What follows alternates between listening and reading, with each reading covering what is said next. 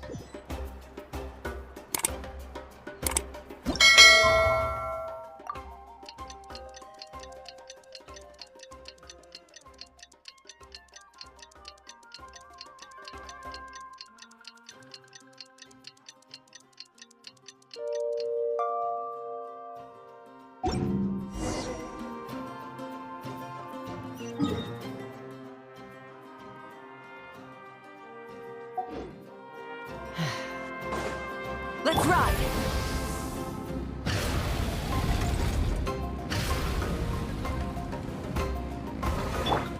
Bring it!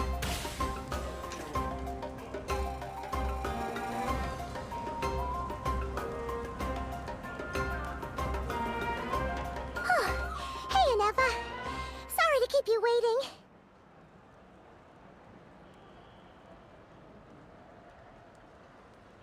That is perfectly all right.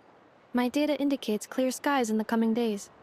Current conditions for maritime travel, optimal. I'll be ready whenever you are. But are we really gonna set off without telling anyone again?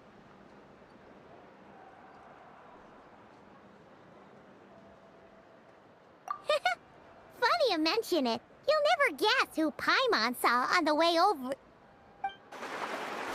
Hey! You didn't seriously think we'd let you leave without a farewell party, did you? No chance. Yeah, come on, Traveler. We've already made all the preparations. And most importantly, how dare you try and slip away without first paying your respects to the almighty Dragon Lord! A little bird told us you'd soon be leaving for Nodcry. So, we asked Paimon to give us a heads up before the date of your departure. You sure it's not time to think about changing that little habit of ours? Don't worry, we won't keep you long. Besides, everyone's there already. Shaska, Ian-san, Auroron, even the Pyro Archon herself.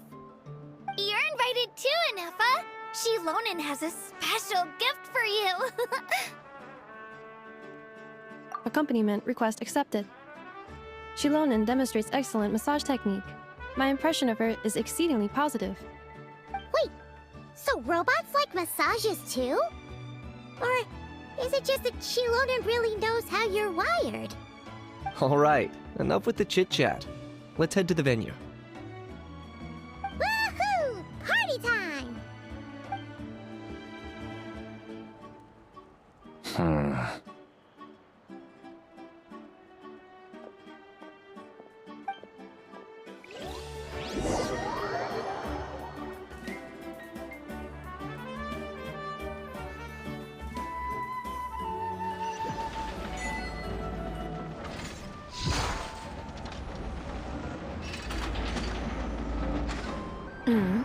Spit it out, then.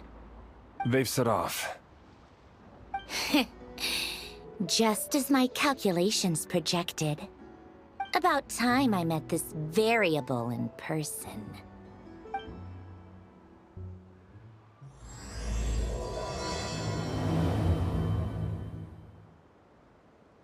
You know, every time we head to a new nation, there's always a point where it suddenly dawns on Paimon. This is it. The next chapter of our adventure has begun. This time, it was the moment she realized she just polished off the very last of her Saurus crackers.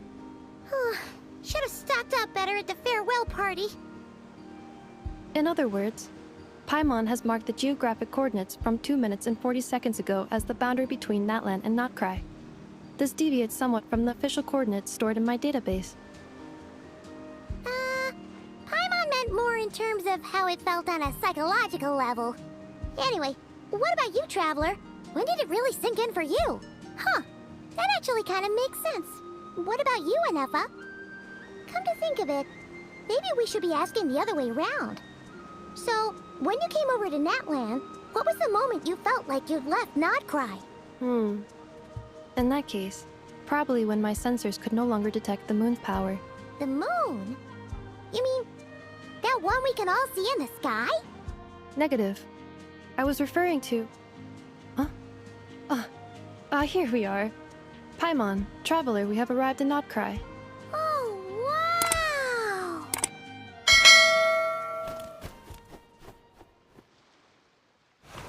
Paimon, Traveler, welcome to Notcry.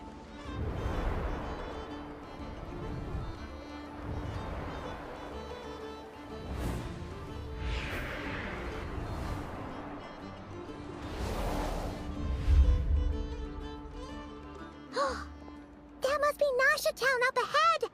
That's the place you were telling us about on the way over, right?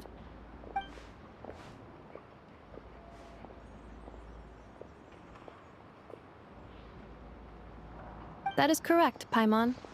It is also the most bustling commercial hub in all of Notcry.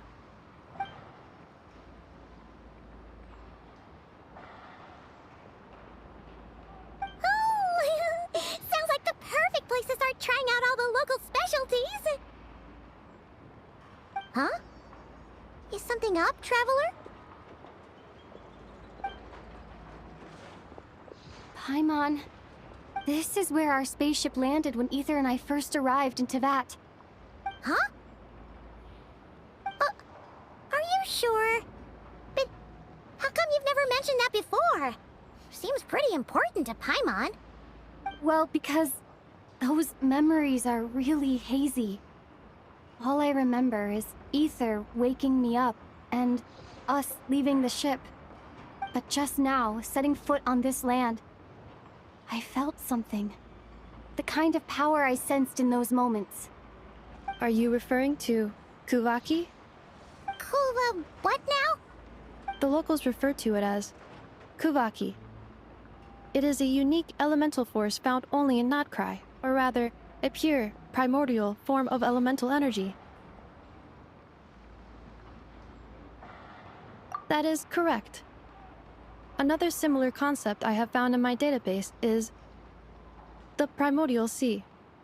Legend has it that long, long ago, the moon that shines in the sky above us once rose from the land of Notcry. Modern geological surveys and meteorite studies conducted in the region have since supported this claim. So, when you mentioned being able to detect the moon's power earlier, you were referring to Kuvaki?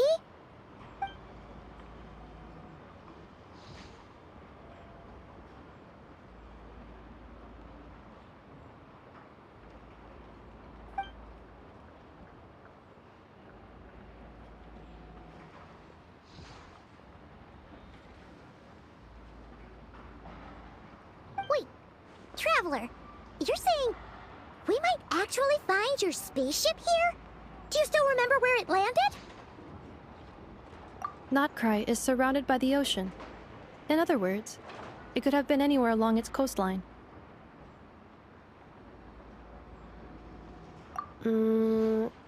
Negative. Description still lacks sufficient detail to pinpoint target location. Hey, it's okay if you can't remember everything right away. After all, it's been a really long time. Let's just do what we've always done, and keep searching as we explore. Besides, what have you got to fear with your sidekick Paimon still here? I'd be more than happy to help you out as well.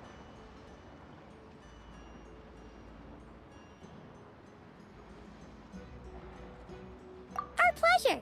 Anyway, just knowing that your spaceship's here in Notcry surely counts as a big step forward, huh?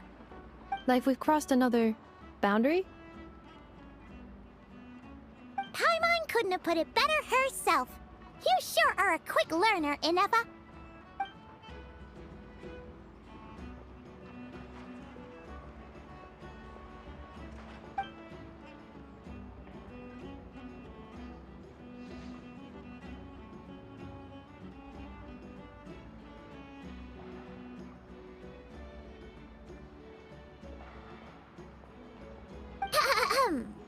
Well, as the best guide in the whole of Teyvat, Paimon hereby does solemnly declare, Notcry, here we come!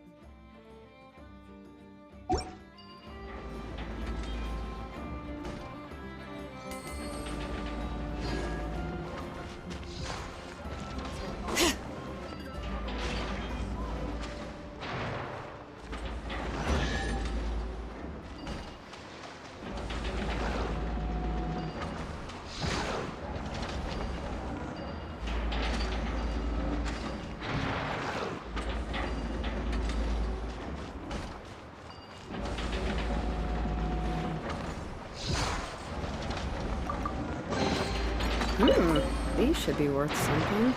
Go on, take it.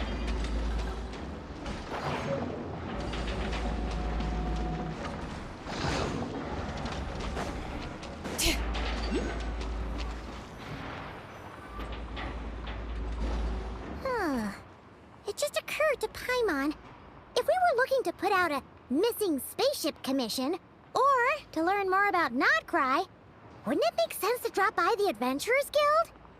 The guild is located in Nasha Town. Simply follow this road, and you'll reach it.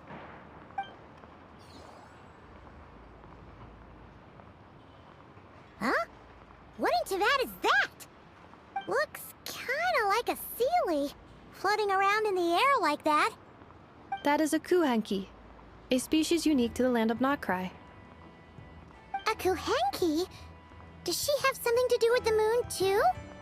Indeed it does. According to the Frost Moon Scions, the indigenous inhabitants of this land, the Kuhenki, are said to be familiars of the moon goddess, leading those who walk in the moonlight's glow to things of great importance. The moon goddess? Don't all people here worship the Tsaritsa? Although Nodcry lies on Snezhnaya's border regions, the people here have held their own unique beliefs since time immemorial. As I mentioned, everything in this land shares a deep connection with the moon and the sky above. The beliefs of the Frostmoon Scions seem to date back to the civilization of the angels. According to the documents in my database, even the 7 Archons did not exist at that time. Wow! So the origin of their beliefs goes back even further than the Archon War? Correct. At some point, you may come across some statues of their goddess. The Frostmoon Scions carved these as well. Hey! Looks like she's floating away! I suggest you follow her. The probability of an ordinary person encountering a Kuhenki lies in the single digits. Many here consider them heralds of good fortune.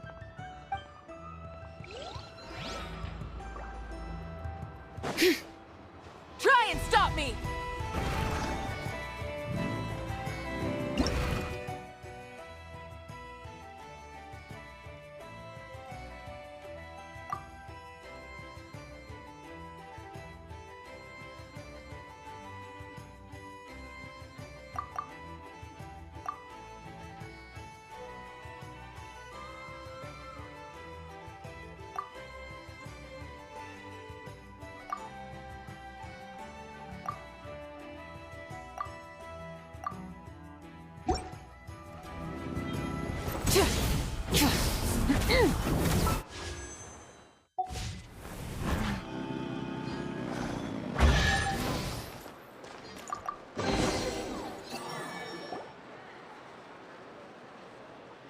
Is this a travel guide?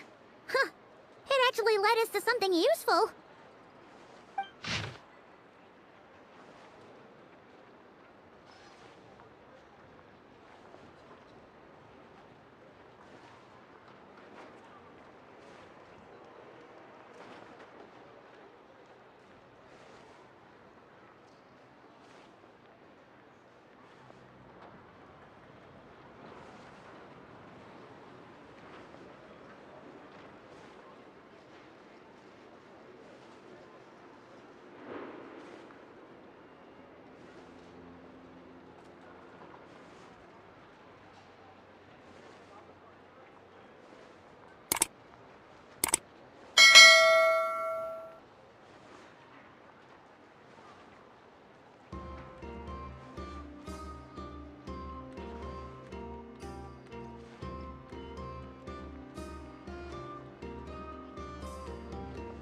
Are there any particular points of interest?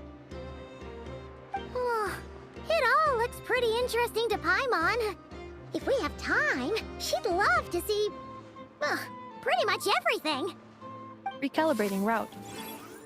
If we keep following the current path, we will arrive at an area of scenic beauty.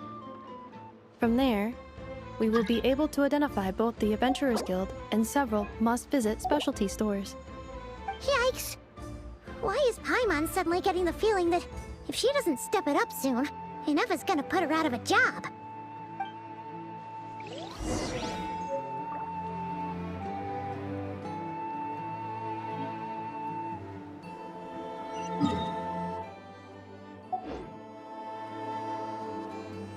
Rev the engines!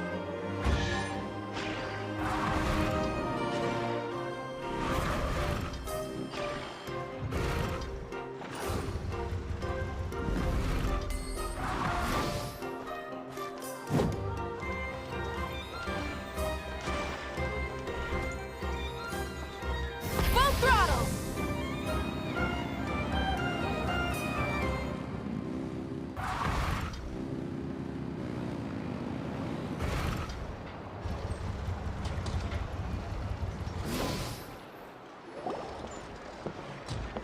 Wow! Nasha Town actually looks pretty big from here. Feels a bit different than Paimon imagined, though. Which aspects in particular deviated from your expectations? Well, Paimon keeps hearing people describe Nodcry as an adventurer's paradise. So, she kind of thought it'd be a bit more picture perfect somehow. According to legend, there was indeed an era of peace in Notcry's past, the age of the Fae. Tales of those ancient heroes are still told today. One of the most well-known is that of the Lantern Fae. This individual performed many good deeds for Nodcry. The present-day Lightkeeper's nightly lantern patrols are, in part, a tribute to their memory. But then, one day, What happened? there came a devastating abyssal calamity that swept across Nodcry, and for a time it was left desolate. Heartbroken by what had become of the land they had so cherished, that Fae extinguished their light, just as the abyss had extinguished all hope. Nowadays, the paradise people speak of is more of an aspiration, or an irony, perhaps. An irony? Today, no official authority governs Nodcry. In theory, at least, it is somewhere a person can do whatever they wish, and become whoever they want to be. The Adventurers Guild is just over there, in Nasha Town's Central Plaza, and the flagship tavern is over that way. Hey, what's that building over there? You know, the biggest, tallest one. That is Aino's Boom and Blast Kuvaki energy cannon. It gets activated when the wild hunt threat level outside Nasha Town reaches a certain threshold. But according to the scan I just ran, the energy cannon appears to be malfunctioning, likely due to a recent discharge. The wild hunt? Isn't that the abyssal calamity you mentioned that's specific to Nodcry? It is a phenomenon that has been occurring for several centuries now. Yet the time and location of wild hunt attacks are seemingly random. At first, it was more of an old wives' tale that adults used to scare children. If you don't start behaving, kid, some night, the wild hunt's gonna come for you. Listen, do you hear that? That weeping in the fog? Those are the cries of a young woman being dragged away. You're saying people actually hear things like that? I have not witnessed enough wild hunt attacks to give a statistically sound answer. But the oldest legends say that all people saw was the ghostly shadow of a woman in the mist. It wasn't until later that it became a full-blown calamity. Abyssal monsters and all. Huh. When you put it like that, Paimon's really gotta hand it to Aino.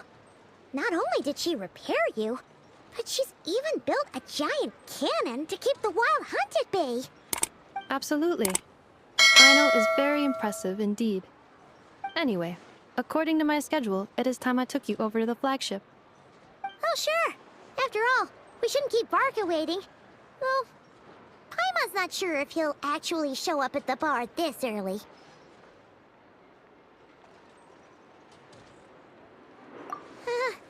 You're right about that.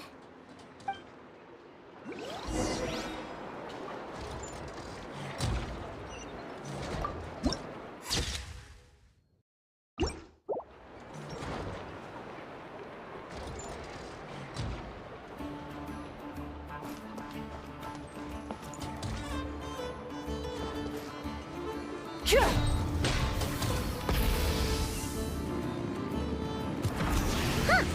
Isn't this the Adventurers Guild? Why isn't anyone here? Does that mean that Catherine and Nodcry actually gets to clock out? Anyway, let's come back later.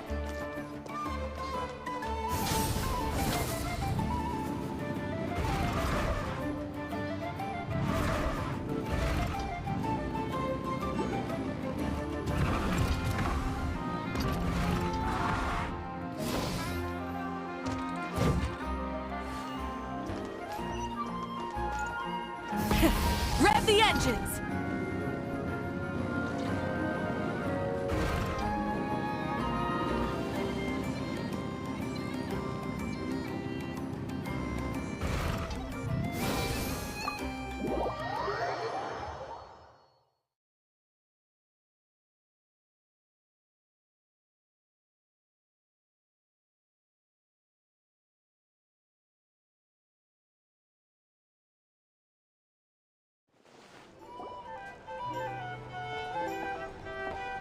Here we are, the flagship.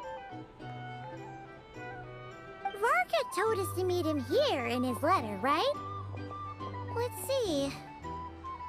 Varka? Varka! No matches, I identified. Huh. So he isn't here after all. Oh, guess we never did actually say we'd be arriving today. Hey, why don't we go ask the owner? If what they say is true, Varka's drinking prowess must have left quite the impression.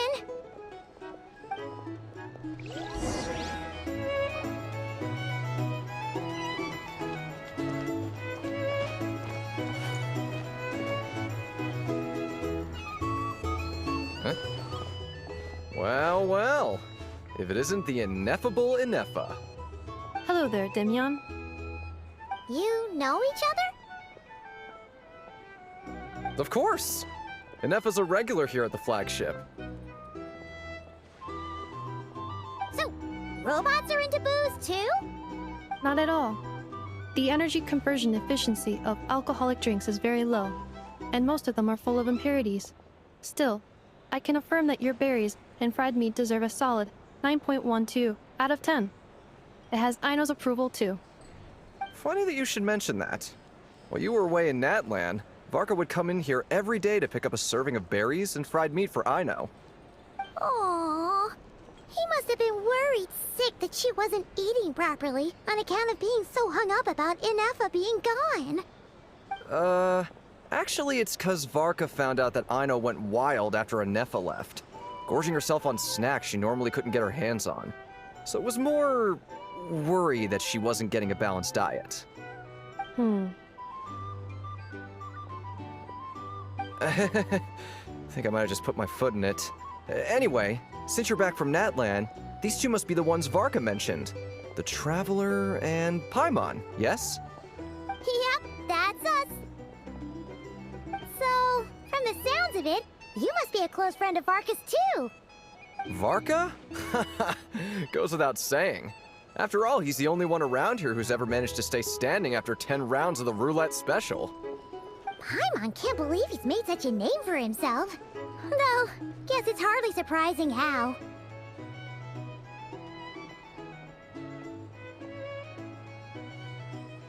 Right now? Must be somewhere near Anvan Tinyarvi. That's quite far from here. Huh? Where's that? It's a lake in the northern part of Nodcry. Word reached him of trouble brewing around those parts, so he took his knights to check it out. Oh. So, we missed him? Varka knew you'd say that. So he specifically told me to make sure you stayed here and enjoyed yourselves. He sends his assurances that everything's under control. Well, if he's that confident, guess our only option is to accept. Anyway, it's not like there's any special cause for concern. He is the Grand Master, after all. Exactly. Plus, not only has he booked you into our finest room, he's paid for it in advance, too.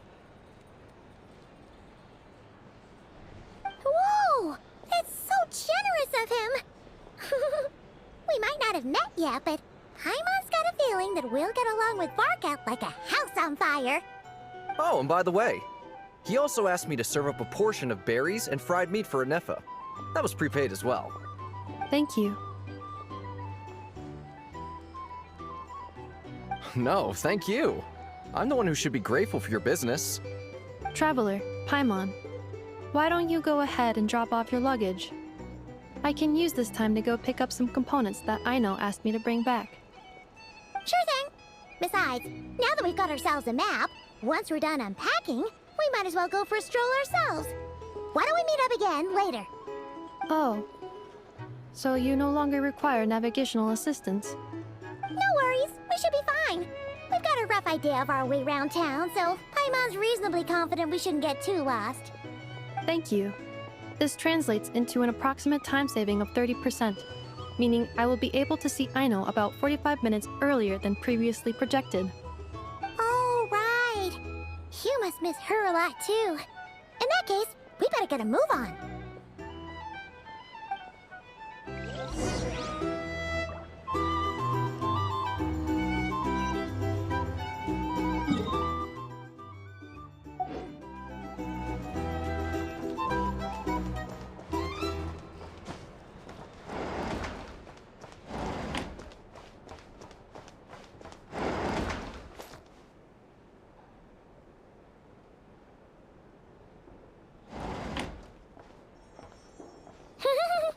Feels pretty nice having someone sort out our food and lodging for us, huh?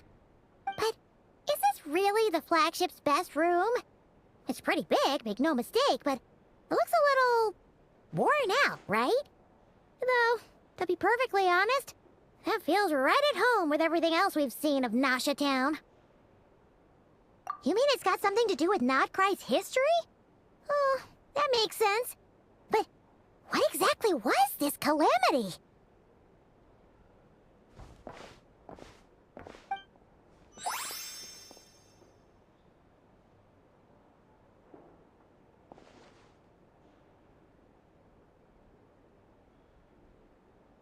Oh, should we try the berries and fried meat too?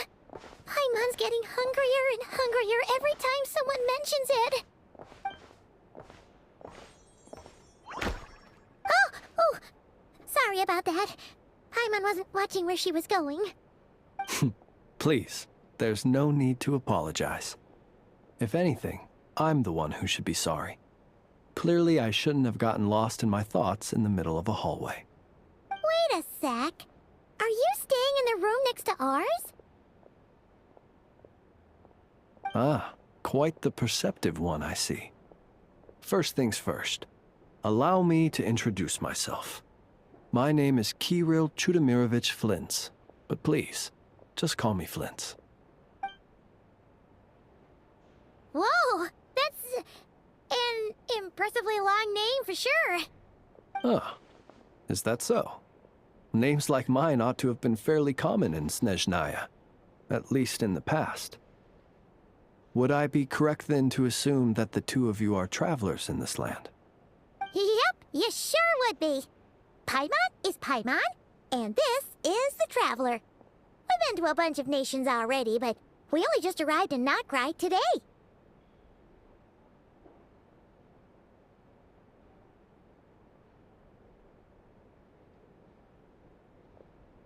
What a rare honor it is to meet such worldly travelers. Are you here for travel too? If only I had the time to spare. No, I'm just staying the night.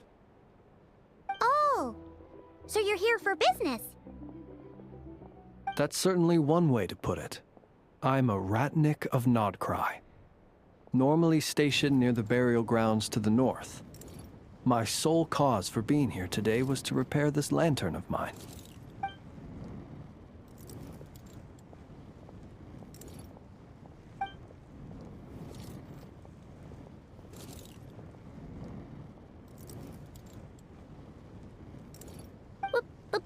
Burial grounds? Your surprise is entirely understandable. Most people cannot even begin to fathom the idea of a life surrounded by tombstones and decay. But if you've heard of the calamitous abomination that is the Wild Hunt, you'll know that in their wake they bring a host of souls tainted by abyssal filth. That then is why we are stationed by the burial grounds, to hold the line where it is most vulnerable. Oh, so it's all about fighting against the abyss. Oh, sounds like a tough job. I thank you for your concern. But in truth, I've long since grown used to it. In fact, I like to think it rather suits me. If anything, I'd say I prefer the peace and quiet of a graveyard to the hustle and bustle of urban life. Paimon sort of gets it now. But even so, she's still pretty sure she could never get used to living in a graveyard herself. For one thing, she'd be too scared to fall asleep at night. Oh, I assure you, there's no need to worry on that account. The kind of ghosts you find in cemeteries aren't too big on talking. But even when they do, they're usually far more discreet than the living. Well, would you look at that? Who'd have thought we'd end up chatting this long? Must have a lot in common, huh? Forgive me, but I must excuse myself, for the time of my appointment draws near. And in terms I'm sure you'll understand, a lanternless ratnik is like a mapless traveler. A serious conundrum indeed. Oh, sure. In that case, you go right ahead. We won't keep you any longer. Not at all. Should the opportunity present itself, I'd gladly continue our conversation another time. You're always welcome to come visit my grave. I mean, the grave I stand watch over. Your visit would bring much-needed light to that place of final rest. Right. Well, if we get the chance. Then allow me to wish you a traditional ratnik's farewell. See you by the graveside. Ugh. Jeez. What a weirdo. Not to badmouth him at all. In fact, he seemed pretty cultured, but at the same time, kinda spooky? Must be all that time he spent around graveyards.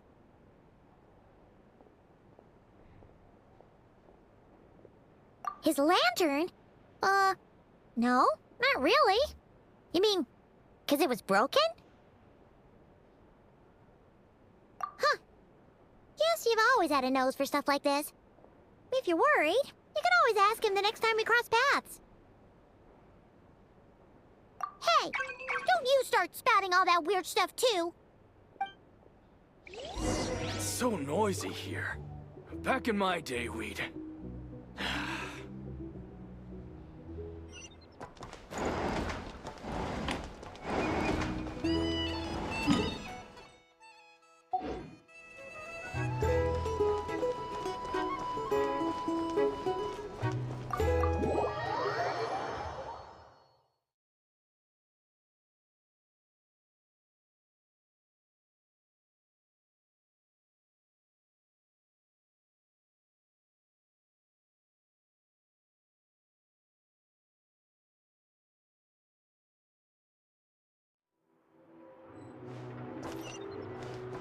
Full throttle!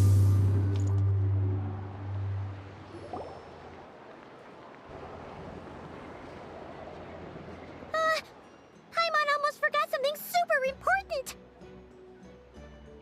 Were we gonna go try out the berries and fried meat? And now, heading all the way back to the flagship feels like such a waste. Please, accept today's boon. Come night or day, may the blessings of the moon goddess shine down upon you. Huh? What's going on over there?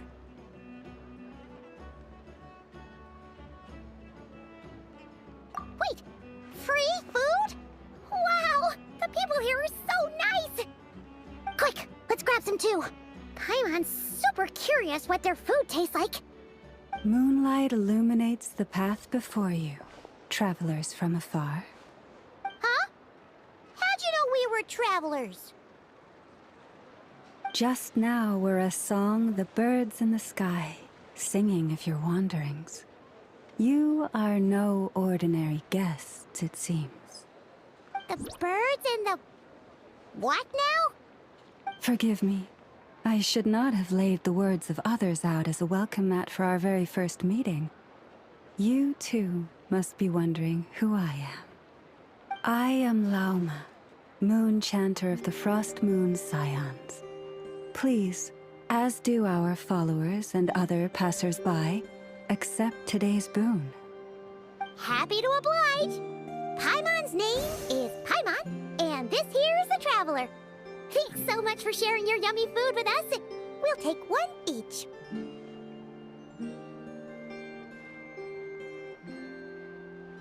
Think nothing of it.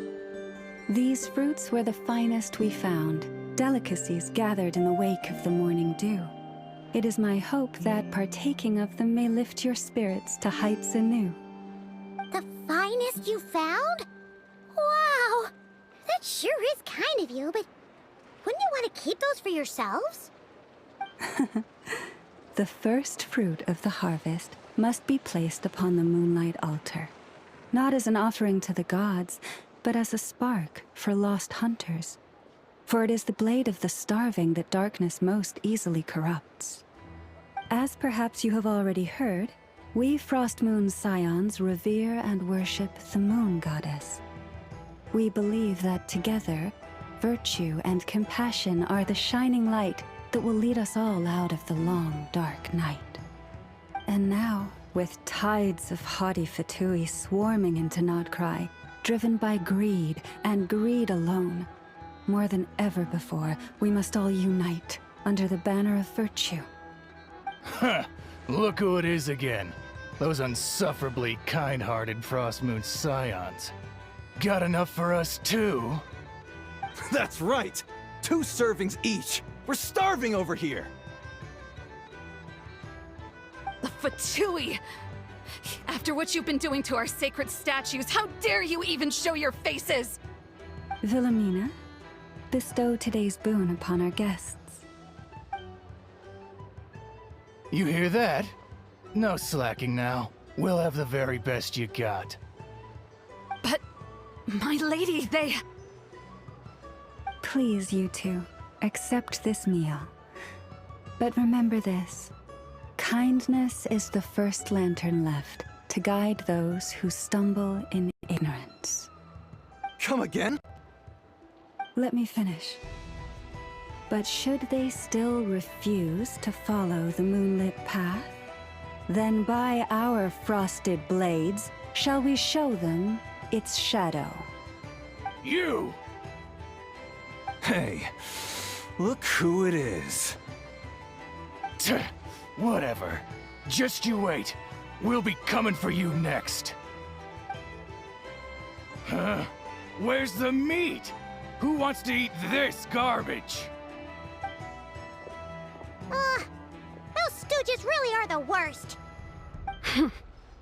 Ever since they came to Nodcry with all their weird equipment and built that so-called experimental design bureau, our lives have been turned completely upside down. Judging from how they reacted just now, it seems the Fatui already know who you are.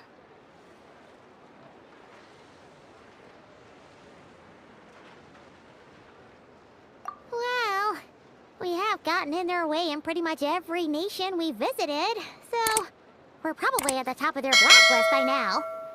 I see. Then, on behalf of the Frost Moon Scions, I thank you for the goodwill you have shown us. Because if they had gotten ahead of themselves just now, I'm sure you would have stepped in to help. Just as the birds and beasts put it, your arrival heralds joy to us all.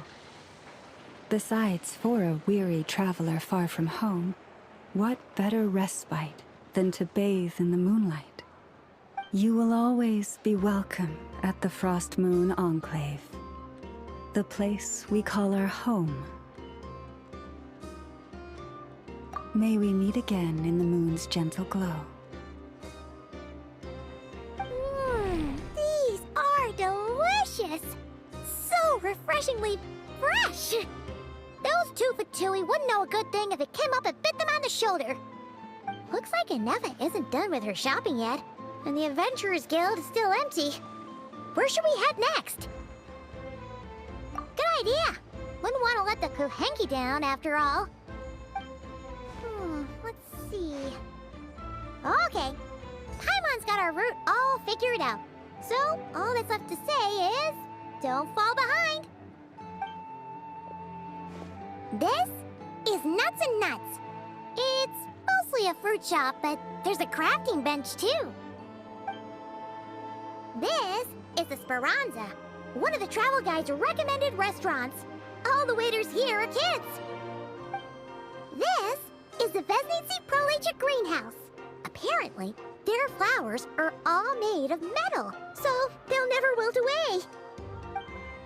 And this is the Rossum Workshop. If you ever need a weapon made, this is the place to go. And over here, they've got a super tall observation deck. Whoa! Take a look at that! You can see really far out into the distance. That way's north, and that looks like something built by the Fatui? And then over there to the west, that must be the place Lauma mentioned, where the Frost Moon Scions live. So, what'd you think? Even if Inefa kinda stole her limelight earlier, this just goes to prove that Paimon's own tour guiding skills aren't too shabby either, right? She sure is. It'd take hundreds of years of practice to beat the best tour guide in all of Tibet. Huh? Look! There must be someone at the Adventurers Guild now. There's already a line forming outside. Looks like we'll finally be able to ask about your spaceship. Oh, or was there anywhere else you wanted to stop by first? Where? Which one are you... Oh, now you mention it, Paimon's noticed it too. Ugh, better not be who she thinks it is. Anyway, where we go first is completely up to you. Either the Adventurers Guild, or that suspicious-looking shop. A word of warning, though. If we step into that shop, be sure to keep a very close eye on your Mora.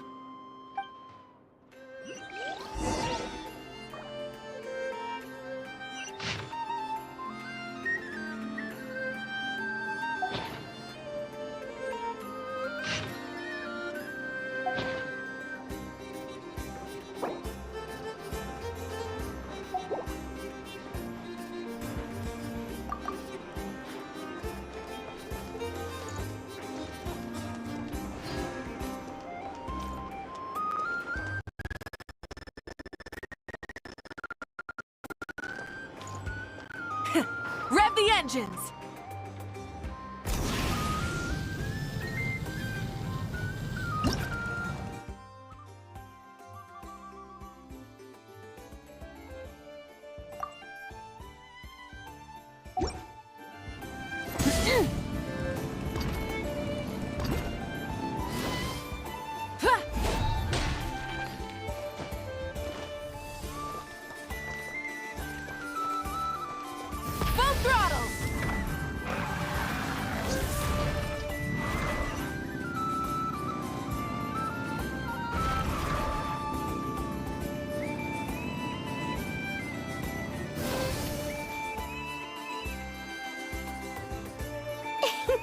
Please, here you go.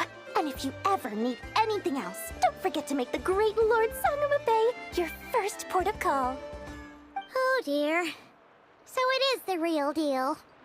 Of course it's the real deal.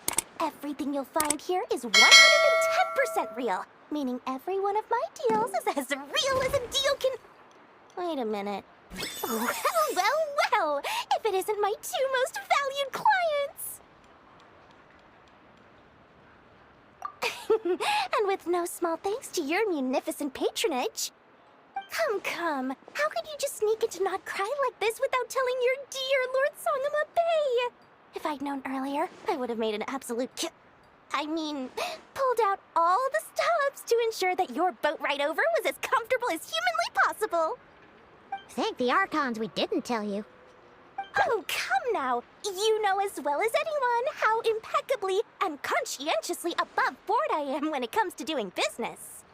Well, regardless of whether that's true or not, the main issue here is that we had no idea you had a branch in Not Cry. A clever merchant always has a backup plan, or two, or three up their sleeves. As the saying goes, a rabbit with many burrows fears not the hunter's arrows. A merchant with stores galore hears no debtors at the door. Since you're both here in Not Cry, would you care for some of my finest local souvenirs? Whatever you're looking for, I have it. Or if it's Sumeru you're missing, I've got that covered too. We literally just arrived. Do we look like we're on the hunt for tourist trinkets to take back for our friends? My, your high-minded tastes never cease to impress. In that case, I know just the thing. You must be on the hunt for something like this? What's that? Your hat? Information, of course. Information about Nodcry, locked securely in the otherwise impenetrable vaults of the Lord Sangama Bey's brilliant mind. I knew it! I just knew you'd appreciate the value of my wares. On the back of all our pleasant dealings in the past, I'll even take a hit by throwing in some insider info for free. Wow. You sure are feeling uncharacteristically generous today. What do you mean by uncharacteristically? I am the most generous person forget it. Anyway, the long and the short of it is this. The moment I set up shop in Nodcry, it struck me how many different factions there were, all competing against each other for power and influence. Well, as they say, there's no time for business like a crisis. Things got even more turbulent after the Fatui pulled down 2 ancient moon's remnants. People began to catch a whiff of the coming chaos. And the more troubled the waters, the greater the potential profit. Not at all sorry to interrupt, but we're not here for Mora. Oh, really? But surely it was the tales of an adventurer's paradise that brought you here. The chance to take your very own slice of all the latest and greatest business opportunities? In that case, what would you like to know about?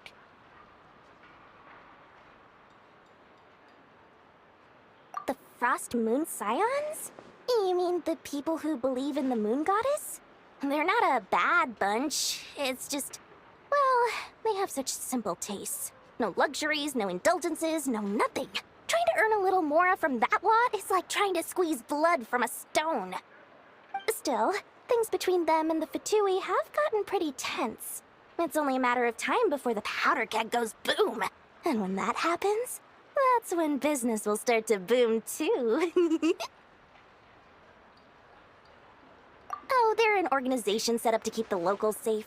Apparently, they have a long and glorious history, and they're made up entirely of volunteers. But seriously, a volunteer organization in Nodcry? This place is hardly a magnet for noble hearts. No pay, all work? That's not a business model, and it's certainly not for me. Everyone knows they're here for the Ancient Moon's remnants, but no one's sure why they pulled them down in Nodcry of all places. Anyway, they've been acting mysterious enough, but if you ask me, that Kuvaki Experimental Design Bureau of theirs up north hides secrets wilder still.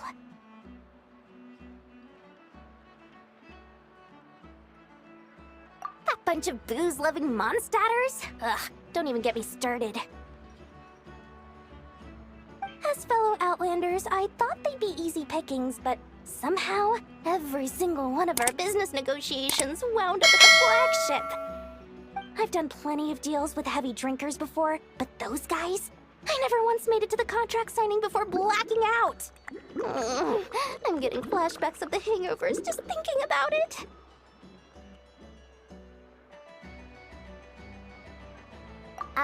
What now? A spaceship? Nope, never heard of anything like that. Don't you two get involved in any big business here without so much as a heads up, you hear me? At the very least, consider letting me in as a key investor. Oh, I almost forgot to mention. Sooner or later, you'll no doubt end up doing business with some other merchants in Nodcry.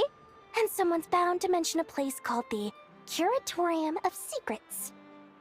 Listen to my advice. Do not, under any circumstances, go there, no matter how much trouble you're in. The Curatorium of Secrets? What do they get up to there? Just a place that handles all kinds of disputes. But the owner will charge you an absolute fortune, and she has a temper to match. Nothing like your friendly neighborhood, Lord Sangama Bey. You're not just saying that to stop your competition from undercutting you. right? When did that little pipsqueak get so sharp?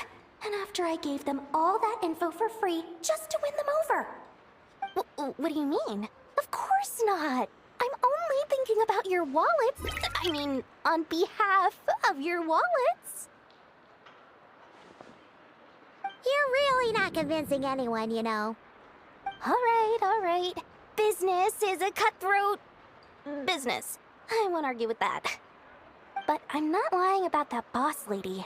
Not only did she make it into my top 3 people not to mess with in Nodcry, she's also in my top 3 people most eager to trade in favors.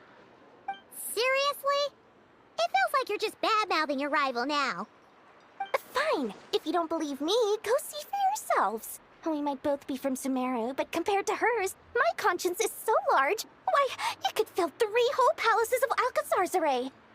But when you realize what I'm saying is true, don't say that good old Lord Sangama Bay didn't warn you.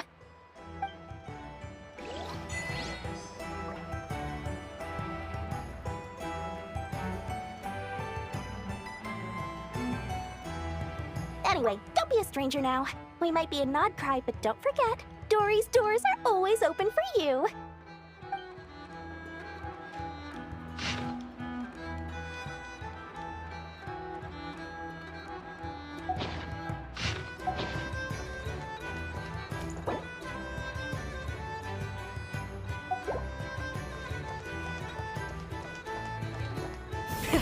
Rev the engines!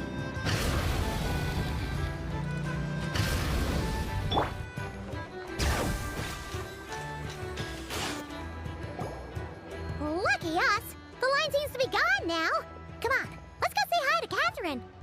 Hey, Catherine! We meet again!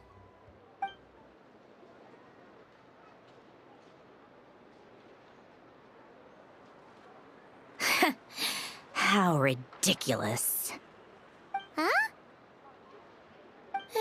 They often say that mortals, shackled by their own flesh and blood, may fail to perceive the truth of this world, even when it is right beneath their very noses. Yet I had not expected to have the pleasure to witness such heights of absurdity firsthand. But Paimon must have gotten the wrong person? At second glance, you do seem a bit younger than Catherine. And you certainly sound a lot less friendly. A creator might forgive ignorance, but being mistaken for one of my own creations is beyond all pardon.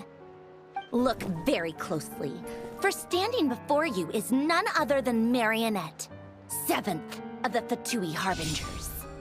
A harbinger?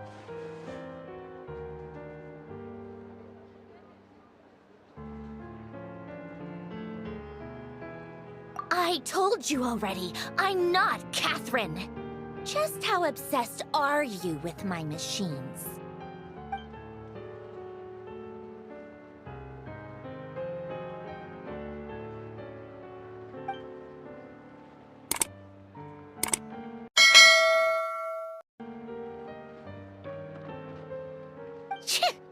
Today's encounter is merely a courtesy call. A friendly warning, if you will.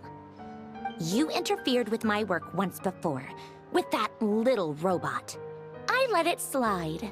After all, it was nothing more than a distraction, a side project at best. But we are in Nodcry now, and as such, I strongly advise you not to stand in the Fatui's way. Otherwise, the next time we meet, I might just have to drop all this meaningless etiquette. Oh, please. You've got some nerve coming out with barely veiled threats like that. You're the one stirring things up here. Oh, perhaps you have misunderstood. Just because Nodcry lacks a ruler at present, that does not mean it should not be ruled. We Fatui are simply establishing a new order. Yeah, right. More like shady experiments, judging by your massive, creepy research facility. I've said what I came to say. What you do next, only you can decide. So why don't you start by using your already limited processing capacity to calculate your even more limited options? And Being the refined young lady that I am, I shall indulge you just this once. Ad Astra Abasask. Welcome to Nod Cry, Dominion of the Fatui.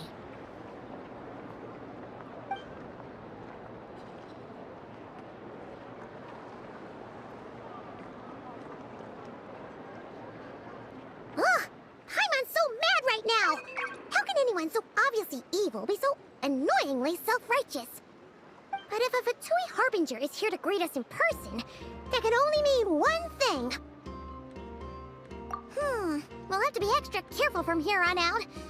Paimon hates feeling like she's being watched. Hey! The real Catherine's back! Ad Astra Abyssosque. Welcome to the Adventurers Guild. How may I help? I will do everything I can to assist you. You're so much nicer to talk to, Catherine. Please don't leave us again, okay? Hmm?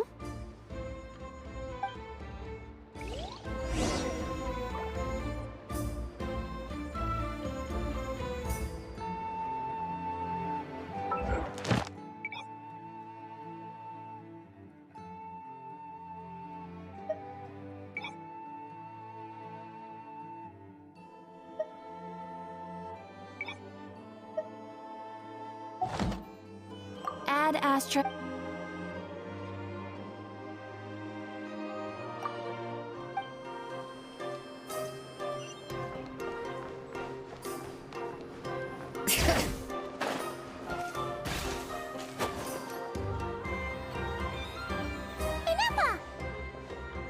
Hello.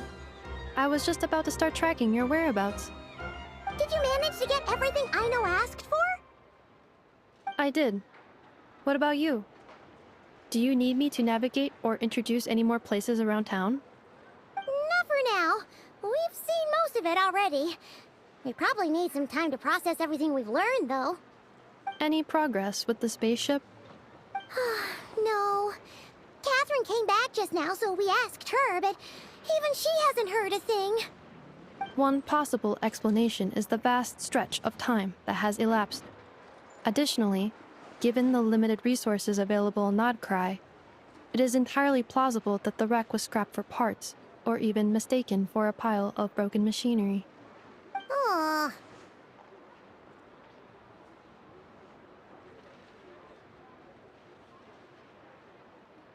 Understood. In that case, why don't we go ask Aino together? After all, she was the one who salvaged me. Ancient dragon technology and all. If there really are any unusual parts floating around Nodcry, there's a high chance they've passed through her hands at some point or another. Good point. And since you keep mentioning her, we're curious to meet this whiz-kid mechanic too. Understood.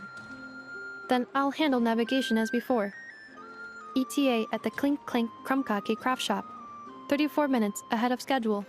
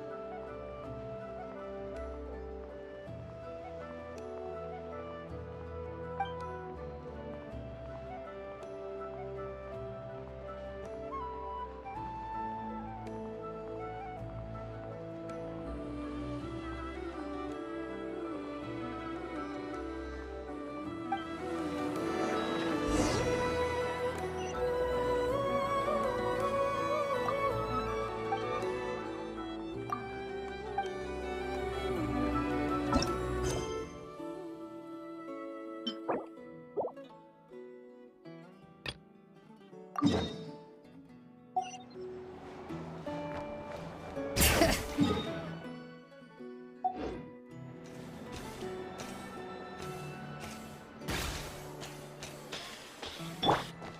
and stop me!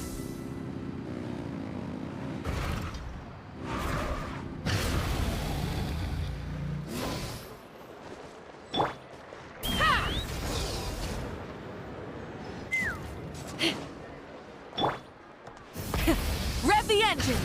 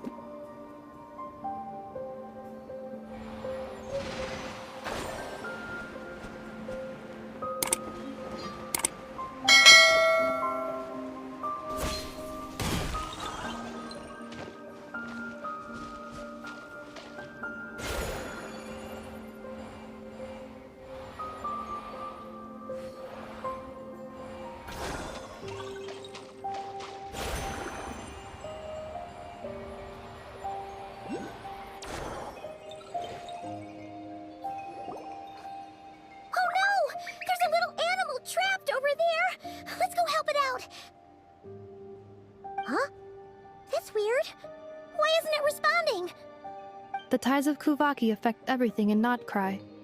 So much so that many creatures have evolved a kind of dependency upon it, growing stronger or weaker as it waxes and wanes. This little animal must have been caught here unprepared. So you're saying we need to use Kuvaki? I'll leave it to you guys then. Don't be scared! We'll get you out of there soon!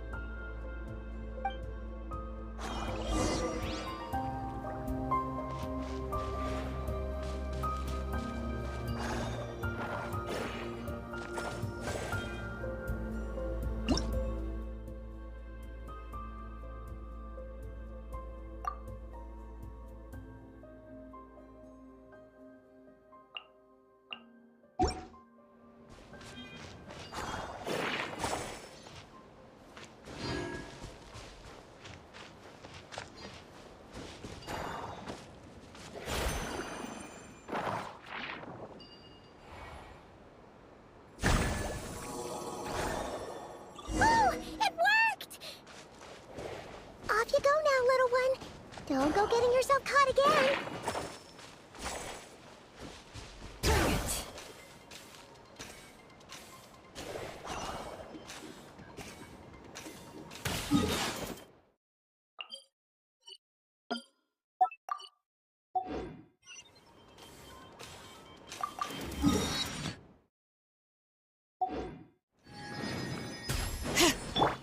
Full throttle!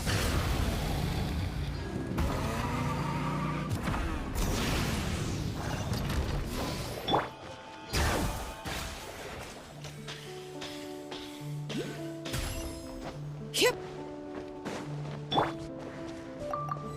Take me up.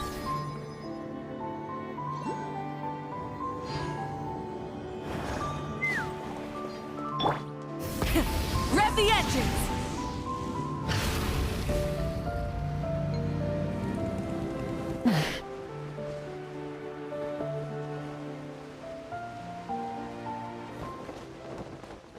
Yeah.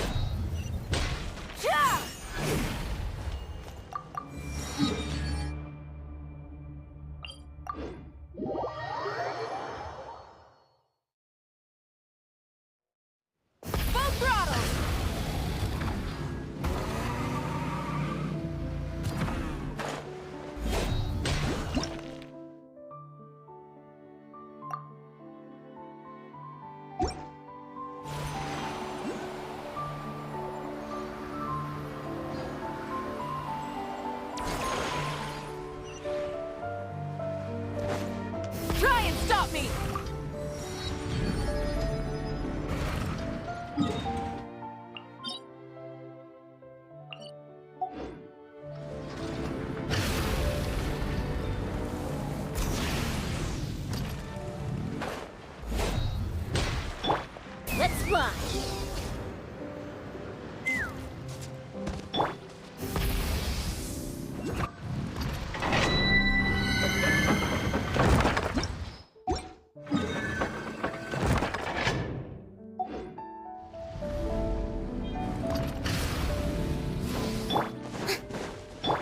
Take me up!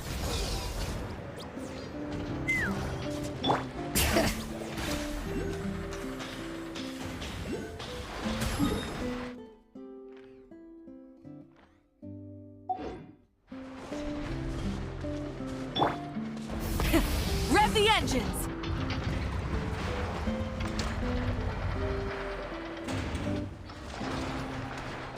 Here we are. The place Aino and I call home. Whoa! So many machines that Paimon's never even seen before. And then there's all these little robots. Did Aino build them all? That is correct. It looks like Aino has created 3 more little bots since I've been gone. Aw. Well, you were gone for quite a bit. She must have missed you. I missed her too. I want her to see what I've become. Well, let's not keep her waiting any longer then. Come on!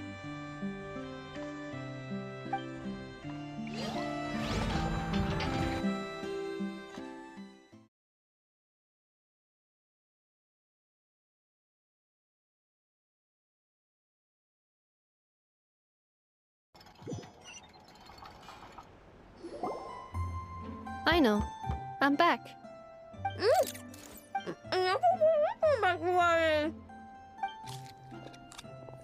Hmm? Nefa?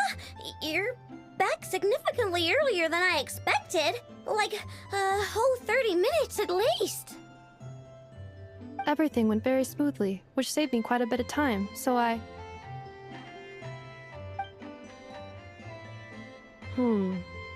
I know. Could you turn around for a moment? I know. I've been on my best behavior the whole time you've been gone. She's got chocolate all over her mouth. I know. While I was away, did you strictly abide by my tailor-made snack intake schedule? Oh, of course I did. 1 whole cake, 1 crumb cake, and 1 pack of chocolates a day, right? It was either a cake or a crumb cake or a pack of chocolates per day. Oh, shoot. When did you finish the snack stash I left for you? Literally just earlier today. Let me just go run a scan on that. I meant today, a week ago. And then you restocked an entire week's worth on your own initiative? 2 weeks worth.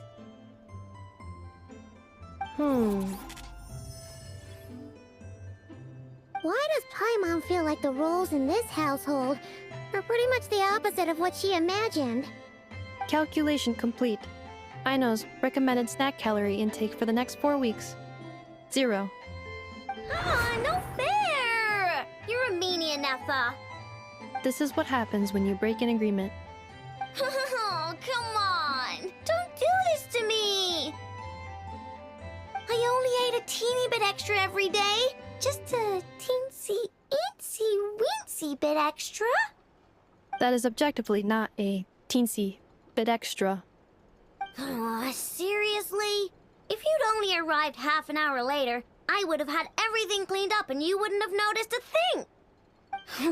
But now that I think about it, you even said you'd come back a bit earlier than you did, so I wouldn't have to worry. But then, you were away so long, and I was so worried about you. And that's the only reason I even... Oh. I know. I am very sorry to have kept you waiting. I'm back now.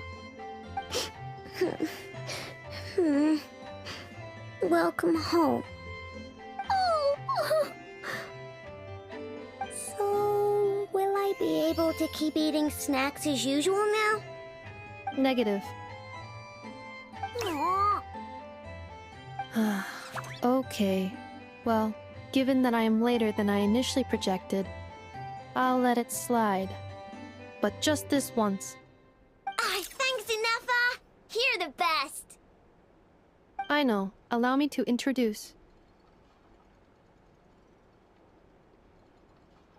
It's the honorary knight and Paimon! I know. Uncle Varka talks about you guys all the time. Nice to meet you, I know. Inefa's told us all about you, too. Huh? Really? She actually said that about me? Well, she's not wrong. Oh yeah, so, you're here to see Uncle Varka, right? A couple of days ago, he suddenly said he had to head out on business, and that he might not be back for a while. He asked me to let you know if I saw you. Yeah, we heard about that at the flagship. Did he say what he was doing? Nope. Just told me to take good care of you guys and make sure you feel right at home. Oh, shoot. Please, take a seat.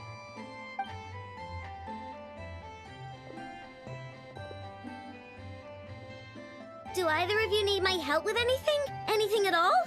After all, I'm the head of this household. Sure wouldn't know it from that snack tantrum she just threw.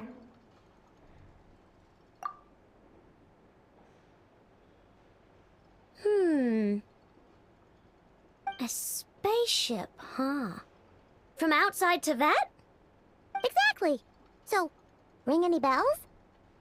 No. Oh. You sure? Nope means nope. Never seen the slightest trace of it. More specifically, by nope, I mean, I've never seen a single piece of tech in all of Notcry that might have come from out of this world. Not in any new machines or in any old ones either. Huh. What I know means is that your spaceship almost certainly has not been disassembled nor repurposed as parts for other machines. Oh, so that's what she was getting at. Yep. I've taken apart pretty much all the fun stuff in this city at one point or another, but I don't recall ever seeing any components that were anywhere near that special. So, either your spaceship crashed somewhere it's never been found, or someone did find it and then hid it really, really well. But who would even do something like that? Beats me.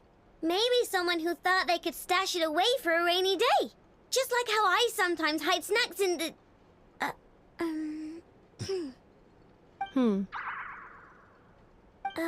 Anyway... Long story short, I definitely haven't seen anything like that.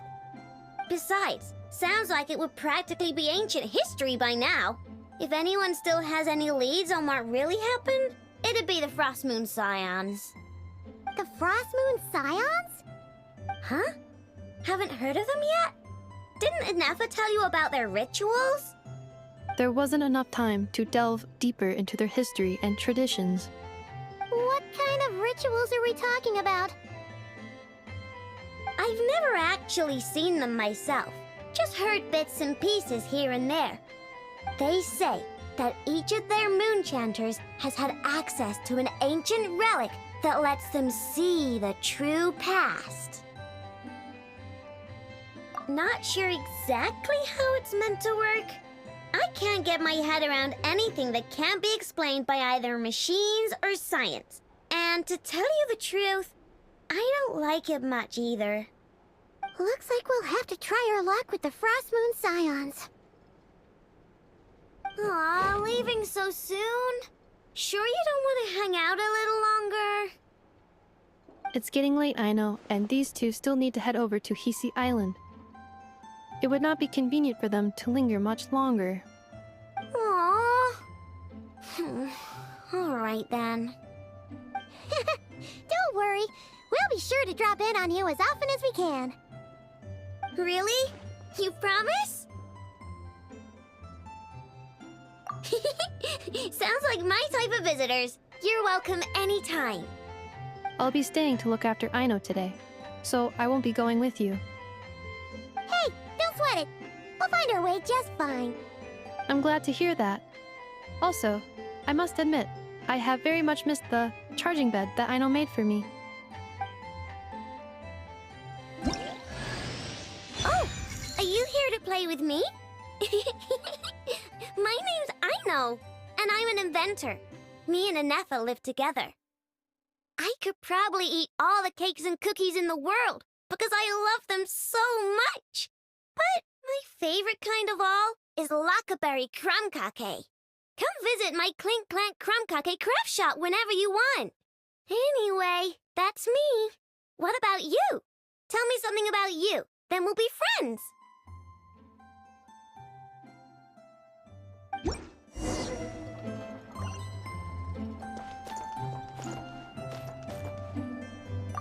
Inefa, Yes, feeling comfortable? I am indeed. No bed in the world is as comfortable as this one. Inefa, Yes, want me to increase the charging rate? please if you would. Thank you, Aino. Inefa, Yes. I'm hungry. In that case, please enable quick charge mode.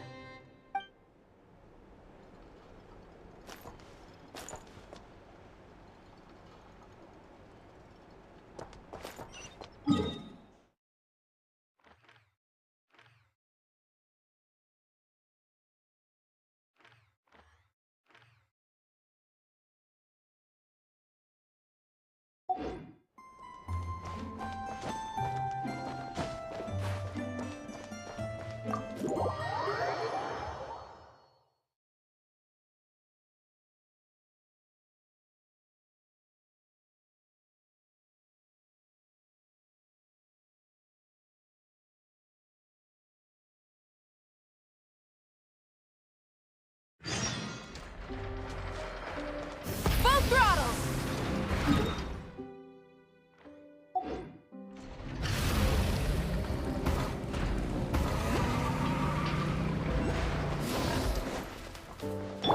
Let's fly.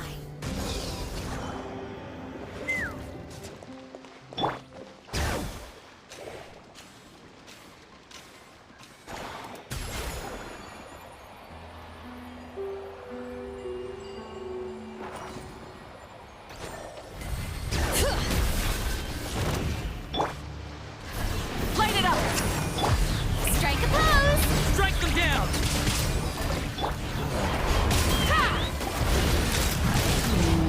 Strike them down! Strike them down! Locked on!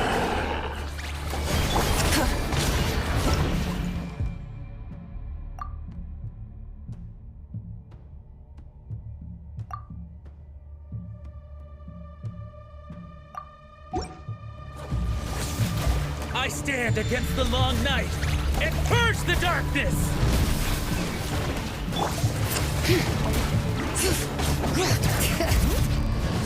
Rise the north wind! Rise with the sun!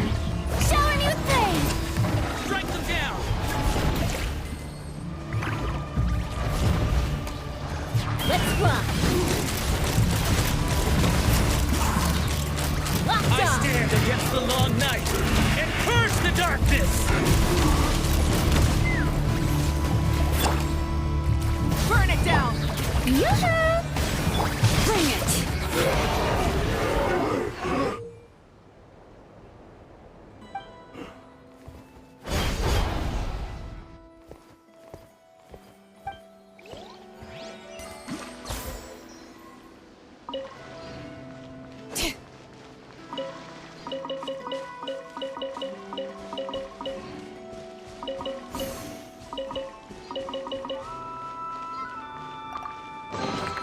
There's a lot of good stuff in here. Want to split it? Just kidding. You can take it.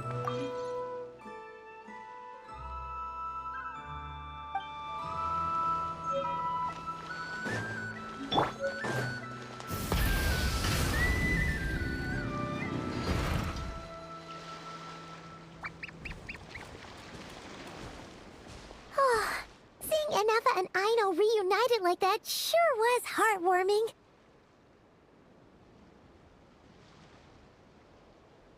Mm-hmm. We should definitely hang out with them more in the future.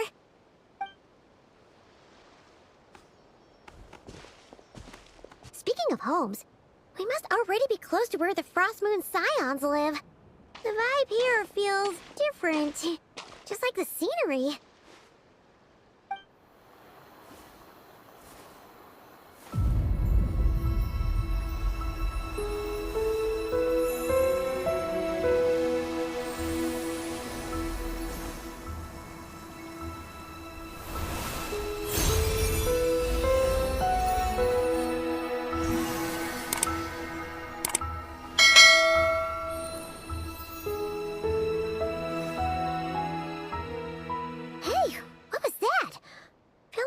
Sort of breeze blew by, and then the petals suddenly turned into...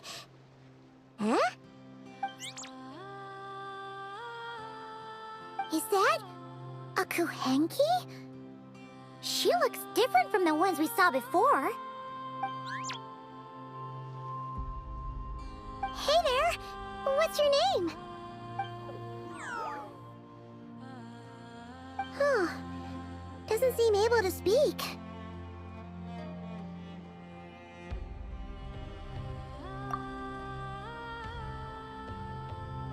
No idea what she wants. Unless you want to stop, maybe we should just keep moving?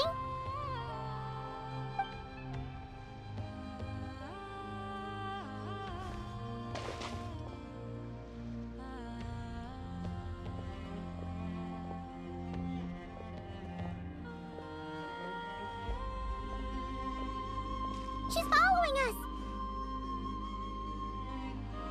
Go on. Go on now. We've got stuff to do. Best you find someone else to hang out with.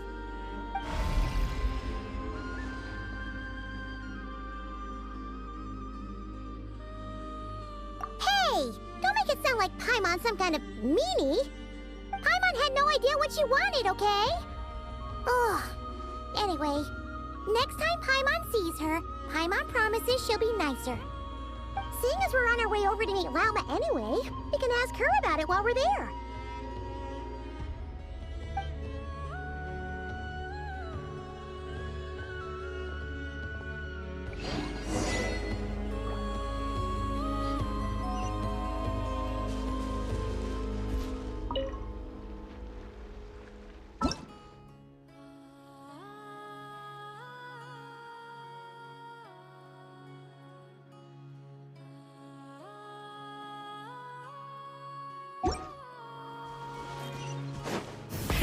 Rev the engines!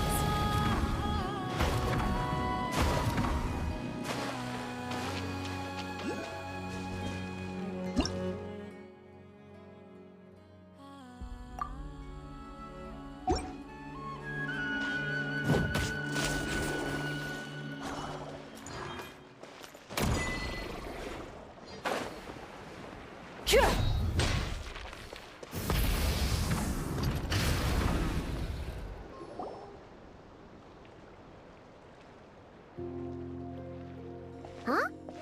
Hey, look! Isn't that Lauma? The moon chanter? Let me take a look at your wound. You must be more careful. Doesn't matter how much of a rush you're in, your safety always comes first. Oh, you're back too. How was your day? You what? Those two Fatui? The ones who were causing trouble in Nasha Town? You went to teach them a lesson? And you put that in their food? You naughty little thing! How could you do that? They didn't notice. That's not the point. You mustn't do that again, okay? Next time, at the very least, bring a few of your friends along too. You'll be an easy target if it's just you on your own. Hey, Lauma! Still remember us? Oh, it's the Traveler and Paimon, isn't it? Welcome to Hisi Island.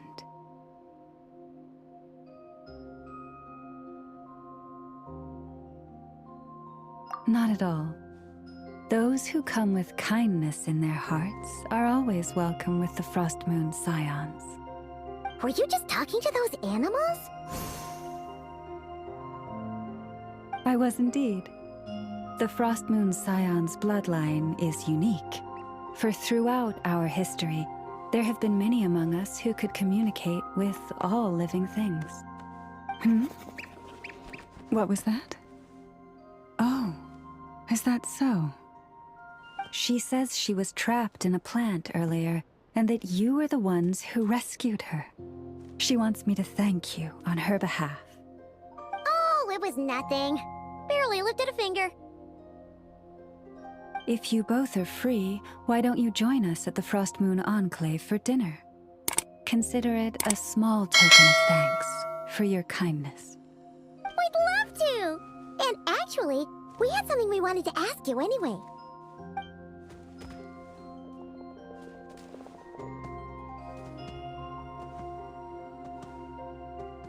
Oh. You're interested in the story of Kutar? Kutar? Yes. Kutar is our moon goddess. The moon maiden who guides us. But up close, this one somehow seems a bit different from the one in Nasha Town. It's like it's more... Natural? Or like... more harmonized in its design. That is because ever since the Fatui arrived in Nodcry, they have been modifying and defacing our statues as they please. These statues were made by the Frost Moon Scions who settled here hundreds of years ago, crafted from the very finest Lunasol stone. Not only is this stone exceedingly rare, but it also brims with Kuvaki. I suppose the latter must be what caught the Fatui's eye. For a time, we put up fierce resistance. But now, this is the only one left that still retains her original form. We heard they even pulled some ancient moon's remnants down from the sky. That's right. The two largest remnants landed in Nodcry. One here on Hisi Island, and the other on Paha Isle. The Fatui built their research facility on top of the remnant over on Paha Isle, but they've had their sights set on the one here, too.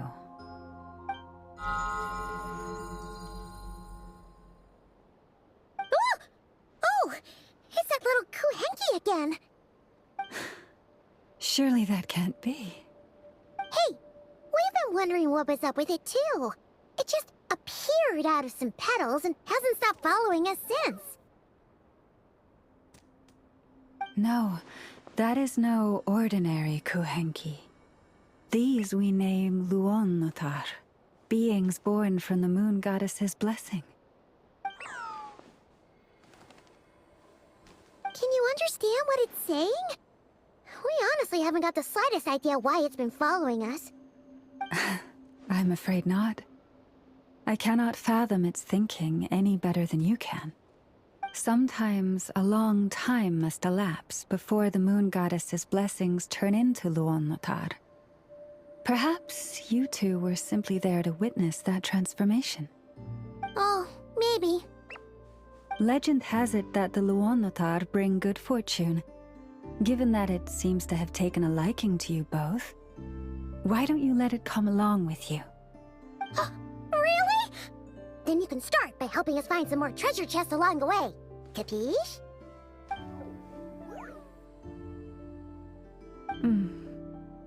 Twilight approaches. If you would hear more of the moon's story, then let us make our way to the Frost Moon Enclave. Beneath the gentle moonlight, I shall share this tale in full.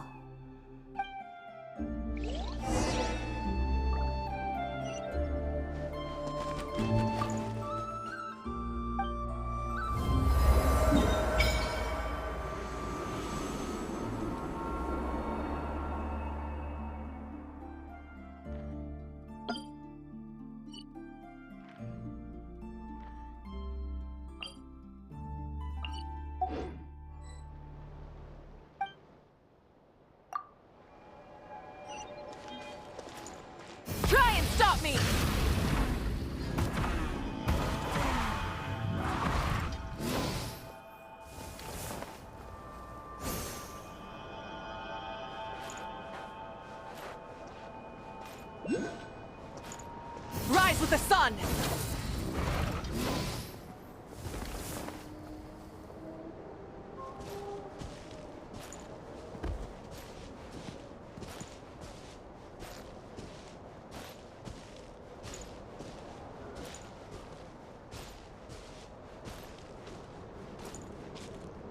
Oh, Lady Lauma, you're back.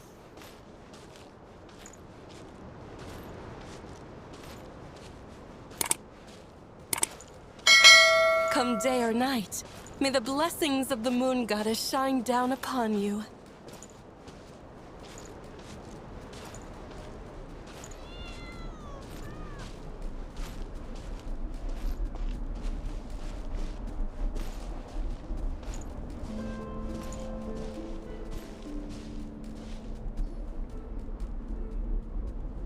Lauma, you have returned.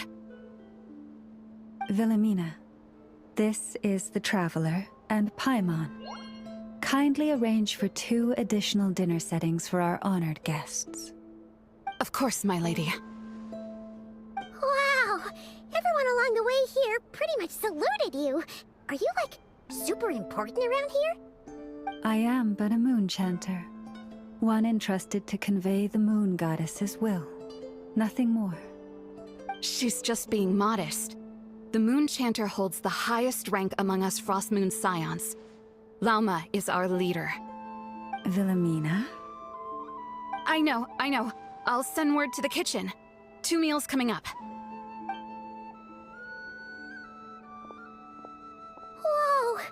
Paimon had no idea you were such a big shot. It is merely that the unique traits of our bloodline have manifested themselves especially strongly in my person.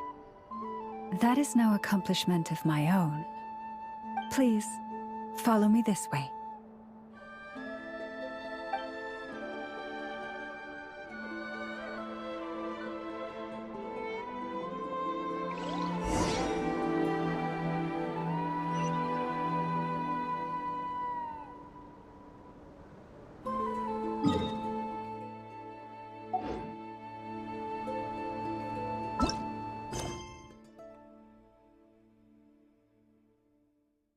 Many insects have a Full throttle!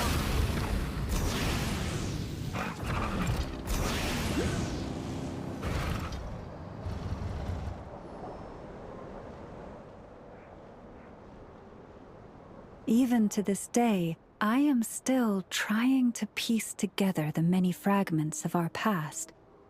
It is a story not only of the Frost Moon Scions, but also of the moons themselves. A story of the moons? Yes. We Frost Moon Scions are the last descendants of the ancient golden realm of Hyperborea. Its former glory may have faded, but what remains is a memory uniquely ours. In the distant past, Tevat had not just 1 moon, but 3. It is said that they were created by the primordial master of this world, cast into the firmament to keep peace in the land below. Firstborn was the eternal moon, largest of the 3. Legend has it that it was her immense kuvaki that gave rise to the ocean tides. Next was the frost moon, smaller than her big sister, yet brightest in radiance. Her glow became the cold, undying lantern of the night. Finally came the iridescent moon, smallest of the sisters. Most of the time, her light was barely visible to the naked eye. Yet when she shone, her fleeting halos were all the more mysterious for it. Wow! Sounds like it all happened so long ago.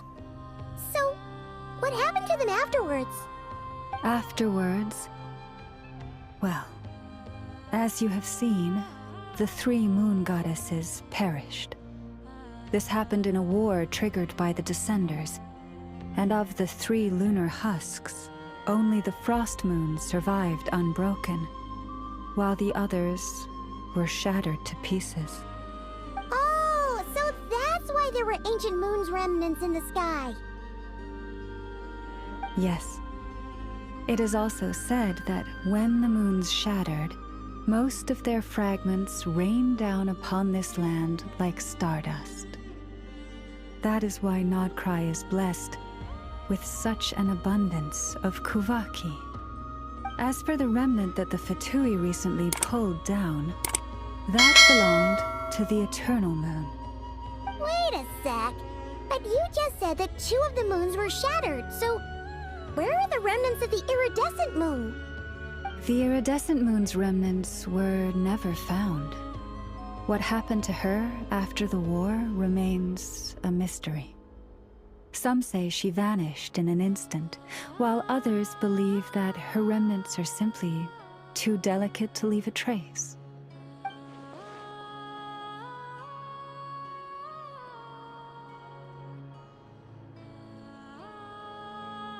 Yet, though the era of the 3 moons has long since faded into legend, successive generations of Frost Moon Scions have always passed down a prophecy that one day the Moon Goddess would return. And in the end, that prophecy did indeed come to pass, though not quite. Lady Lauma! Lady Lauma, are you there? Cappy, what is the matter? Lady Lauma, it's my daughter, Karina. Her illness. Take me to her, right away.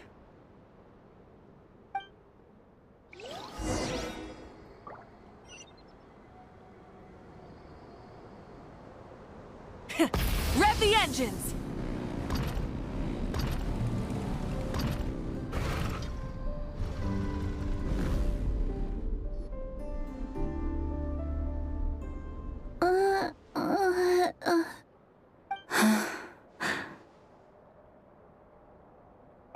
Her sensitivity to Kuvaki is flaring up again. After her last treatment, did you follow my advice and seek medical help in Nasha Town? But those doctors are all Snezhnayan. They're outsiders, compatriots of those brutes who invaded our homeland. How can we possibly trust them? Not all outsiders are enemies, Cappy. They've been treating this condition for generations. They have the experience we lack. But we're Frost Moon Scions. Should we not remember what the outsiders did to our moons? Surely the Lady Kutar will reward our devotion. But Cappy, Kutar is long... This isn't the time for a debate. O lost child, snow-swept and buffeted by the howling winds of the frigid night, let not the silver flame within you fade. By the frost moon's grace, I shall warm you, curled up as a fledgling in frozen soil. Praise be to the Moon Goddess, my Karina.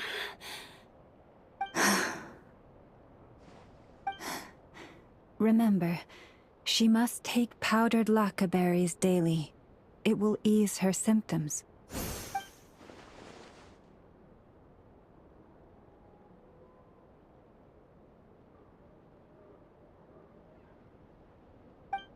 Llama? Philomena, what is it? Dinner is ready. I see. Cappy, let her rest here for the night. I'll have someone bring her a blanket. All right. Thank you so much, Lady Lauma.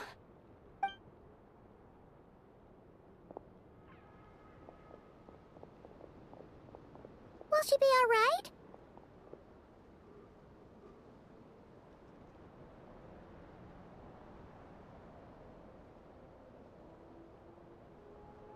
Yeah!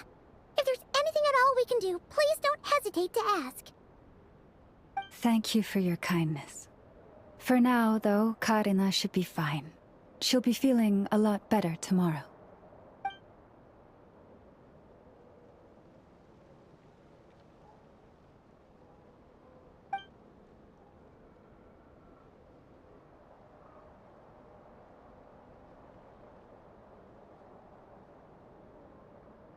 Please do not be worried. Come, let us head to dinner. I believe you still have some questions for me.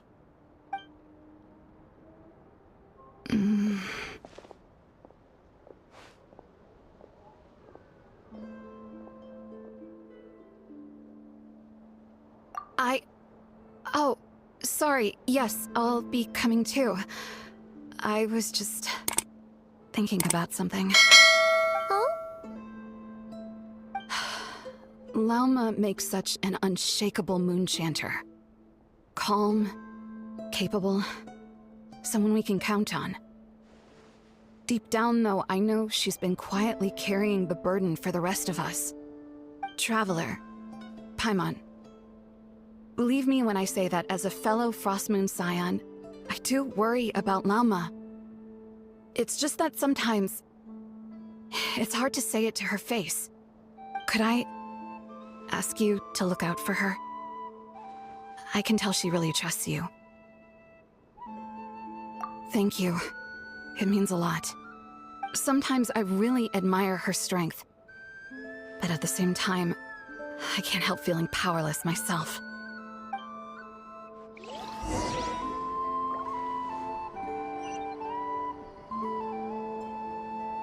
Prices like these are just outrageous. Burn it down! Try and stop me!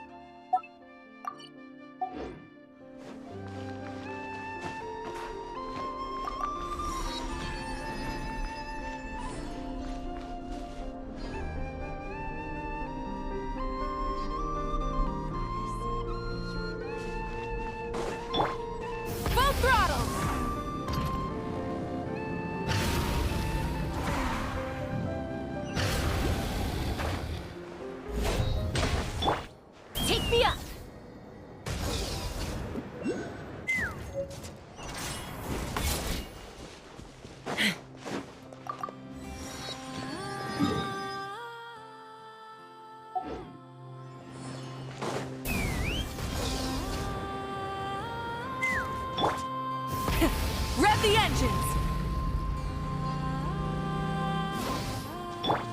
Let's fly! Giddy up!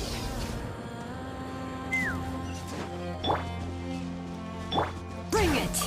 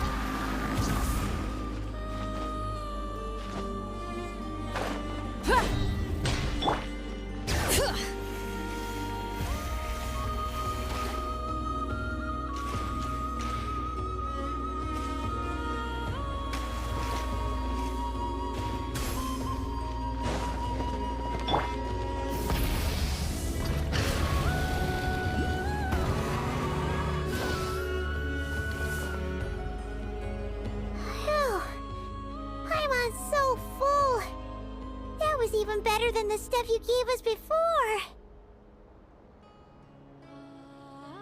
I'm glad to hear it. Thank you for accepting such simple hospitality. Hey, we should be the ones thanking you. Seriously, that was seriously scrumptious. How did you even manage to finish it? This slop's barely edible. Then again, I guess that's what you'd expect from savages. It's you! Those rude Alpha Tui we just met back in Nasha Town. My sincerest apologies. If you found the food we gave you earlier difficult to swallow, may I suggest taking a deep breath and joining us? These delicacies might change your mind. After all, I suspect that your previous meal may have been tainted with something most unpalatable. Huh? What do you mean? Tainted with what exactly? With the bitter snobbery of those who call themselves civilized. Why, you...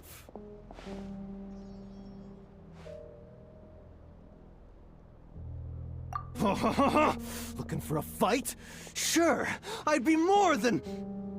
Hold it! We're not here to brawl. Yet. We're here on official business. Orders from above. We're here to deliver the Frostmoon Scions a warning. Or rather, a final ultimatum.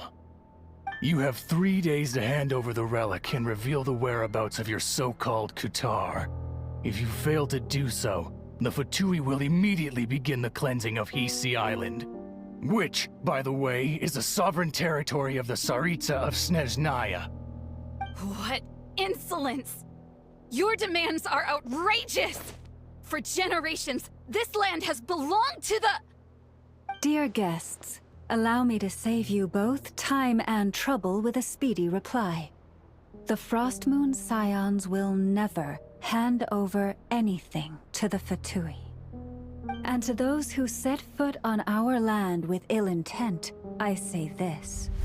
With your blood, we shall draw an inviolable line in the snow. That applies to you, too. Stubborn savages, the lot of you!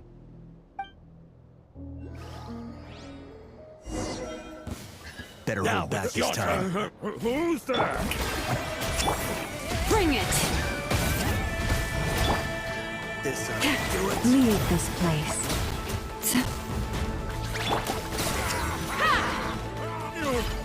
Pretty sure. You'll pay for this. Mark my words.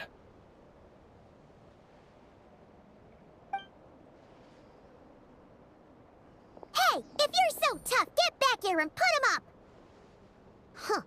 Guess all they're good for is running away. I'm so sorry. You've had to put up with far too much unpleasantness today. Come on, it's not your fault. We don't like bullies like them either. But still, they mentioned a relic and Kutar. What exactly could they be after? Oh yeah, so this might not be the best time to bring this up, but we kinda have a favor to ask of you, Lauma.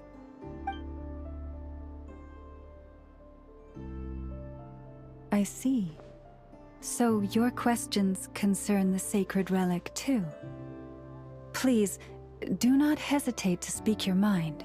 Unlike those insolent intruders, you walk in the moonlight with open hearts.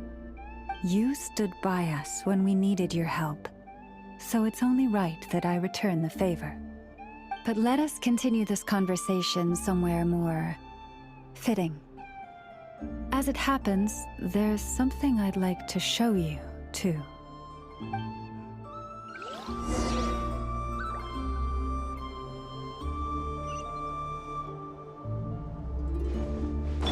Light it up!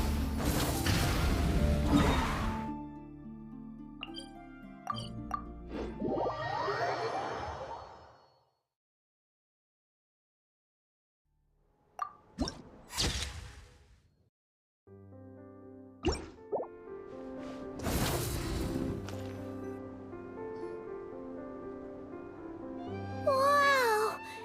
It's spectacular! Kutar was born here on Hisi Island around 500 years ago. As it just so happened, a priestess of the Frostmoon Scions witnessed the moment of her birth. Instantly realizing that this was the prophesied rebirth, she quietly recorded the event and carved this statue to honor that miracle. According to legend, Kutar's birth was accompanied by the sudden appearance of many Kuhenki, who wove the moonlight that bathed her into silken vestments fit for a goddess. Hey! It's like it knows we're talking about it. From that day forth, the Kuhenki have been regarded as Kutar's familiars. Some believe that their habit of guiding travelers to hidden treasure stems from an instinct. The same one that not only drives them to protect the moon goddess, but also to make her smile. After all, according to the records, Kutar always looked lonely as she gazed up at the distant moon.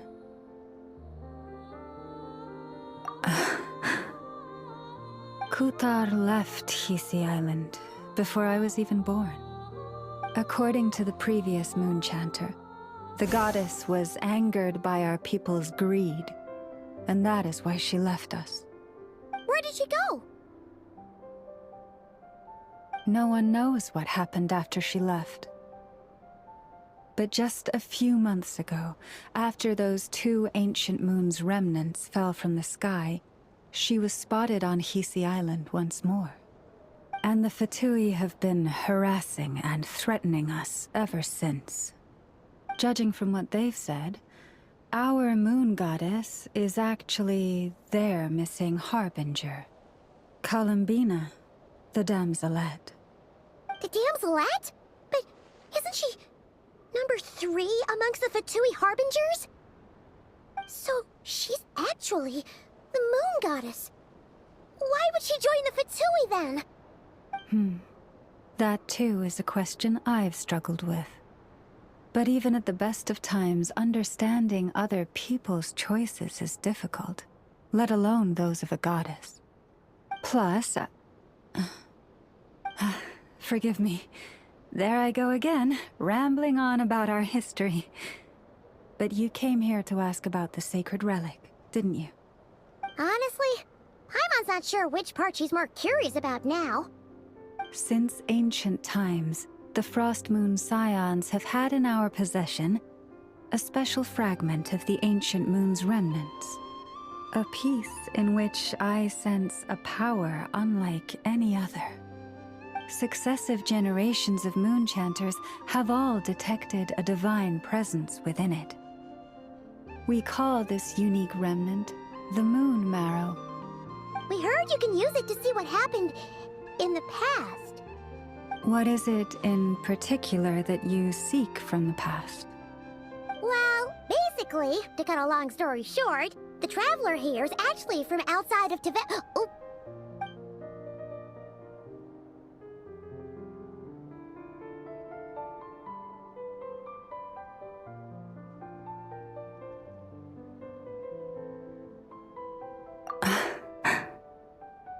Thank you. Your honesty is a sign of your trust, both in me and the Frost Moon Scions. Unfortunately, though, I won't be able to use the Moon Marrow to shed light on your past just yet. Our people revere the Moon Marrow as a sacred relic. I'm only permitted to retrieve it from the secret chamber in which it is hidden once a year, on Moon Prayer Night. Oh, really? So, when's the next moon prayer night? Judging from the tides this evening, a little less than 2 months. Huh? Does that mean the date changes every year? The ceremony is held on the night when the moon is closest to Tevat. This is also when Nodkrai's Kuvaki reaches its peak. Only then can the seal on the secret chamber be lifted. Oh, guess we've got no choice but to wait. I am truly sorry that I cannot help you sooner. But, as the Moon Chanter, I swear that I will do everything I can to help you find the answers you seek.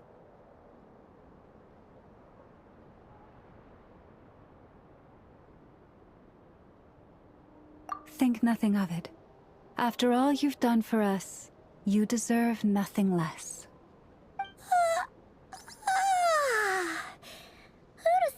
today was only our first day in Nodcry. Feels like so much has happened already. If I may be so bold, what does family mean to you?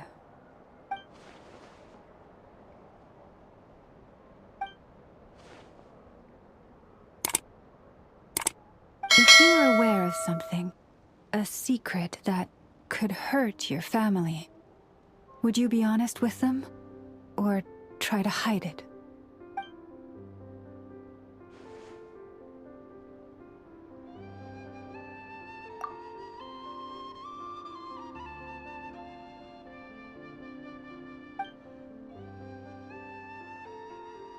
Oh, I'm so sorry. That was a strange question. I didn't mean to put you on the spot. I guess I've just never met anyone with a story quite like yours before. I just suddenly had the urge to ask. It's getting late, and you two must be rather tired too. Would you like to stay the night here on Hisi Island? I can have someone prepare some lodgings. Oh, that's all right. We've already got a room back at the flagship as it happens. Speaking of which, if you ever need us, feel free to come knocking. Do you need me to show you the way back? No worries. It's quite a way, and you should get some rest too, Lauma. We'll make sure to be careful. Understood. Then I won't keep you. May your first night in Nodcry pass in stillness and peace.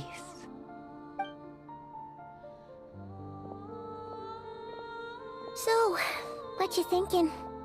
Sure was an eventful day, huh? The good news is, we're not at a dead end in the search for your spaceship yet. We can always learn more about this place while we wait. The usual drill, huh? Paimon's really getting sleepy now. If she gets too tired to fly back, you carry her, okay?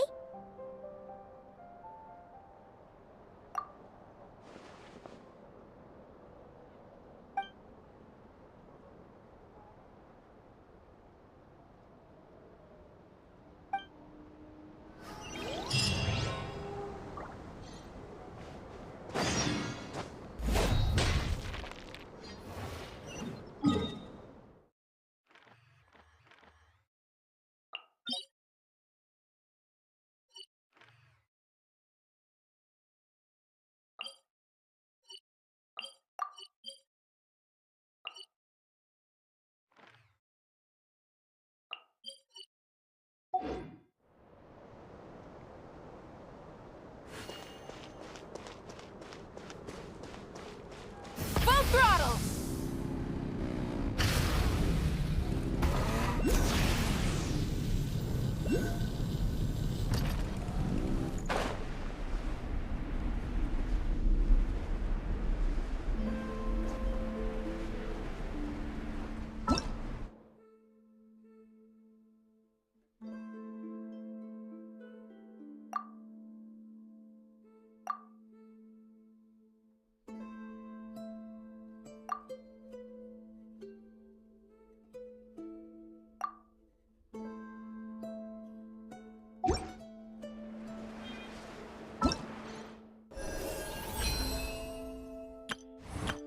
I know.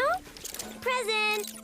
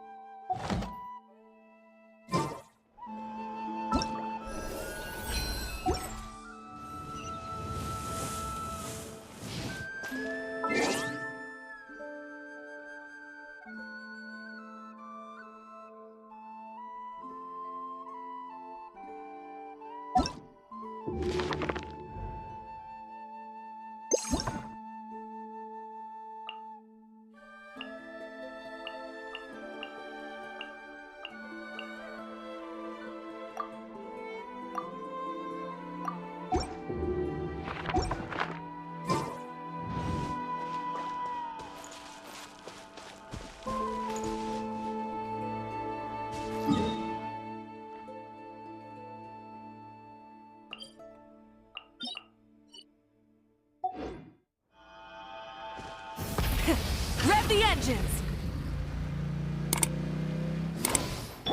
Take me up!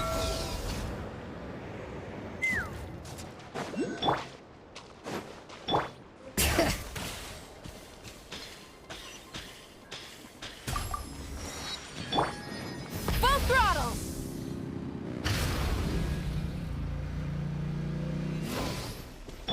Ha! Giddy up!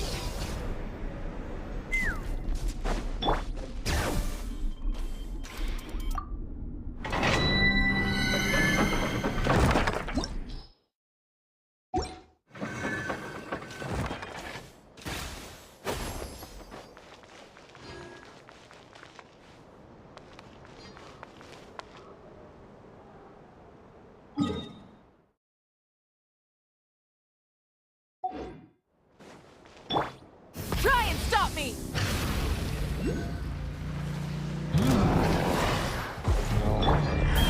Giddy up! Locked on!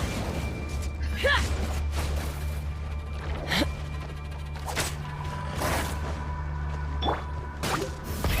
Rev the engines!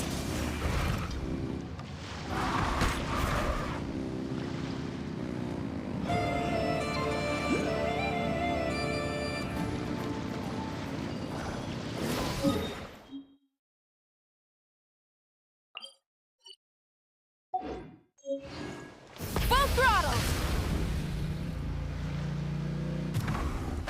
Hyah! Let's run!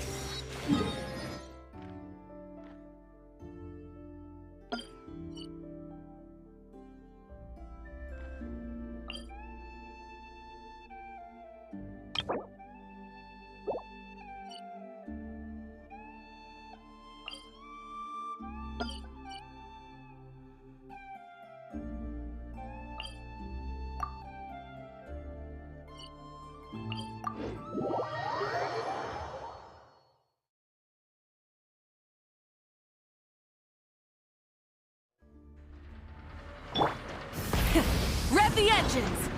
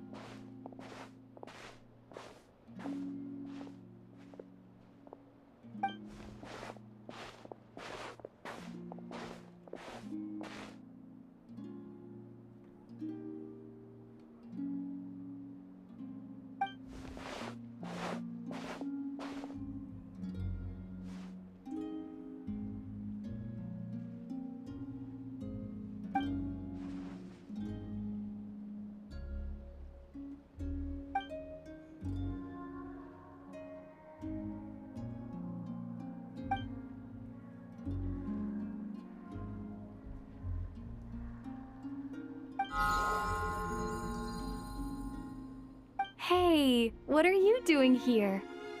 Oh, these flowers. I remember when you first appeared, there were flowers like this all around you.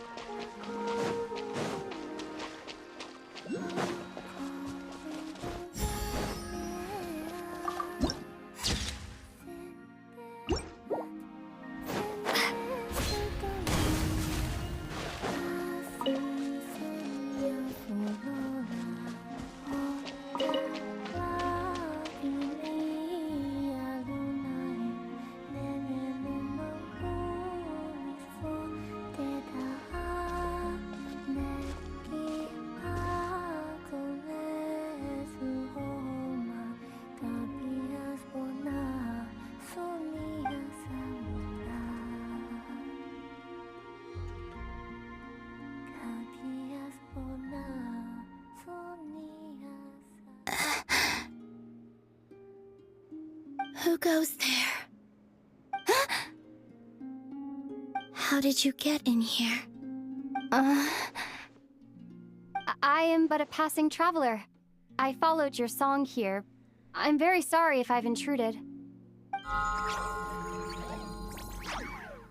The Kuhenki. She brought you here.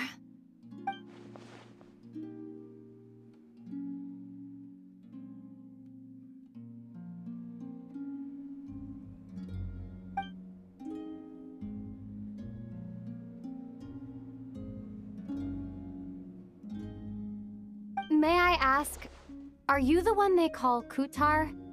And the harbinger that the Fatui referred to as the Damselette? The Fatui? Are you here at their behest?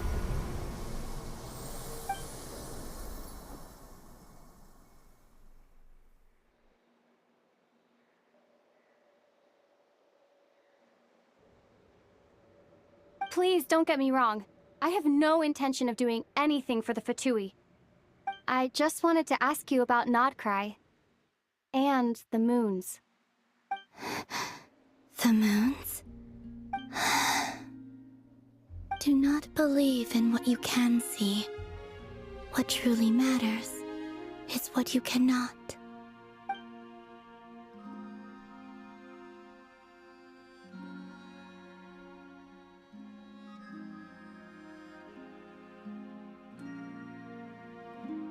What do you mean?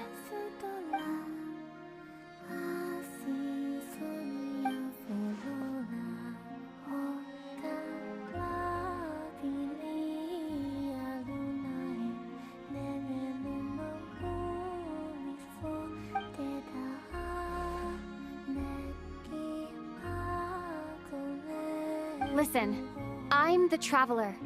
I'm on a journey through the nations of Tevat. Hello.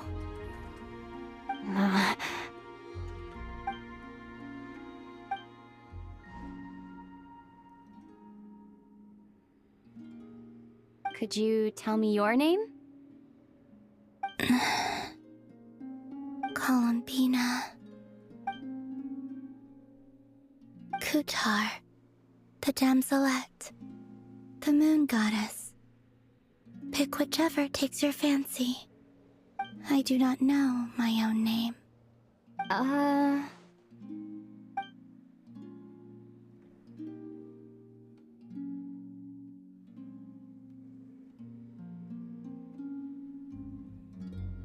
Then... Columbina. Hmm?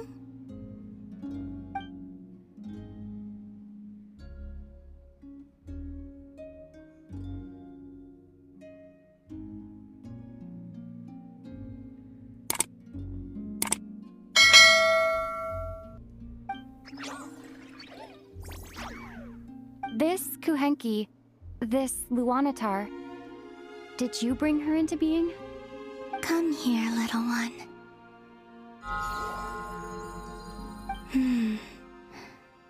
The trace of a blessing, but not one of mine.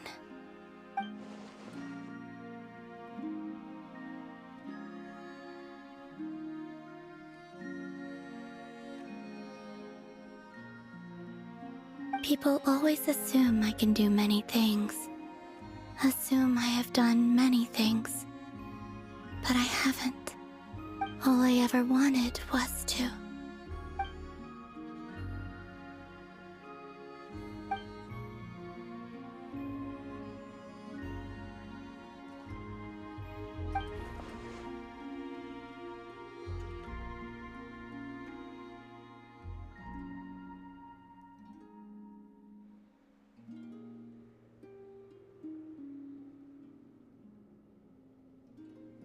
It's about time I got going. I'm very sorry for disturbing you today.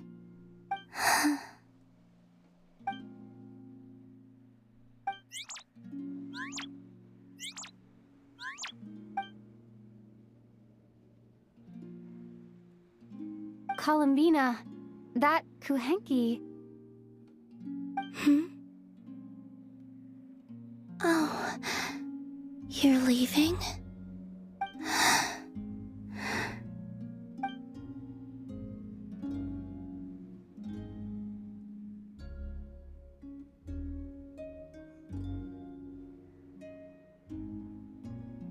Go then.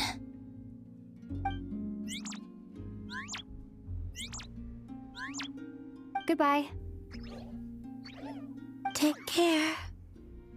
The moon can be treacherous.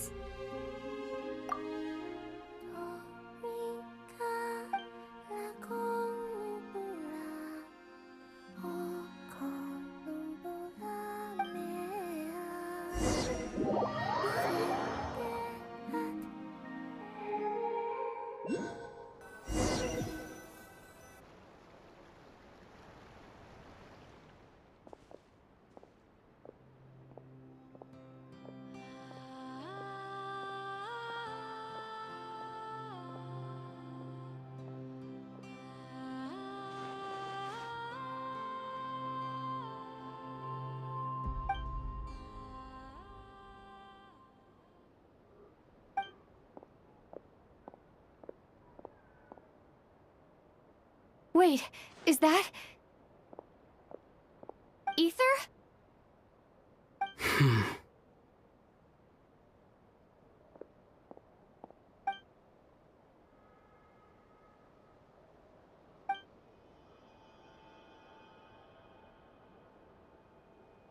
Ether!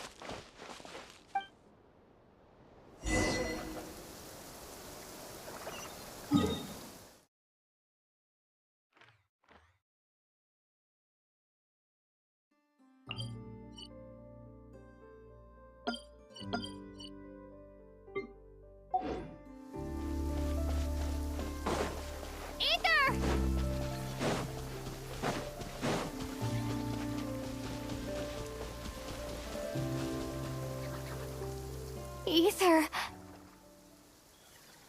Lumine, it's you.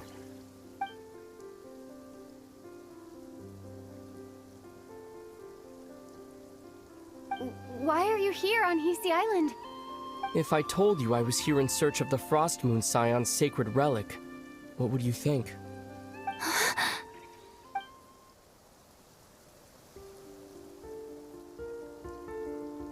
Are you also here to uncover the truth about our past? That's right. What happened to us in the past? How we came to Teyvat? Why our spaceship crashed here? There are things I want to know too.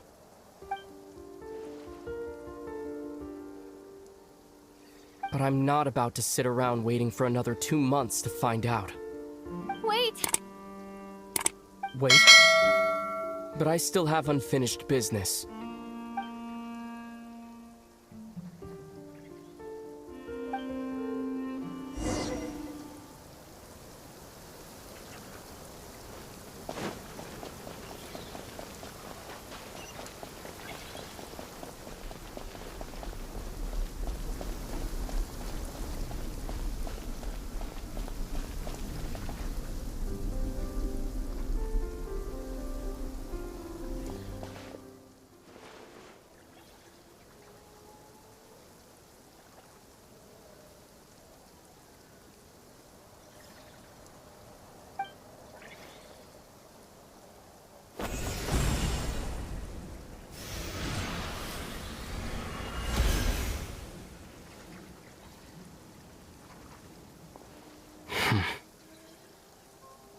Hold on a second. What's wrong? That's the Frost Moon Scion's sacred relic. We can't just... Use it to get to the bottom of all this? We should at least get their permission. You barely even know her. Yet already you hold that moon chanter in such high trust. What do you mean? She told you that the seal can only be broken on Moon Prayer Night, when the flow of Kuvaki is at its peak, yes? You heard all that? Watch this. Huh? But... Get it now? She's been stalling for time. As long as the statue's base is imbued with sufficient power, the secret chamber can be opened at any time.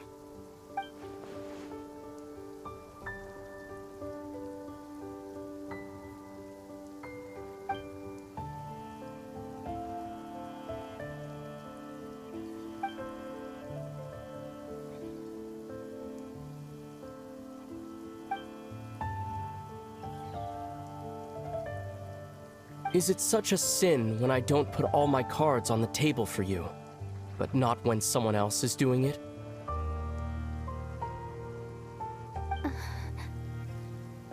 It's not like that. Is it? Ether, you've got it all wrong. This whole time I've wanted to ask you, what happened to make you like this? I admit, I've been having trouble accepting it.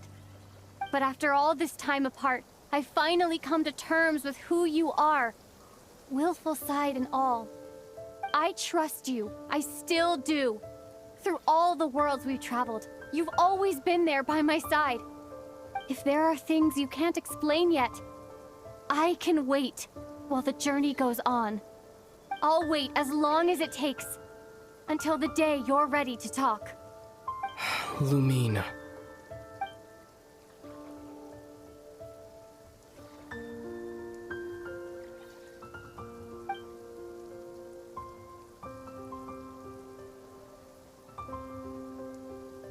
I'm not looking to borrow the Moon Marrow simply because of our past. It holds answers about the very origins of Teyvat. I've always believed that if you want the truth, you have to see the whole story for yourself. I'm not asking you to trust me, Lumine. Just don't try and stop me. If this choice weighs on your heart, then let me go in alone. Forget this meeting ever took place. A bit late for that now. But maybe this is the chance I've been waiting for all along. Even if it fades with the morning light. want to go with you. You sure?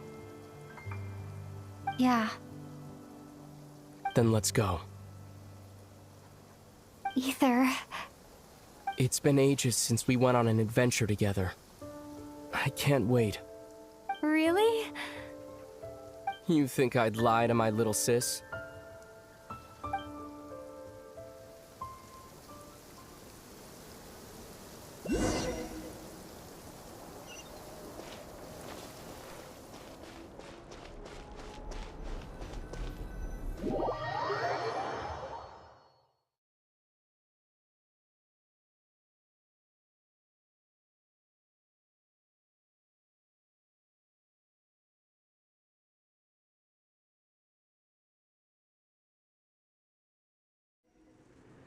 From what I understand, the path ahead is likely to be full of trials and challenges.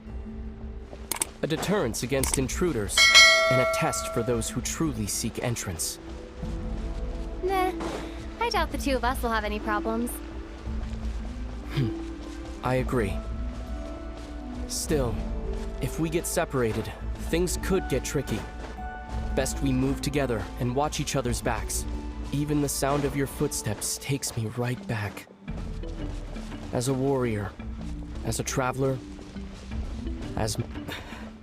Looks like this is the first trial.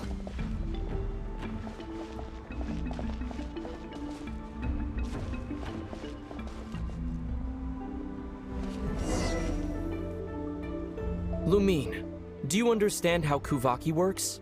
How it exacts force through push and pull? Let's see. How about this? I'll temporarily neutralize the Kuvaki on the cliff face and move the platform into the center. Once it's in place, you'll need to utilize the repelling force of Kuvaki to reach the other side. Okay, I'll leave it to you then.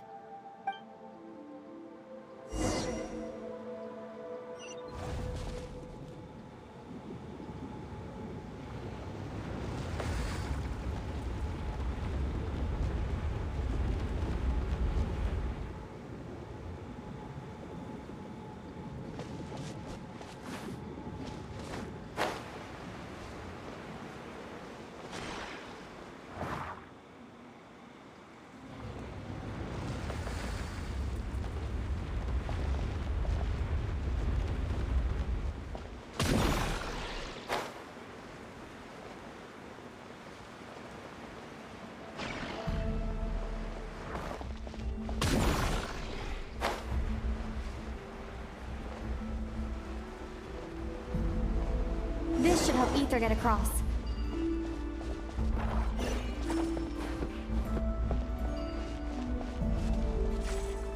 Ether!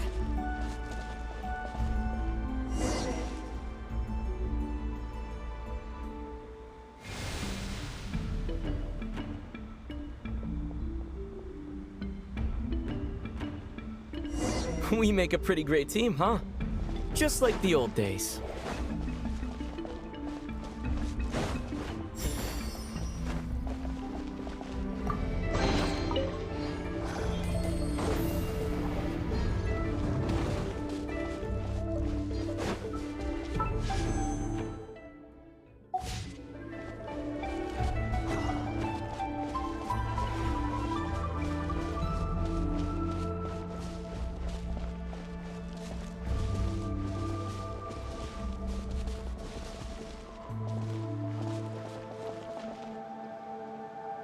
A wide open space.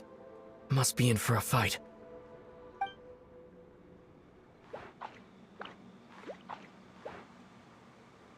Was that it? What a letdown.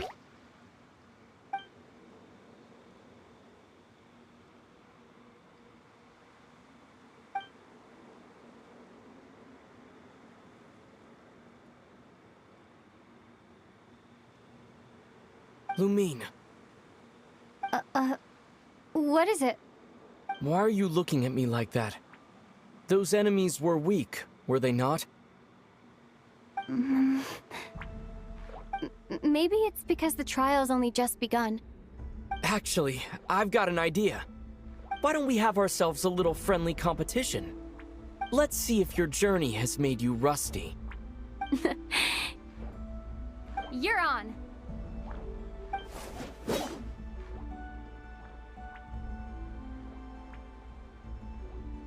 I won't lose to you, Ether.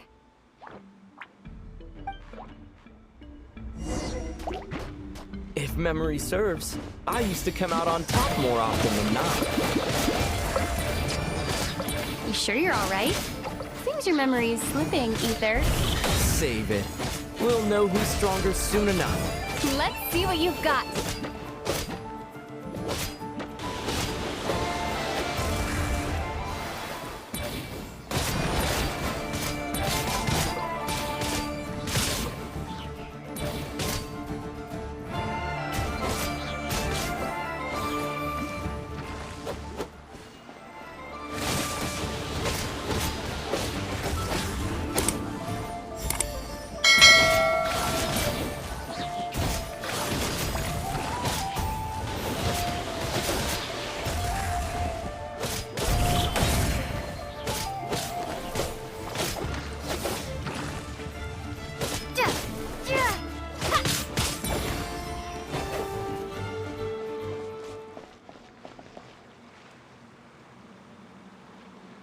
Fine, you win.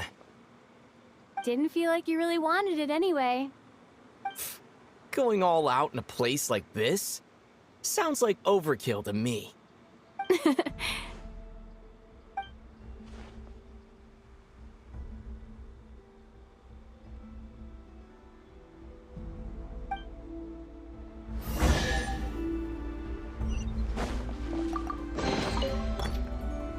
Let's keep moving.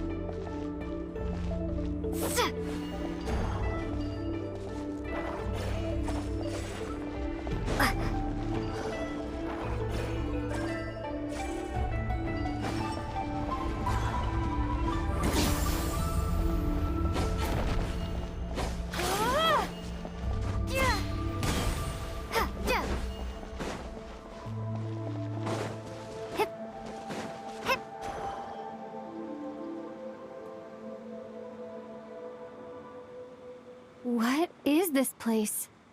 No sign of any monsters. Feels like a ritual site, but something's missing. It's a head, inside that thing that looks like a mirror. I can feel it. But maybe it's sealed within? Can you open it using Kuvaki? Apparently not. Do you think it might have something to do with the Frost Moon Scion's bloodline? Ether? If this is about strength of blood, what could possibly stop us? Let me give it a try. Why don't you check around for other clues? Sure.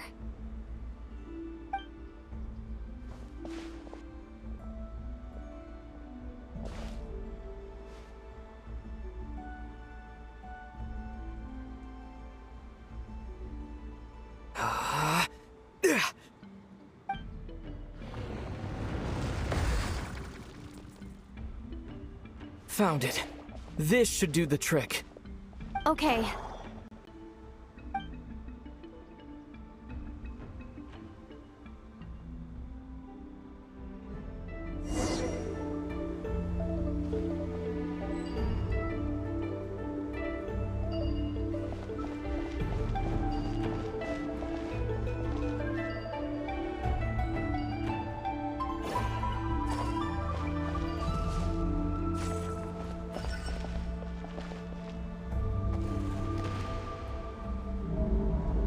Yep, that got a reaction. That's one down.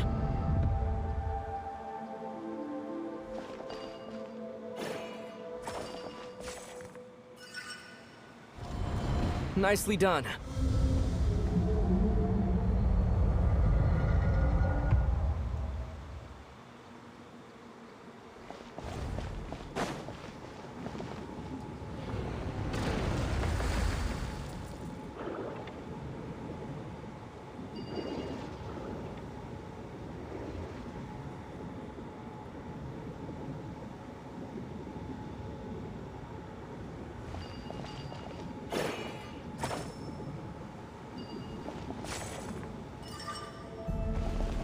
You've got this. One more to go.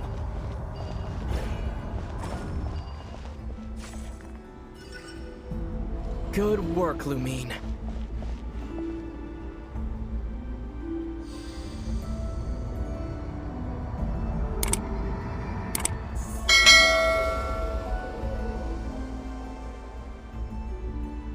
The door's open. Come, we must be close.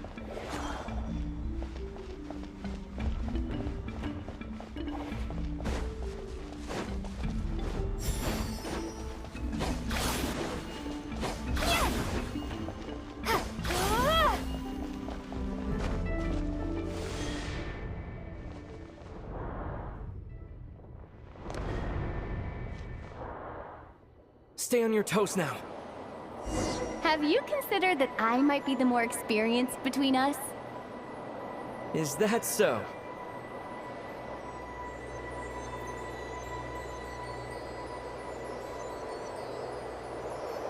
So, will you be heading off again after we're done here?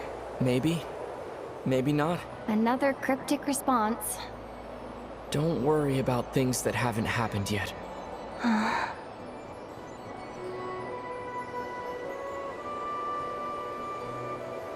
At the end of all this, what do you think we'll find? Whatever it is, we can handle it. What about the end of our journey? That's not something we need to worry about right now.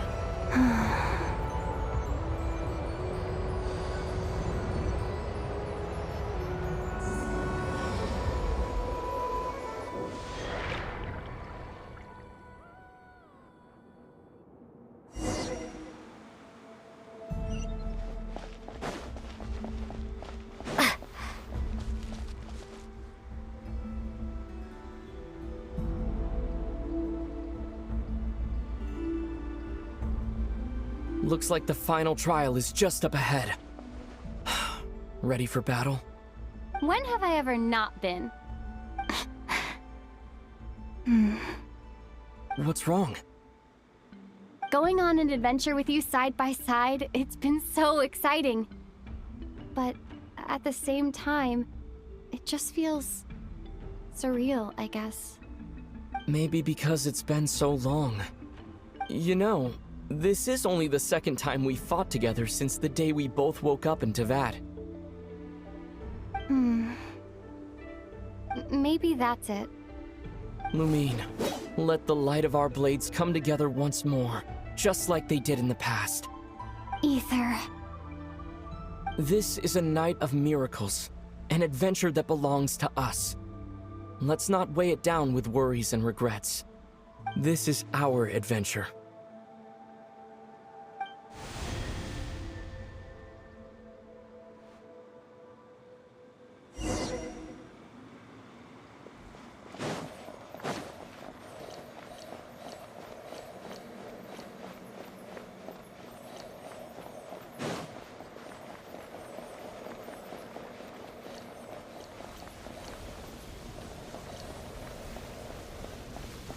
Here goes nothing.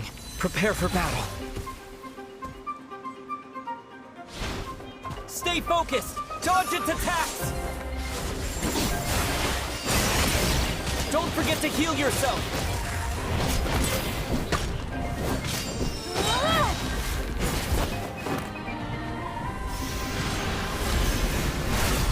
Watch out!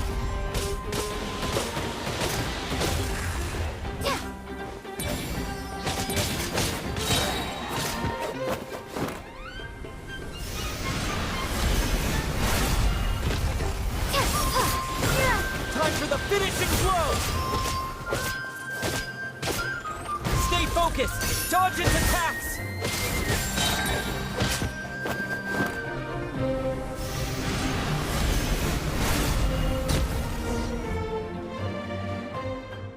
It's over.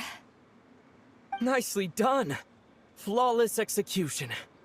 Couldn't have pulled it off without your backup. Not too shabby at all. As for what you were saying... Yes, I should have come to see you earlier. Or at the very least... Spent more time with me, going on adventures like this? Something like that. instead of just running off and expecting you to follow my trail. Wait a sec. That's not an official apology, is it? That goes without saying. Come on, time to claim the treasure we came for.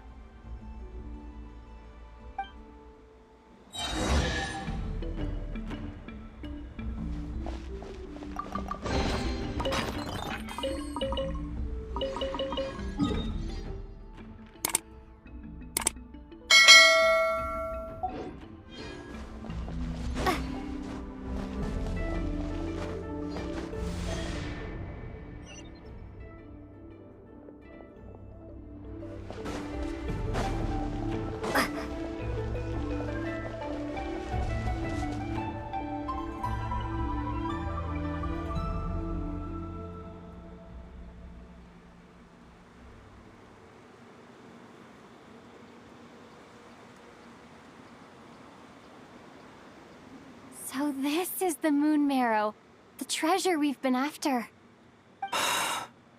All right, go get it for me, Lumine. It belongs to me.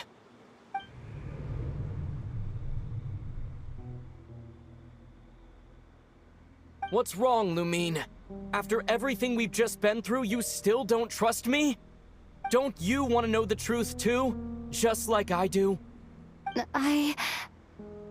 Rest assured, I'll share the truth with you afterwards. Now go, bring it to me.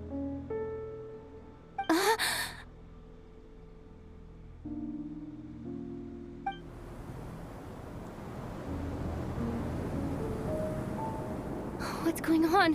Where did this fog come from? Ether!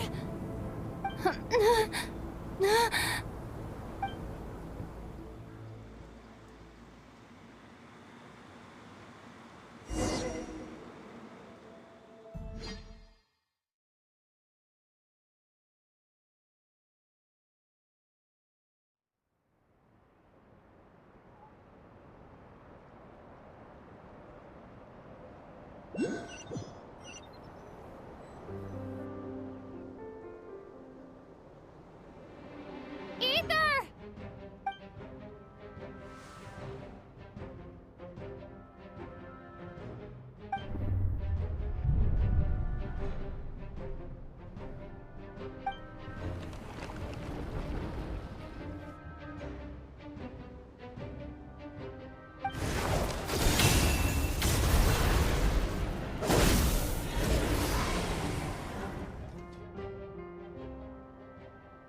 Ether!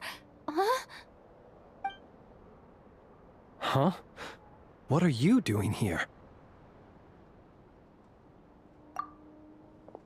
Yes, we ran into each other at the flagship this afternoon.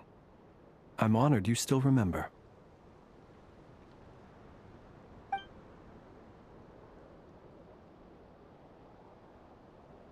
Are you looking for something here?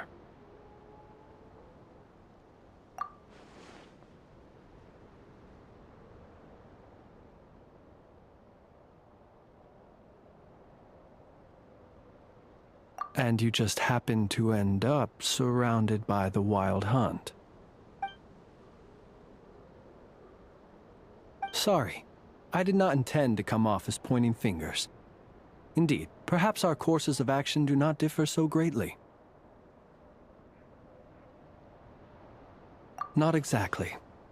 We Lightkeepers are accustomed to patrolling at night. A long-held tradition, you understand. I was just passing by when I noticed that the Wild Hunt had struck. So I simply did what I am duty-bound to do. As a matter of fact, I just saw someone leaving in quite the hurry. Was that your companion?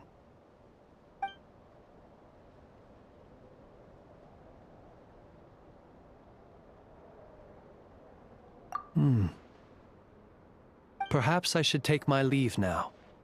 After all, my patrol isn't over yet. Nodcry is a dangerous place to be at night. I'd advise that you head back soon as well.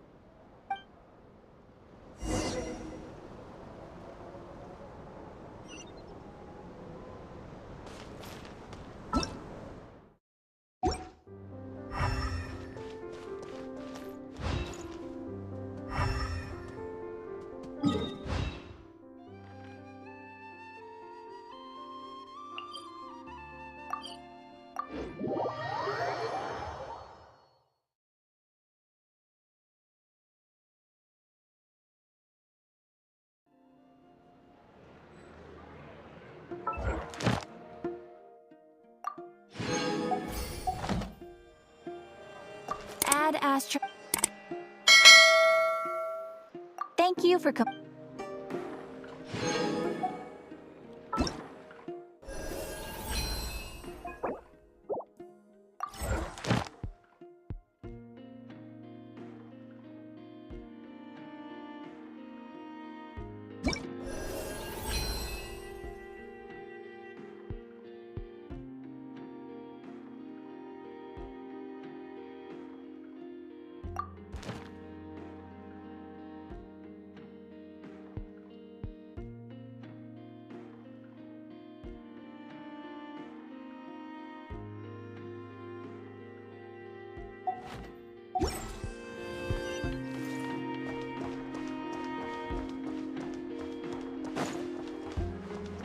Try and stop me!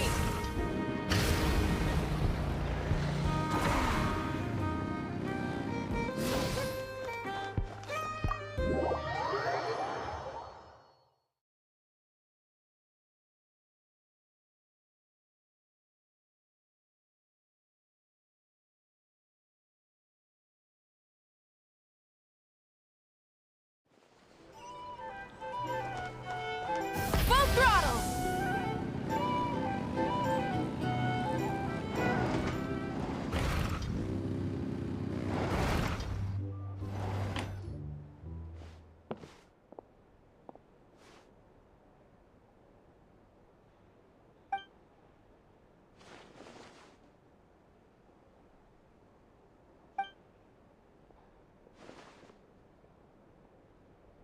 Paimon woke up and saw you were gone, so she made you a cup of berry juice to help you sleep. Her own secret recipe. When you get back, drink it up and go get yourself some rest.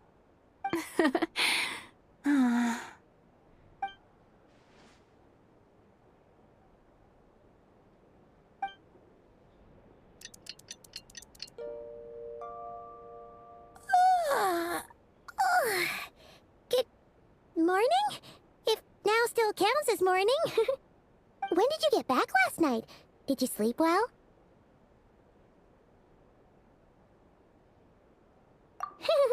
Good to hear. So, where'd you wander off to on your midnight stroll? Anything interesting to see in Notcry at night? Oh, really? Come on, don't leave Paimon hanging.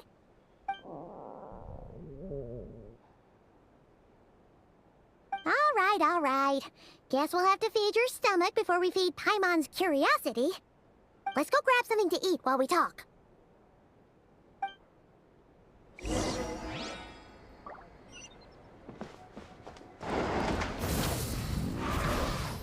Burn it down! Noisy here.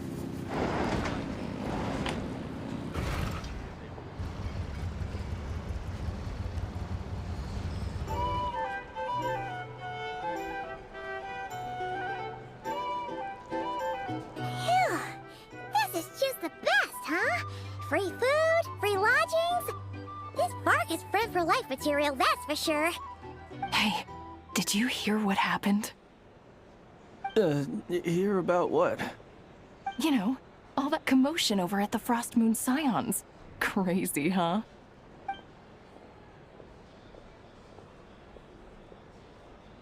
Huh? What happened?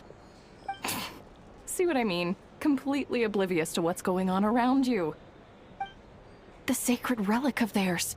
It's been stolen. Hey, slow down. Paimon knows you're hungry, but you don't have to worry about her stealing your food. At least not today. What? Was it those Fatui? No idea, but the news has already spread right through Nasha Town. What did their high priestess what did they call her again? The moon something? Anyway, what did she say about it? What could she say? She's the one who discovered it was missing.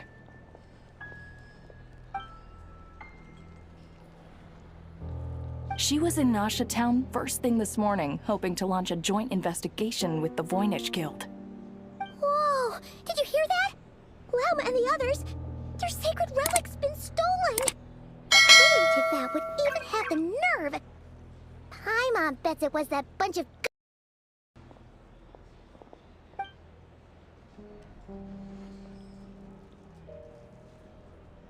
Huh? What's wrong? You feeling okay? A joint investigation? Good luck getting any takers. Unless there's some reward or business opportunity to sweeten the deal. Same thoughts here. So just a few minutes back, she switched gears and headed over to the one place that might actually be able to solve this. The Curatorium of Secrets. Ah! You scared, Paimon! What is it? Huh? Okay, just... Hey! Paimon's not a baby, you know! Quit pulling her arm! Here's the thing.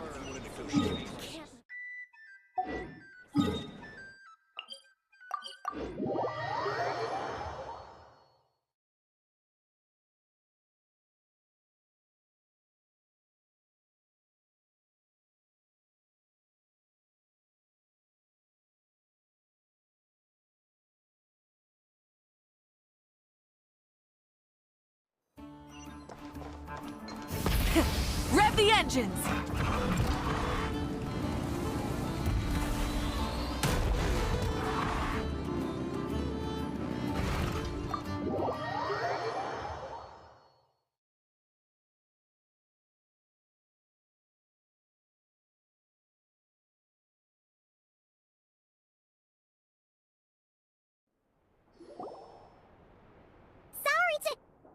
Huh? There's no one here.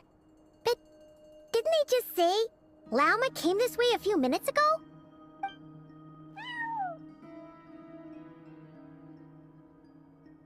No one except for a cat watching over the front desk. Excuse... meow? Are we supposed to check in here?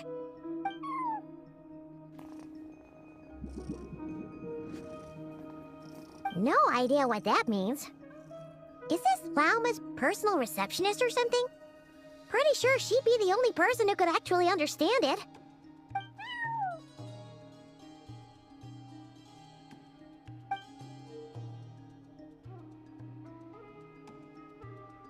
Huh? It's heading into that room! But why not?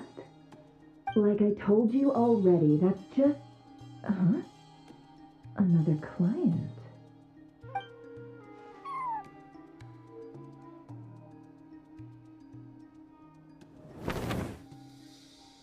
Ah! So, you were in this room the whole time?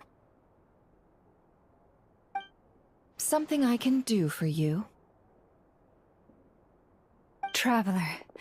Paimon. Oh, you're acquainted then?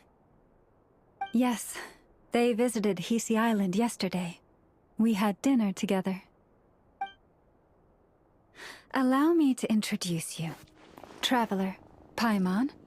This is Nefer, boss of the Curatorium of Secrets. Pleasure to meet you. They are travelers who arrived in Nodcry just yesterday. Greeted by the birds and beasts of this land, they are kind-hearted souls who walk in the moonlight's glow.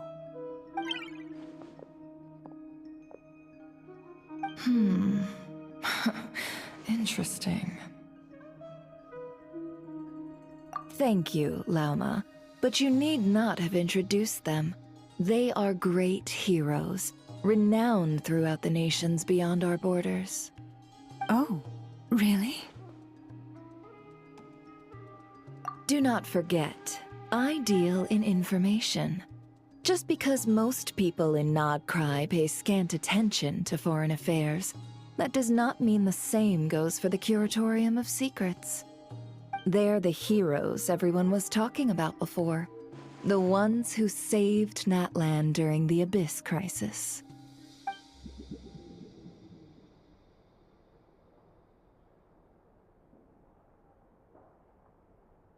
I see. We Frostmoon Scions seldom leave our domain, so I had not heard of your heroic deeds.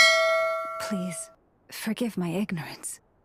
It's no big deal. We were hoping to keep a low profile anyway. If we had to list all of our titles and good deeds, we'd be talking till sundown, and then some. Huh? What's wrong? Still not feeling great? So, what brings you both to the curatorium today? Oh, so basically, we were just eating when we overheard people talking about how the Frost Moon Scion's relic had been stolen, and then she dragged Paimon over here. I see. Ah, I see. So you came over here because you were worried about Lauma. A combination truly befitting of great heroes. Strong at arms and pure of heart. In that case, Lauma, I've got a suggestion. Why not ask these battle-hardened heroes to take the commission for you? Honestly, it's a little beyond the means of such a modest establishment as ours. Your modest establishment? Unable to handle a commission? You just don't want to take it, do you? You're right. I do not. What kind of commission is this?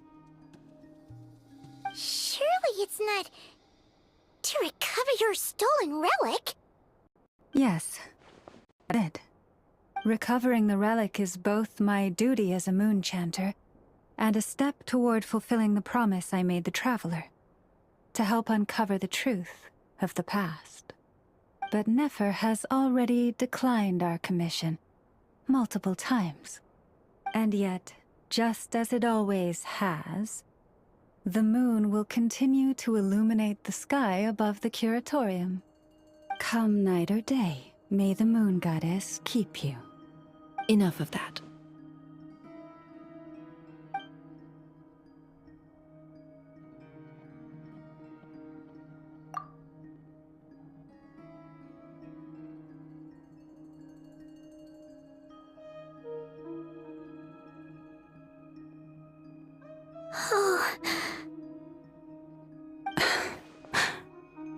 So, according to her, she never came into contact with the relic. So she suspects her brother may have taken it. I understand.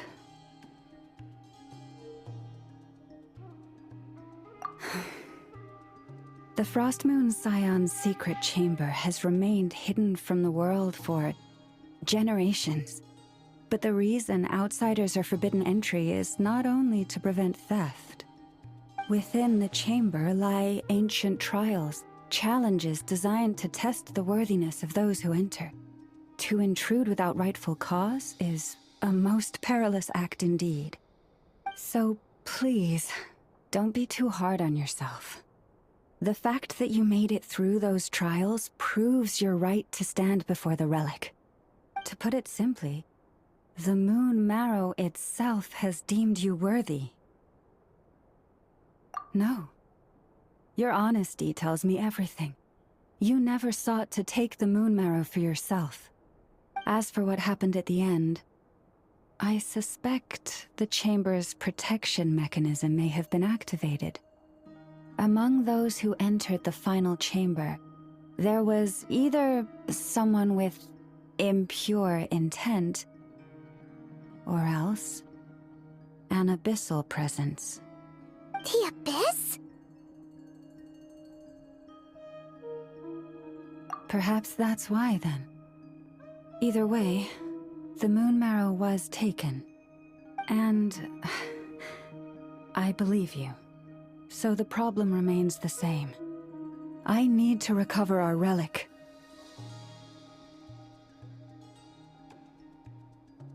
See? Didn't I tell you it would all work out in the end? But before everyone starts celebrating, forgive me for asking just one more thing. Are you absolutely sure your brother took the relic? What do you mean? Weren't they the only ones inside at the time? Who knows? Think about it. After your brother broke the seal with abyssal power, what was to stop someone else from following you in there? In theory, nothing. And as it just so happens, I received a tip-off from one of my sources earlier this morning. Word is, today of all days, the Fatui suddenly called off their search for the relic. What? Huh? Why? Well, either they woke up this morning and suddenly decided they'd lost all interest, or... Exactly.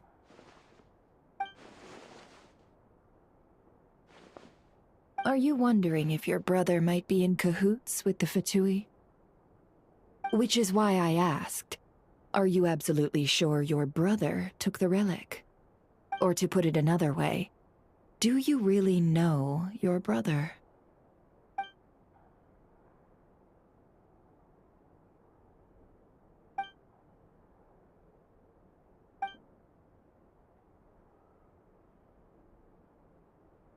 In other words, it's highly likely that the Fatui already have the moon marrow.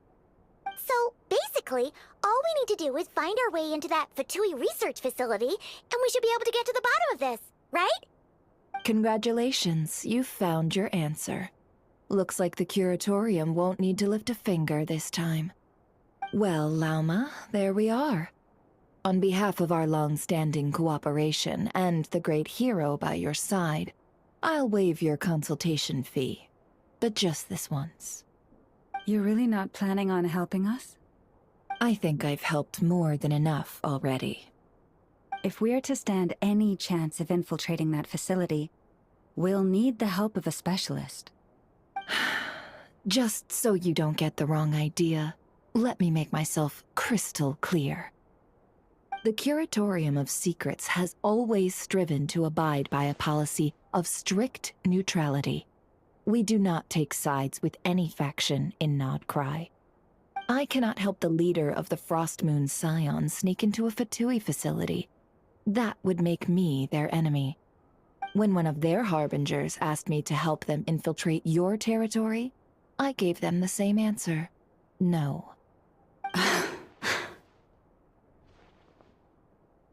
All right, I understand. But I do have one final request. I promise it's my last. It had better be. No matter who it is, I want you to help us persuade the next person who walks through that door to join us. What is she up to? You're that desperate for help? What if it's a member of the Fatui? It doesn't matter. You're welcome to tell them everything, even about our plans to infiltrate the Experimental Design Bureau. All I'm asking is for you to say one thing, just one thing to help persuade them. If you do that, I promise I won't ask you for anything else. Made up your mind? Fine. Fine, I'll play along with your little game. Besides, as long as I'm not personally involved, no one can accuse us of taking sides. Boss, I'm back!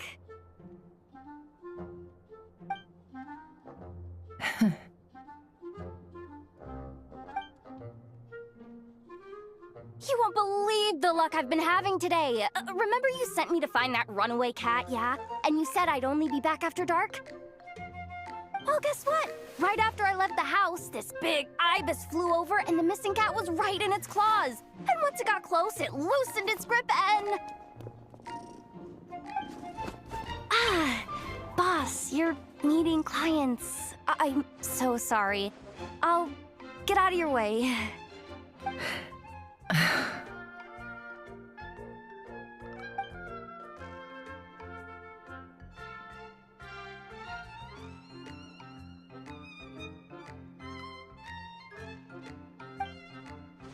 Yehoda, dear, come here. Huh? Me? Is something the matter? Oh, hi there. My dear Yehoda, I have a request. Yikes! Why does the boss sound so scary? Did I do something wrong? Would you be so kind as to accompany these 3 delightful clients of ours and help them infiltrate the Fatui's Kuvaki Experimental Design Bureau? What is going on here? Boss usually just says things like, hey, go do this, or you, go take care of that. Why is she being so scarily polite? And wait a sec, the Fatui's research facility? That's basically a death sentence. Made your mind up yet, my dear?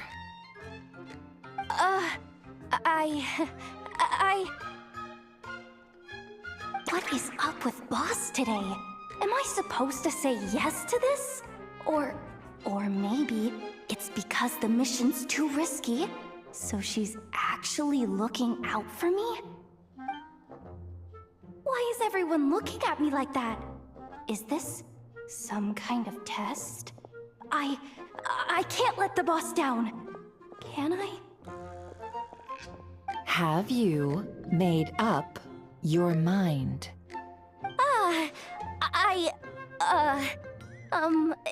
That's... Sure, why not? Really? You really don't mind helping us? Huh? Oh, yes. I mean, no. Of course, I guess I do. Oh, thanks so much! We owe you big time! On behalf of the Frost Moon Scions, too, thank you, Yehoda, for your help. What the? Seriously, what just happened? Why does the boss look so fed up? Oh no, was I supposed to turn them down? All that mentoring, time spent teaching her how to deal with different factions. In one ear and out the other. Never. You got what you wanted. You promised that was it. I know this goes against your principles. I won't forget the favor. Trying to get me to change my mind now? Of course not. I just wanted to say thank you. So, thank you. Oh. Yehoda, we'll leave the planning to you. Let's discuss the details elsewhere. Huh? Oh, okay. Oh, what have I gotten myself into? Oh, by the way, Yehoda, before you go... What is it, boss? You're fired. Huh? Effective immediately. As in, this exact moment. The curatorium will take you back, of course, but only once you've completed this commission for our 3 clients. What? Is there some issue? Well, here's the upside. Without me taking a cut from your commission, you'll earn more. Seriously? Can someone explain what's going on here?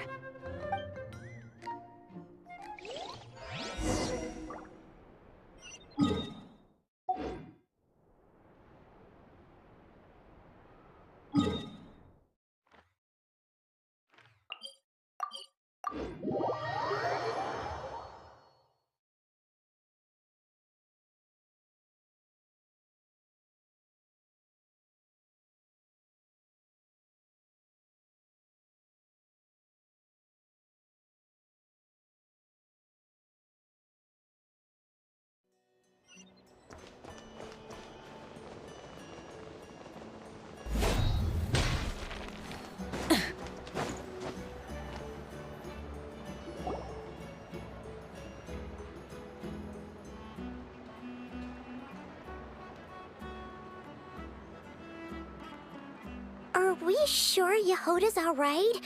She looked totally crushed just now. She'll be fine. She's just in shock. But one thing's for sure. The Curatorium's professional standards are beyond question. The fact that she only requested 1 day to prepare says it all. As an apology, I'll ask my animal friends to help her out more often in the future.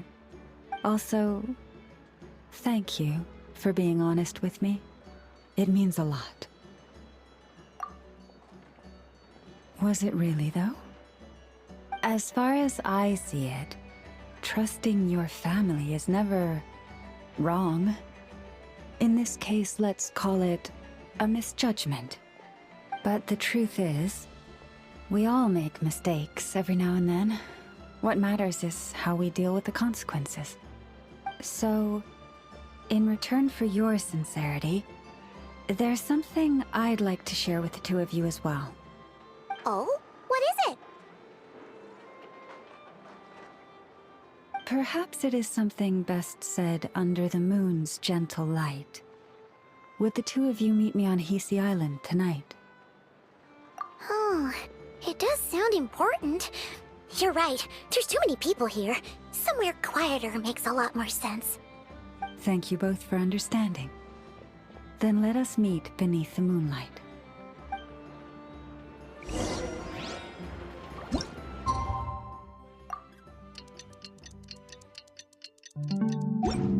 It's about time, and the moon's already up. Let's head over to the place we agreed to meet Lauma.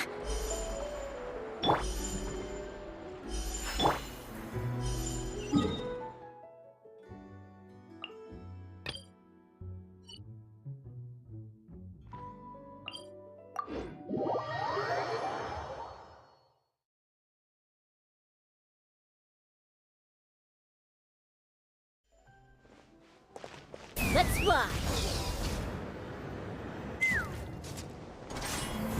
Yeah! Full throttle!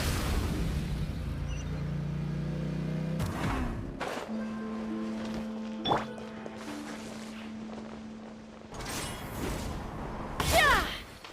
Take me up!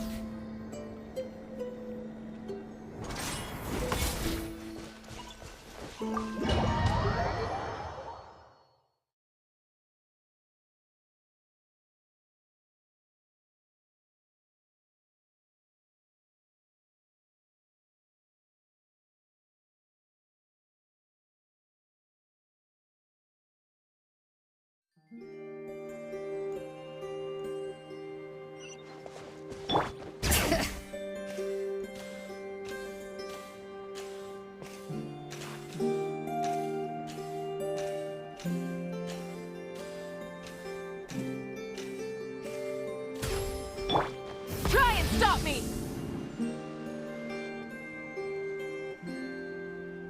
Lauma, we're here! Huh? Lauma, are you praying? I am indeed. For the moment I was born, my people exclaimed, "Behold, eyes like the moonlit tide, antlers like the crescent moon, and blood that glimmers silver as the moon's reflection." From as far back as I can remember, I was revered as the Frost Moon's emissary and the Moontide Maiden. The first words I ever learned were prayers to the Frost Moon. The first gestures, those of our sacred rites. Wow, that must have been tough. Back then, I didn't know any better. It all just seemed so natural. The Frost Moon Scion's bloodline has long since begun to run thin. Nowadays, even those of us with antlers are few and far between, let alone those attuned to the power of Kuvaki. But I...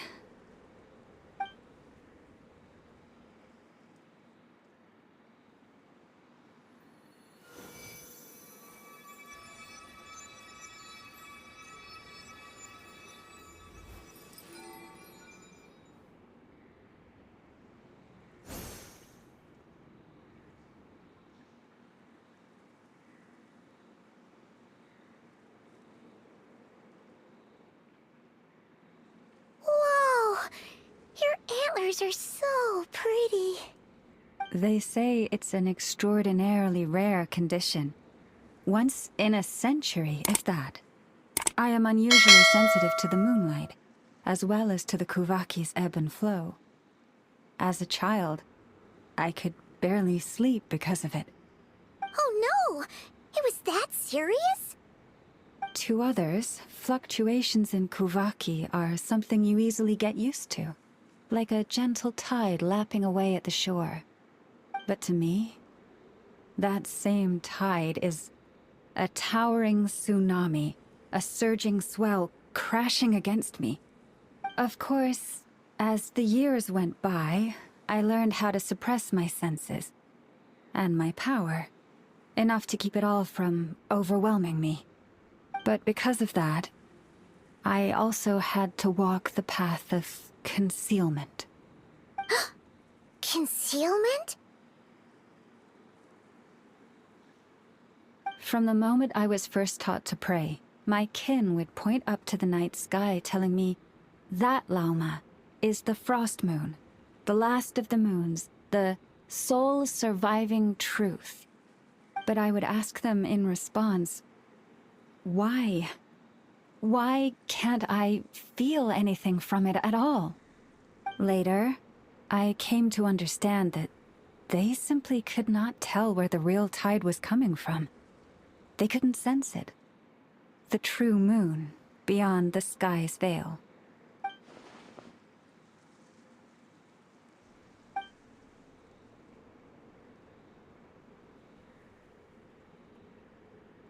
The moon is false.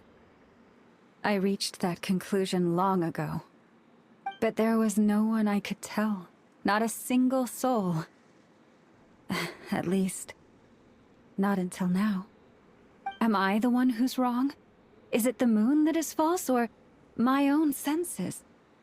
I asked myself such questions time and time again.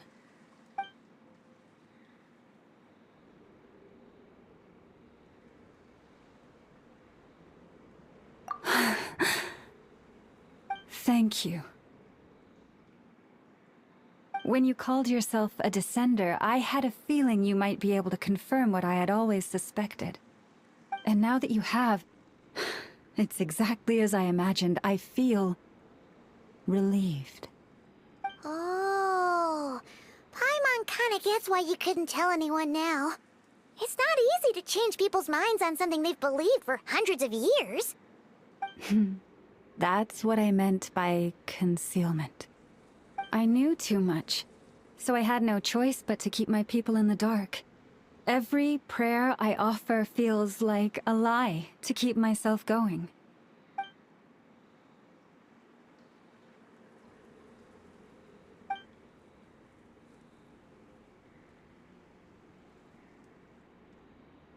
You've already met our Kutar, haven't you? Huh? When was that? And, more importantly, when were you planning on telling Paimon? Ah, no wonder. What did you think of her?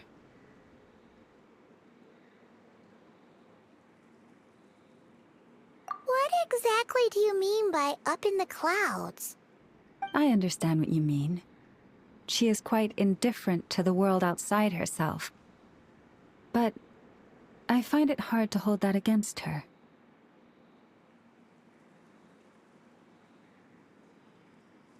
Yes.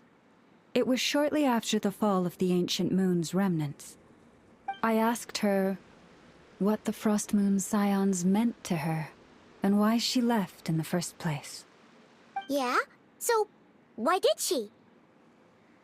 Perhaps it's better if you ask her yourselves. Things tend to get lost in translation when you speak on someone's behalf. What I can say for certain is this. Even when I had no one to confide in, I still had a family. I still had the Frost Moon Scions. But that girl, born beneath the moonlight, perhaps she's never felt she had either. The truth is, though, she might have had it all. If only the Frost Moon Scions hadn't let her down.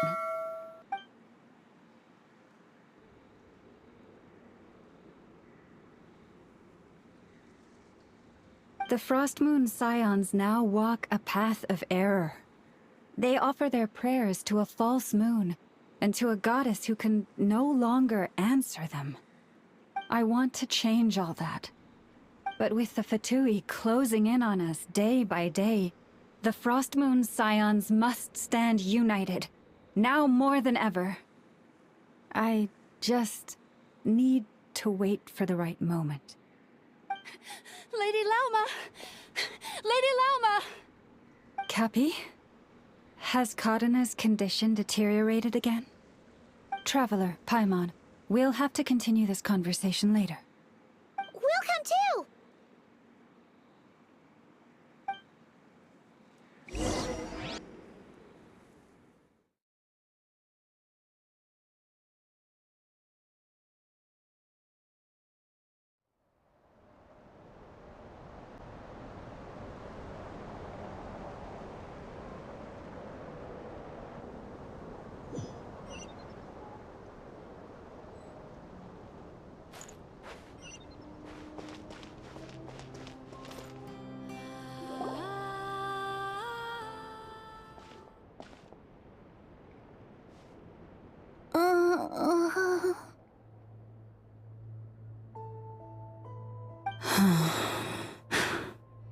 Why? Did I do something wrong? I've been praying to the moon goddess every day. Why isn't she getting any better?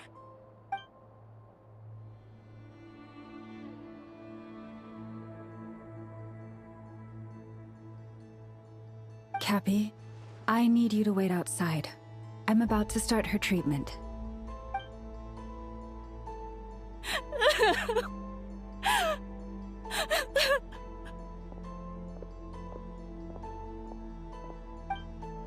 Is there anything we can do to help? Just don't be alarmed by what you're about to see. And please, don't let her mother see it.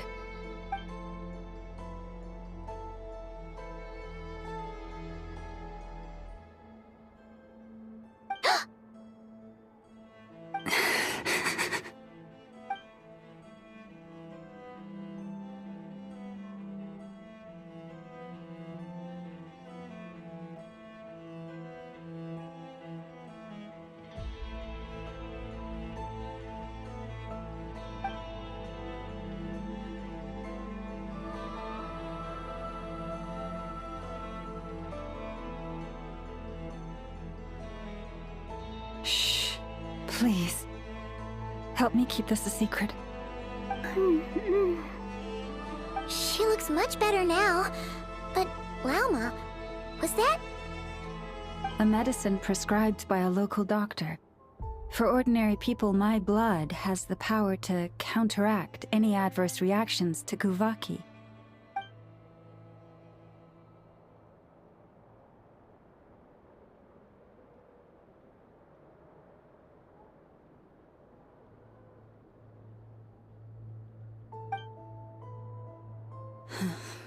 So, now you know another of my little secrets. I had hoped to guide the Scions out of error before Karina's illness reached this stage, but clearly, I was too late.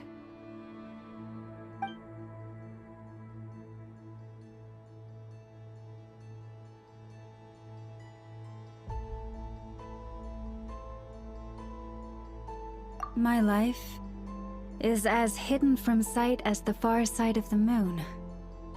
Yet people only look to the bright side for guidance.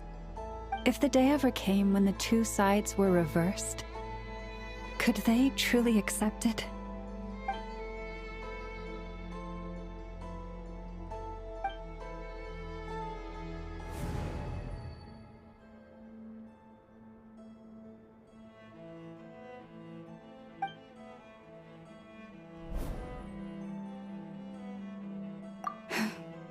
Hearing you say that puts my heart at ease.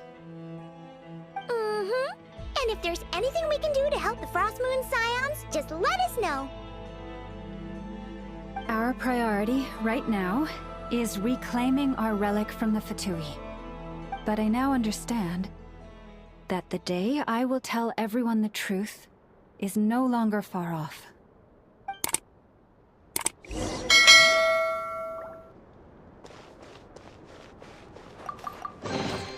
The rewards of an adventure worth remembering.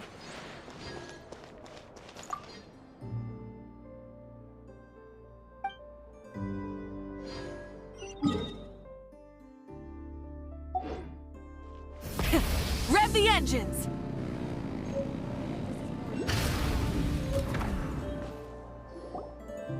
Wow!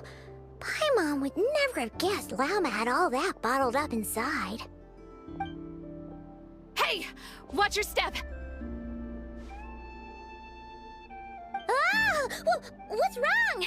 Oh, you scared Paimon. You scared me there too. Almost stepped right into one of my traps. A trap? Why would you leave a trap somewhere like this? Well, it's not like this is a main path. And besides, we Frost Moon Scions would recognize it instantly.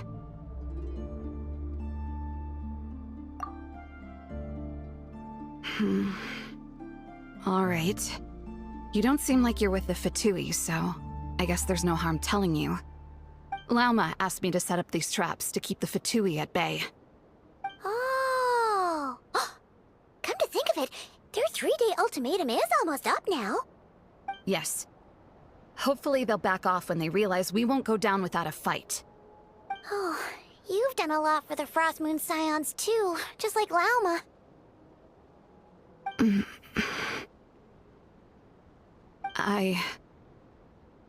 Philomena?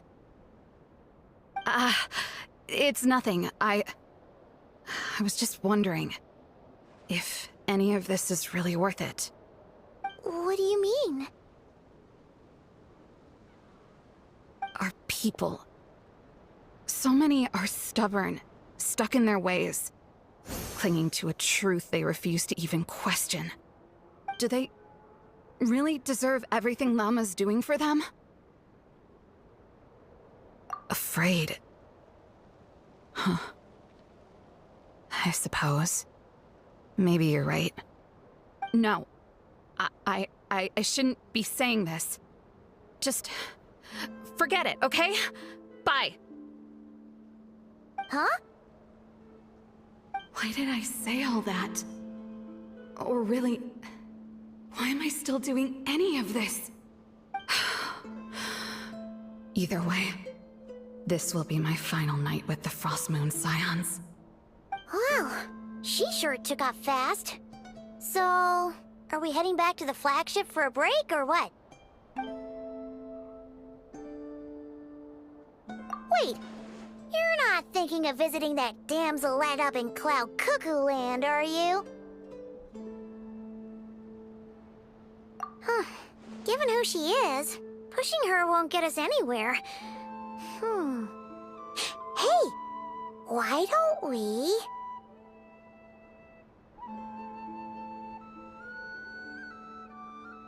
Let's bring her something tasty! If she doesn't want to talk, we'll have to win her over with food. Hey, no harm in trying. At the very least, it shows we're trying to be friendly. Let's see. How about an F's 9.12 out of 10 berries and fried meat, the Frost Moon Scion's boon of the day, and one of your signature dishes. Your choice. Should be a good mix of meat and veggies. There's bound to be something she likes.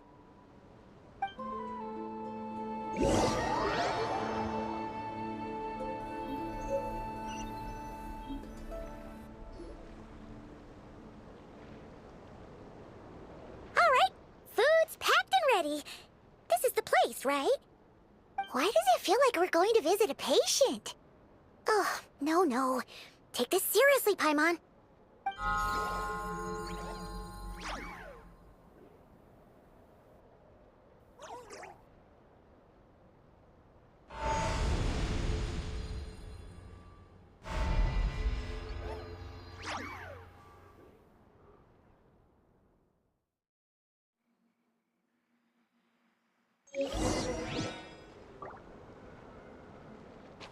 Try and stop me!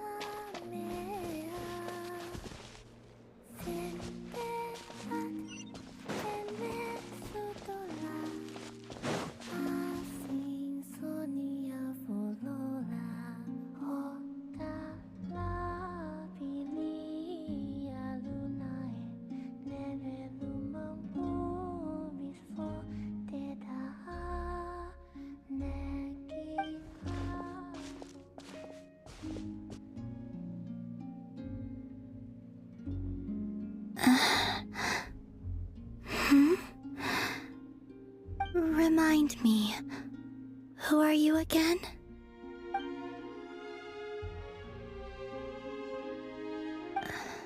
A different one floats by your side today. A different one? What's that even supposed to mean? Ugh, there goes Paimon's perfect conversation starter. Hi there! Paimon is Paimon, and this is the Traveler.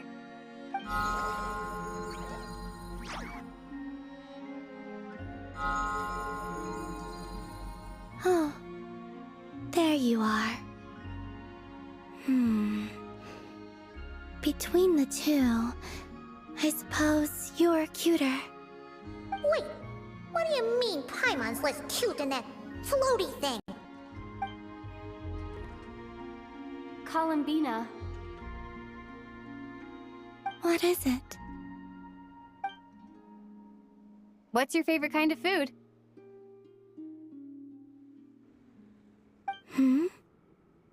Is this a treat? Or an offering? Let's go with treat. Anyway, this is all the Traveler's cooking, so please, help yourself.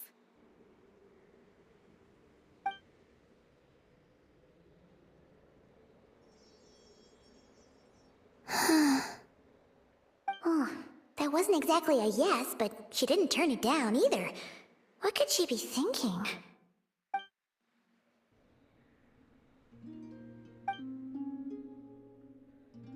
So, what do you want to ask? Hey, she's actually playing along! Quick, now's our shot. You know the moon in the sky isn't real, don't you? I know there is only one moon in the sky. It is simply that some can see it, and some cannot. What does it mean to you?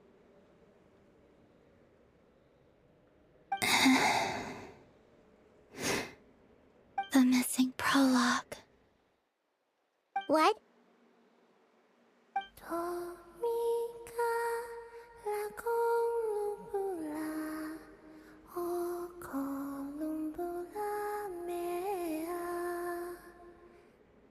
Huh? What does that mean? Isn't she going to explain herself? Can you tell me more about that melody? You were humming it last time too. It must be important to you.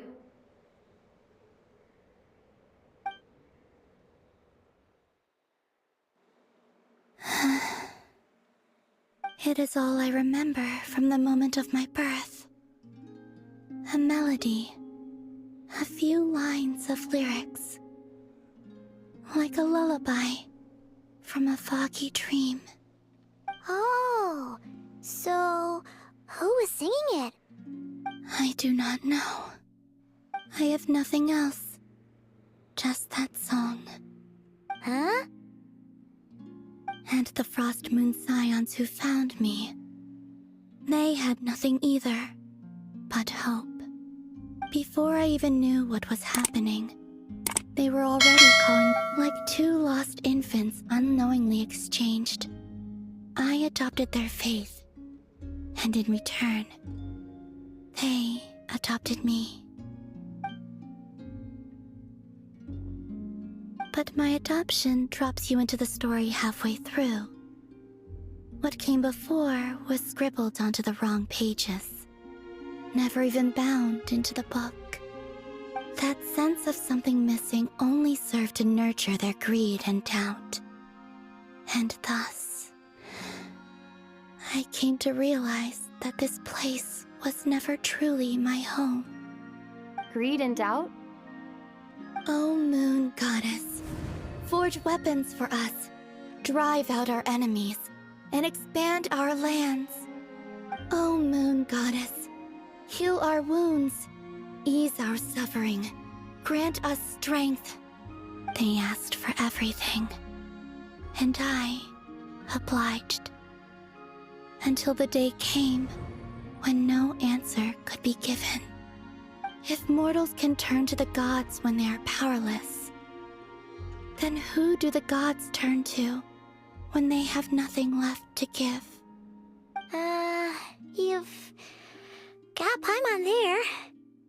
In those days, the Frost Moon Scions cared more for faith than for truth.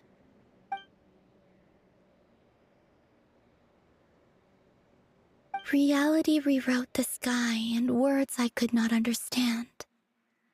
I did not want to read a tampered version, so I simply stopped looking. The real beginning of my story lies up there, on the moon, forever beyond my reach. Like a message carved for blind hands, sealed away where no fingers can find it. Huh. So that's how it is.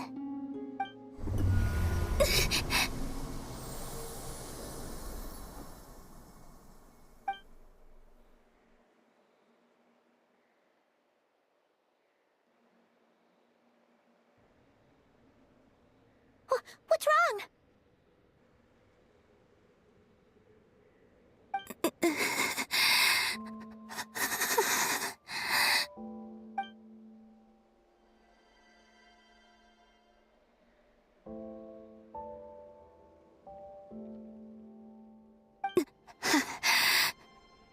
You should go. What, now? But you really don't look well. Did something just happen? Is there anything we can do to help? No. Aside from answers, I have nothing else to give you in return. This is the price of running away from home a second time. Running away from home?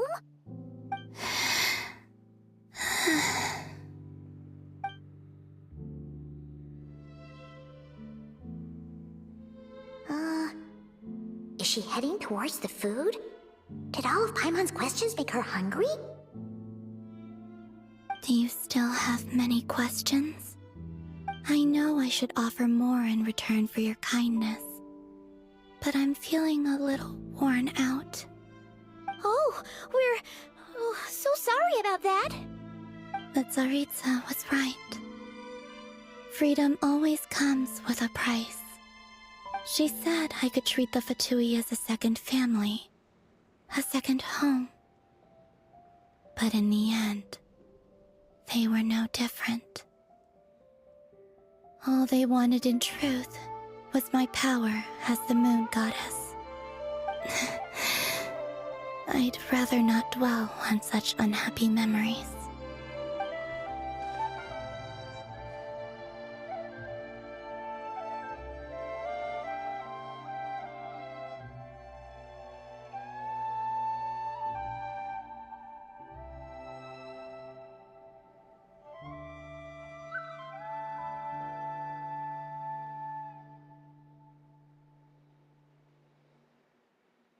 I have fulfilled my promise to the Tsaritsa, though it has used up much of my power.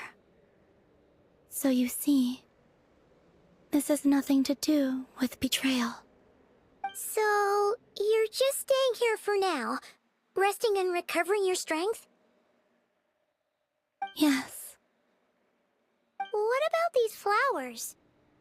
They have grown in Nodcry for many generations. They're highly sensitive to the ebb and flow of Kuvaki.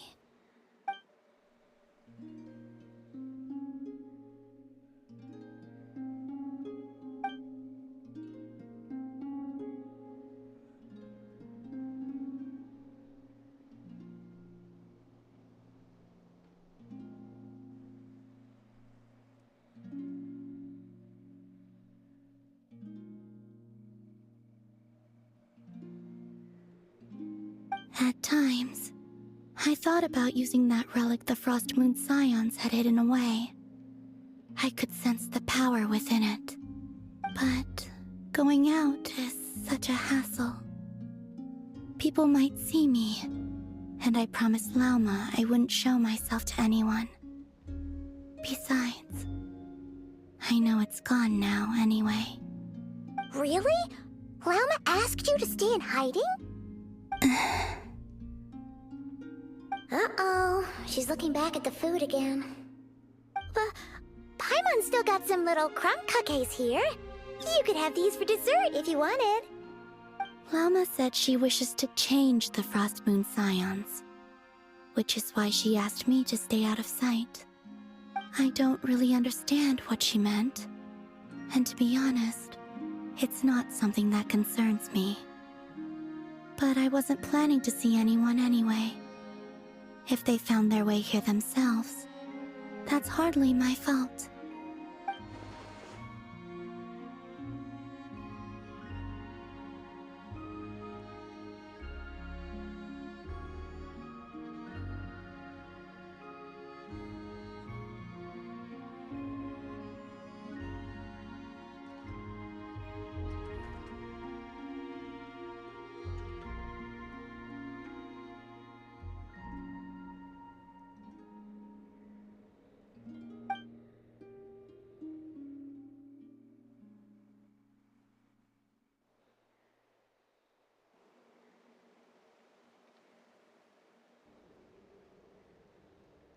Lauma, the Maiden of the Grove.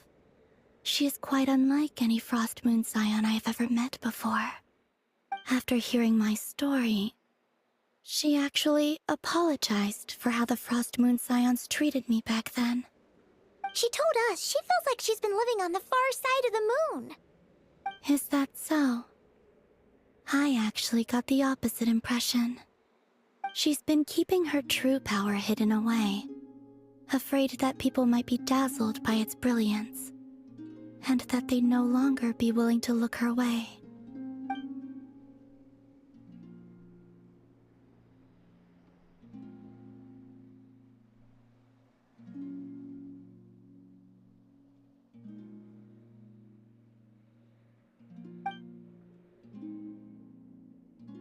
So, what do you wish for now?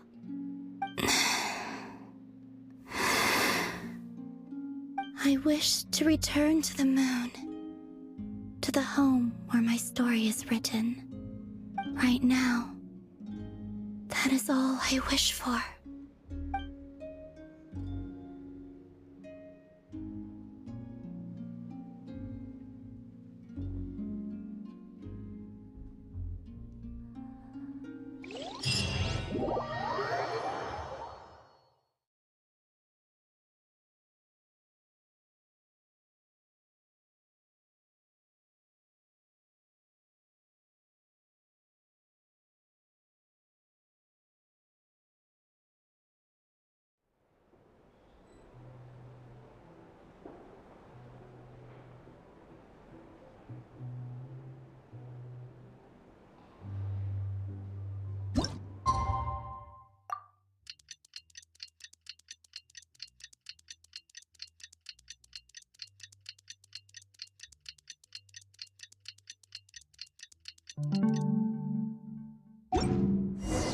Tonight's the night we infiltrate the Fatoi's Experimental Design Bureau.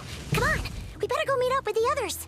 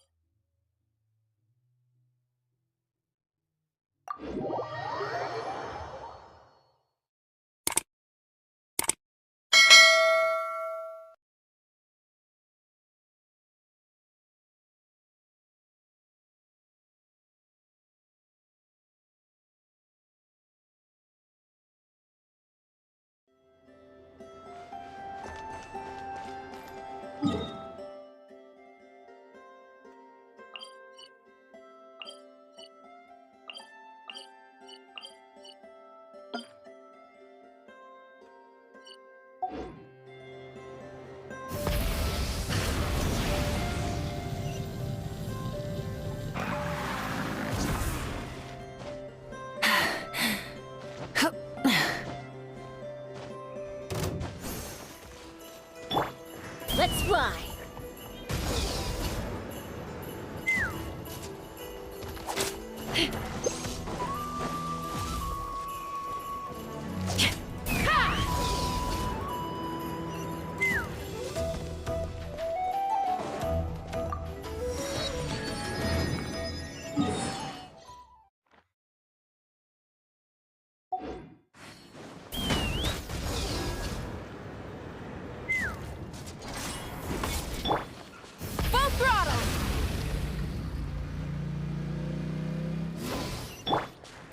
up!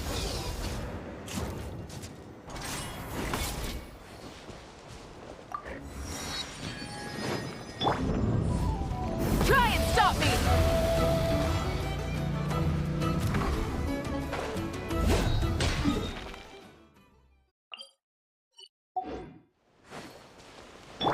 Let's fly!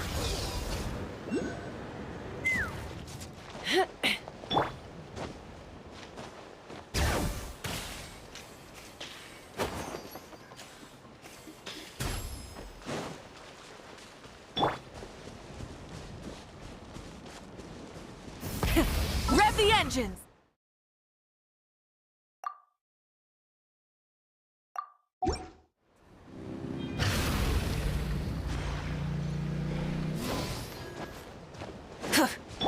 Take me up!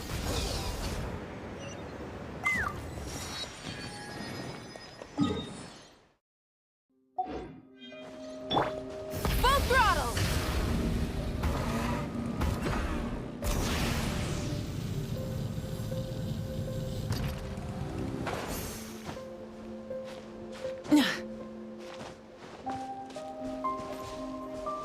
Try and stop me!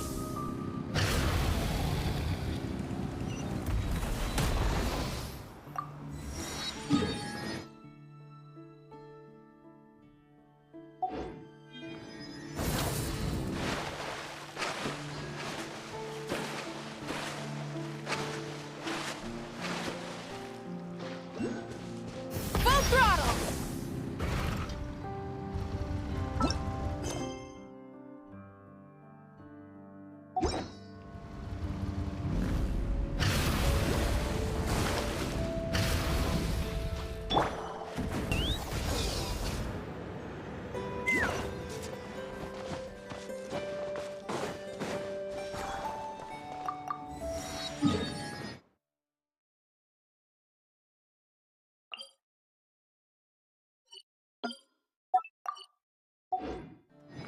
Let's fly!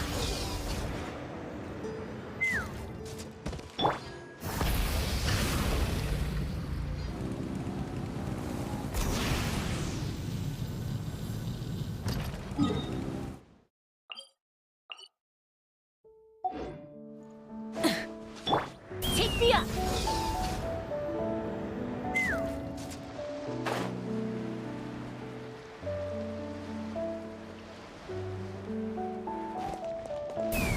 Giddy up!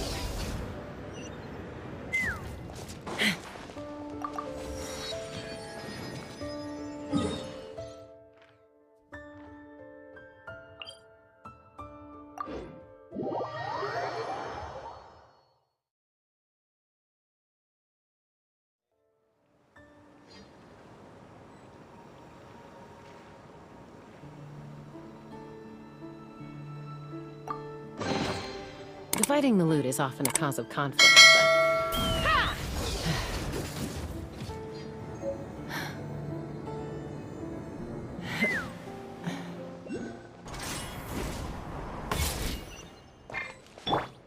Try and stop me!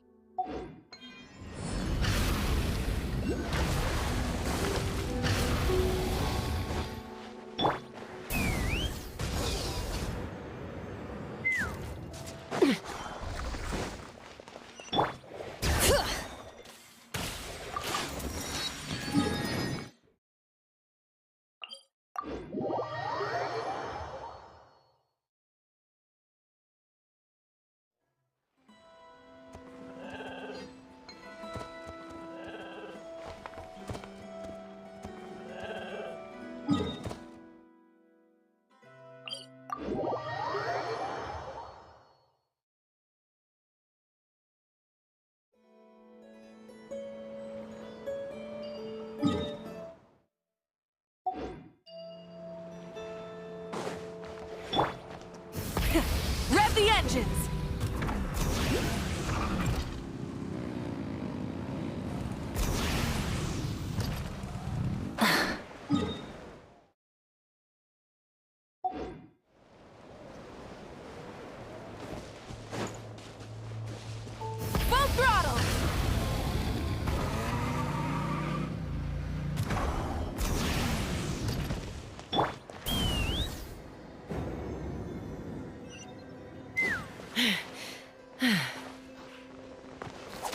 Here comes my bounty. Another one?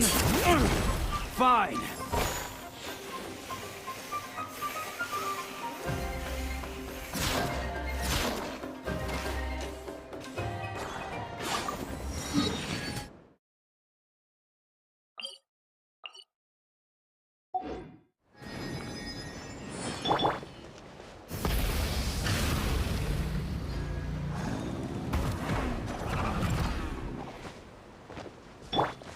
Take me up!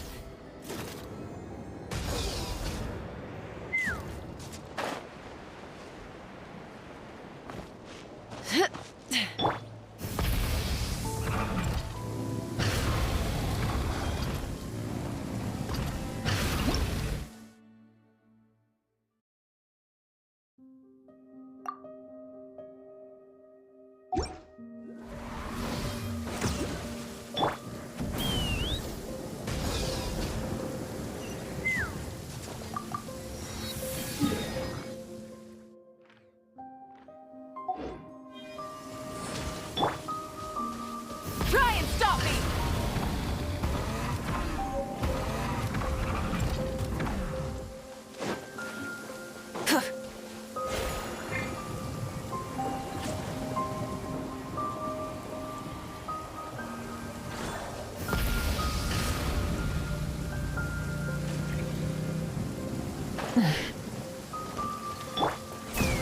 Yeah!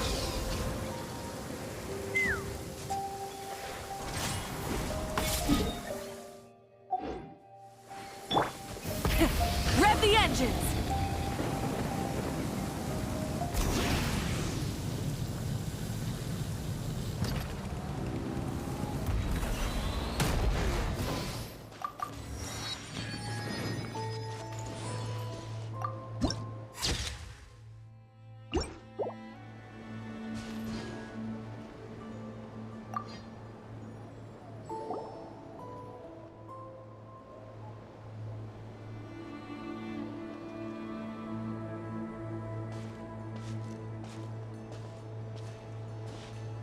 Huh?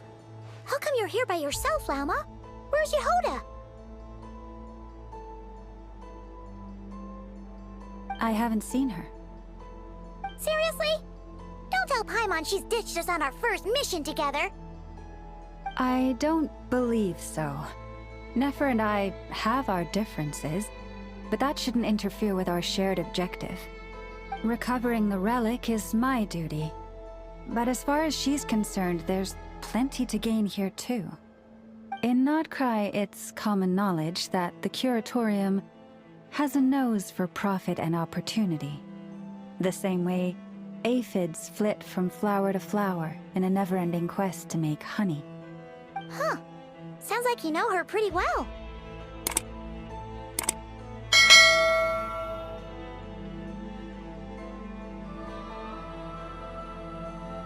Still, Yehoda sure is taking her sweet time.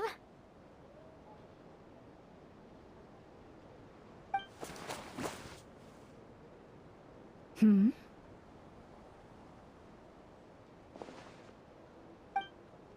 Huh. I believe we may have misjudged and underestimated Miss Yehoda. Huh? What do you mean? As a former employee of the Curatorium, I'm confident that she possesses both professionalism and integrity in ample measure. Huh? Huh? What was that noise? The sound of a wavering conscience, perhaps? Ah! Whoa! Something just fell down. Hello, everybody! What kind of an entrance is that? Wait a second. Have you been hiding nearby this whole time? Yeah. I was just, scouting things out from up high. Darn it. How did Jane Doe even notice me up there? I can't believe I'd only realized I'd run out of smoke bombs this morning. What if something goes wrong inside? How am I supposed to make a quick getaway now?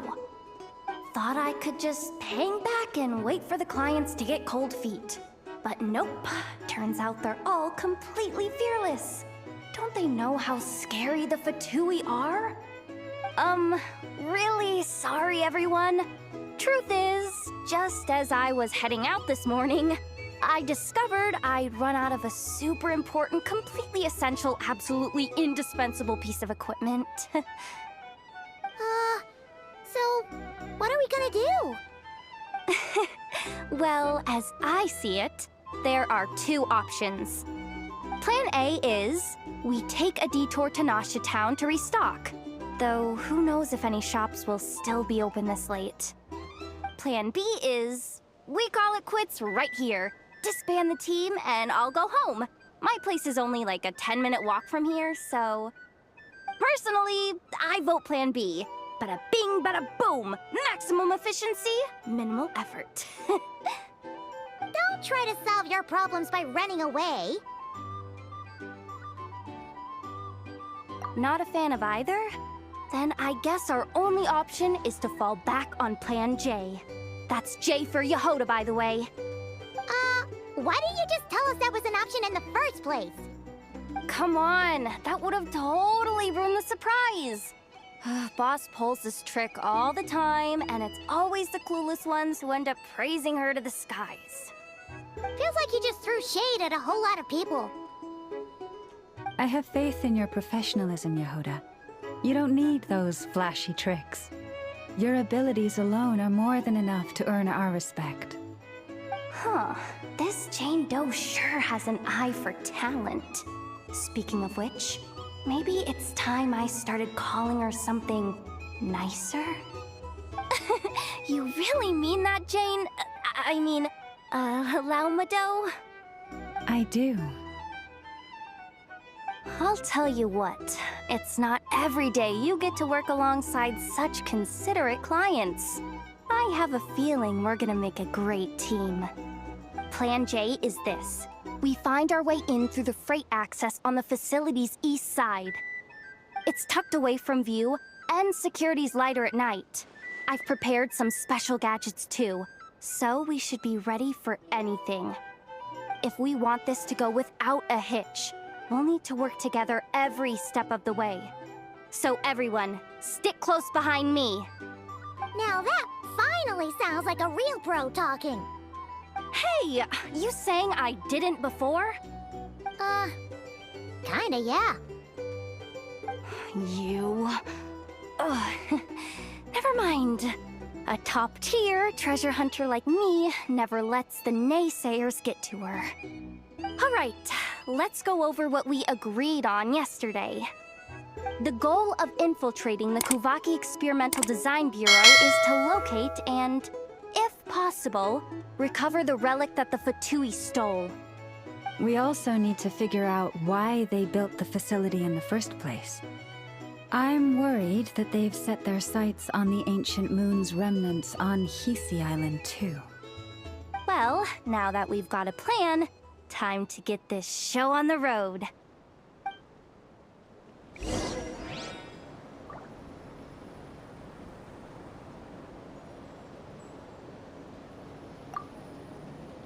Everyone ready? Yeah? Then, let's move. All right then, let's get this job done.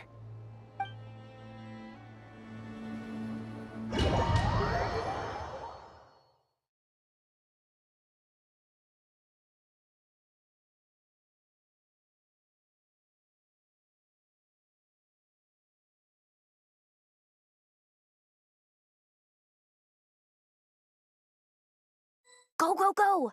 But make sure you stick to the side.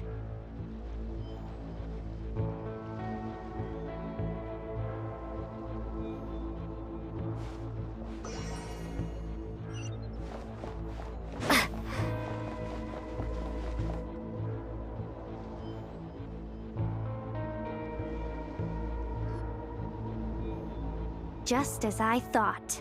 There's a gate controlling access from the outside. Good thing I brought this keycard, huh? Well, technically, I stole it. But no need to tell them that, right? Blame that chump who thought it was a good idea to get wasted at the flagship during work hours.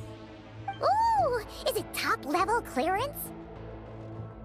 Of course, that goes without saying. Let me read it out loud for you. Fatui Experimental Design Bureau number 183574, maximum clearance. Maintenance intern. That doesn't sound very top-level to Paimon. Never underestimate interns. Even the most legendary of thieves started out as rookie pickpockets, you know? Besides, if it wasn't for this person's selfless generosity, we wouldn't be able to just waltz in like this, would we? Feels like you're trying really hard to change the subject. Allow me to teach you the first rule of treasure hunting. First and foremost, use every resource at your disposal.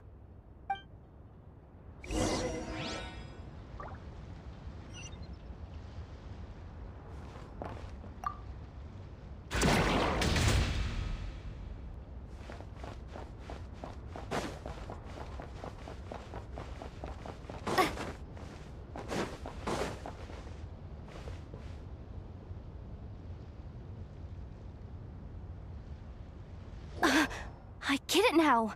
It's like a pair of light bulbs just lit up in my head. What did you just get? The blue light, aka Plan A, is telling me to take the path along the left side. It'll be a lot stealthier, but that might mean a bit of a detour. The red light, aka Plan B, is saying, just charge straight in. But that'll mean dealing with, like, a dozen sentry bots already powering up. Although, I might be able to switch them to training mode. Their attacks will be weaker, but we'll still be in for a fight. Can't you just put them in sleep mode? Hey, I told you, I'm just a maintenance intern. Give the new recruits some time and space to blossom, will ya? We're still pretty close to the entrance. Surely they'll call the whole thing off once they see what these bots can do. Anyway, I say we go with Plan B. Either way, I won't be doing any of the fighting, so the shorter route sounds good to me. If we can avoid fighting at this stage, we should.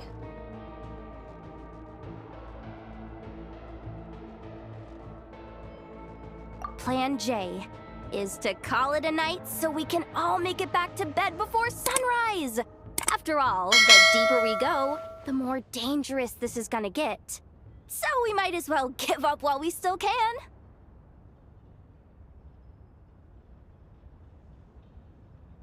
Well, all right then. Just don't forget, whatever you do, don't let those recon bots spot you. Let's see. No kidding. Anefa told me about something like this before. I can't believe that dumb robot actually helped me out for once. All you gotta do is this, and the recon bots will be reassigned to another position. That way, when it's time to move forward, the path will be clear. Which reminds me, it's about time I taught you the third rule of treasure hunting. Go with the flow. What about the second one? You skipped that one. Huh? Did I? Oh geez, must have gotten muddled again. I mean, the second rule is exactly the same as the first. Guess that's what you meant by going with the flow, huh?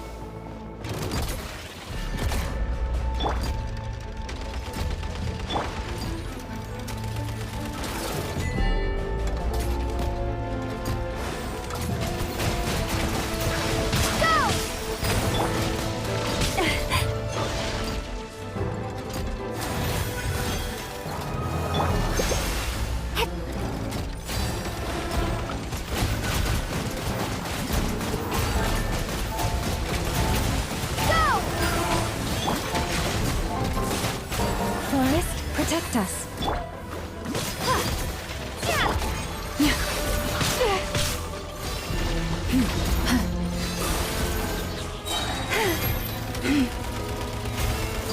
You poor lost lamb.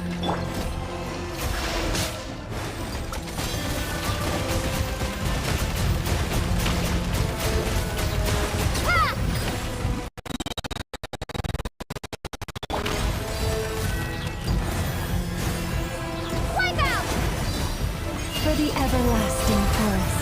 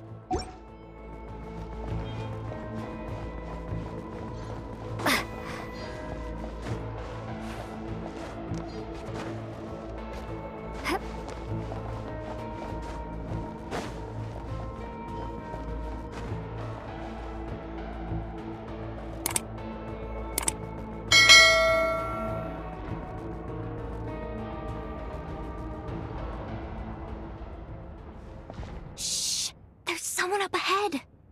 Has the lockdown been initiated? Move it, soldier! The cargo has already been transferred. The lockdown procedure is complete, Commander. That sector is now fully sealed. The night shift. Just our luck. Don't they usually handle deliveries during the daytime? There's not supposed to be anyone here. We've come this far already, and they're really trying their best. If I suggest backing out again, it's not gonna look good. Come on, brain. Think!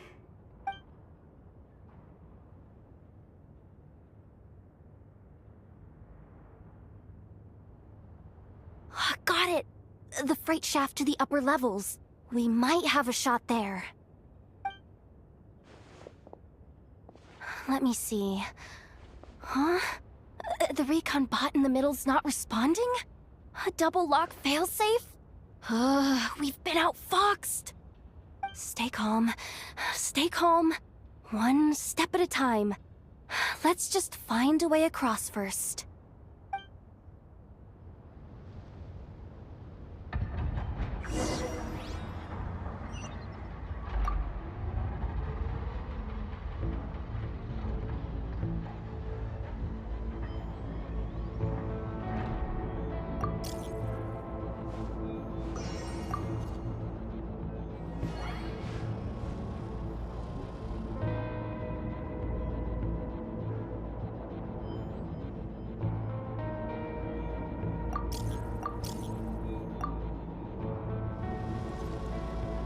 All set. Let's head down this way.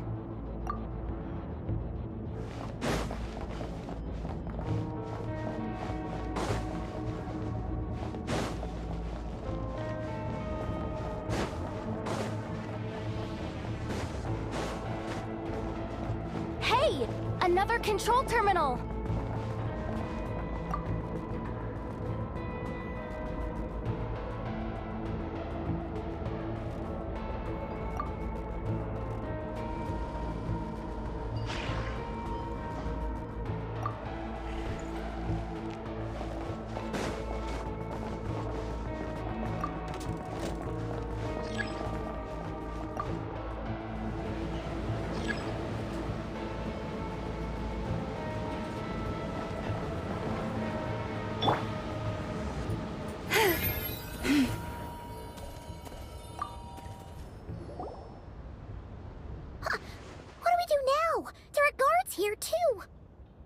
worry. Bots are way easier to deal with than people.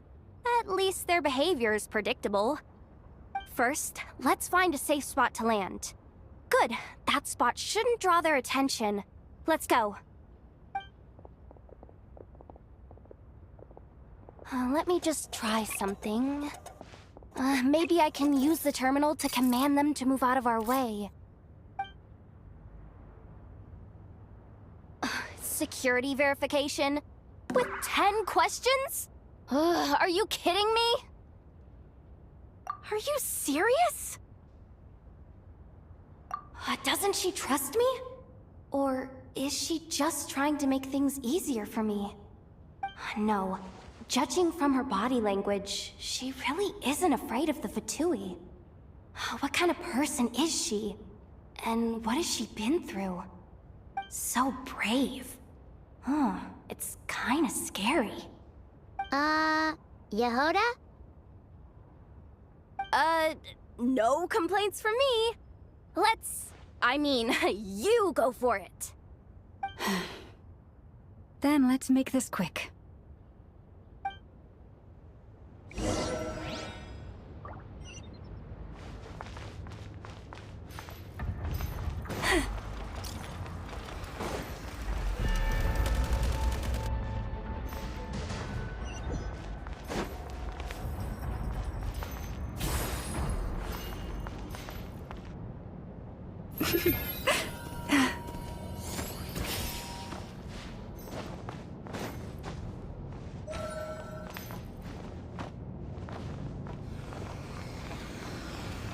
Leave this place.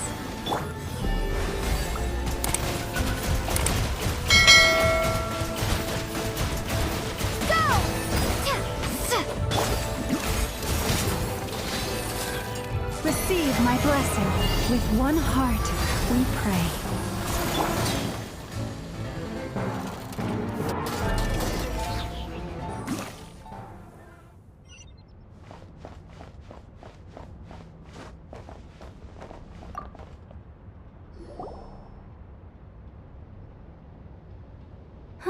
Didn't think they'd even cut off the supply of Kuvaki. They're being really cautious. If we can somehow divert some emergency power into the system, we might be able to force boot this thing. What do you mean by force boot? How do I explain this? It's like dumping a whole bucket of water into an empty pool, so that the little ducky gets to swim around again.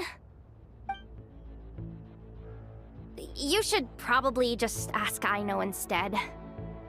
So, we just need to find that bucket of water, right? Paimon thought your explanation was great.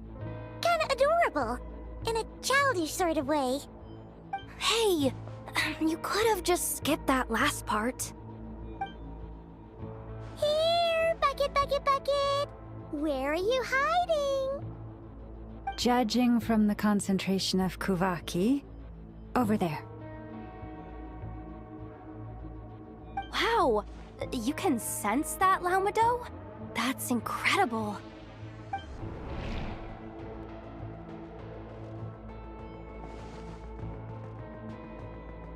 Let's move the recon bots above them out of the way first.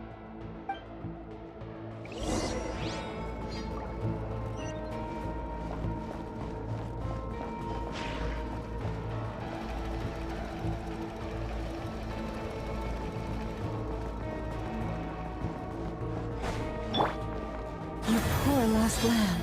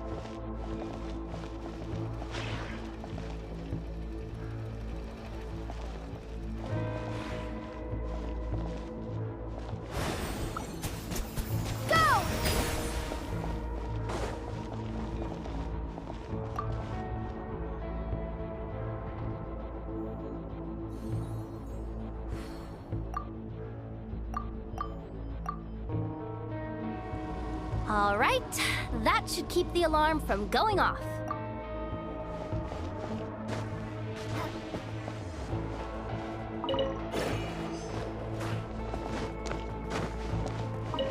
Time to plug in the charging component.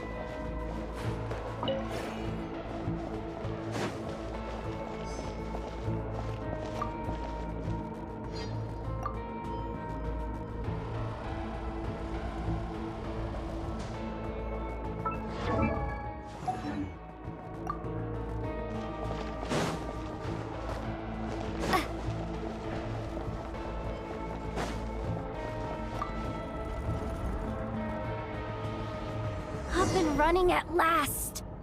Let's hope nothing else goes wrong. Please, everyone, step inside. Oh, it's so dark in here.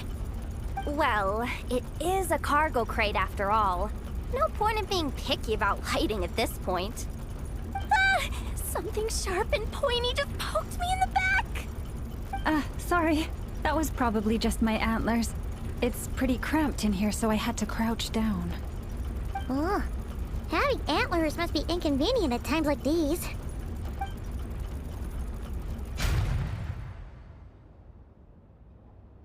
Ah! What's going on? Don't tell me something's gone wrong already. Looks like there was only enough juice in the emergency power supply to lift us this far up. Ugh. Awkward. Am I gonna get docked for this? Based on the boss's policy of docking pay for every screw-up, No, wait a sec. I've already been fired. Doesn't look like it's moving again anytime soon. I think we can get through if we follow the ventilation duct along the outer wall. The entrance has gotta be somewhere. Don't worry, this was totally part of the plan.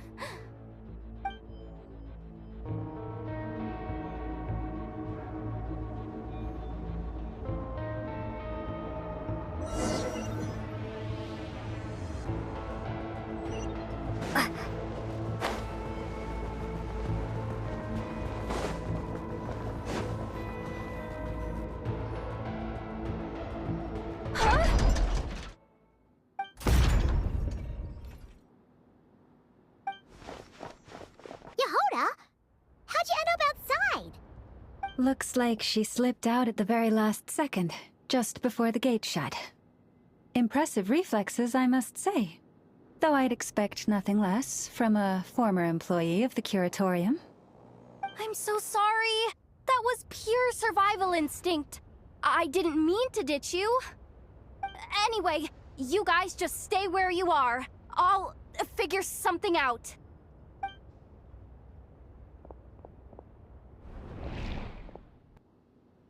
Hey, there's a terminal nearby. Hang tight! Can you hear me now? The duct security protocol has been triggered. The gate must have dropped when it detected a living presence.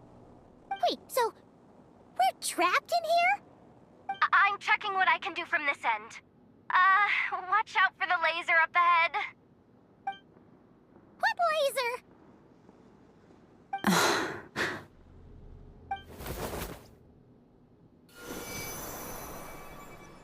Oh, we see it now. Good thing we didn't move. Got it. I think I understand the situation. Hang in there. Just one moment. This is killing me, but I think I've got it. I can try adjusting the direction of the Kuvaki flow inside the duct. If I've got this right, you might just be able to dodge the lasers by utilizing the Kuvaki's pull in reverse. Oh, Paimon thinks she gets what you mean. But I can't see where you are from here, so I'll need your constant input. Just tell me what to do. I'll follow your lead.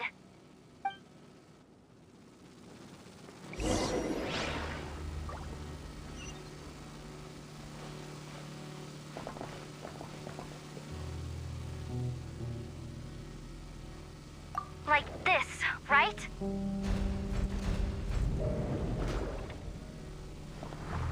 So, what Want to grab dinner after our shift?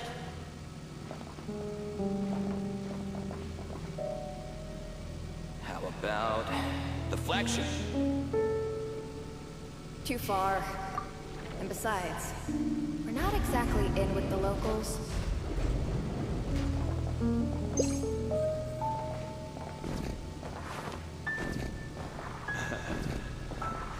Then how about the staff cafeteria? Brimming with bright ideas, aren't we?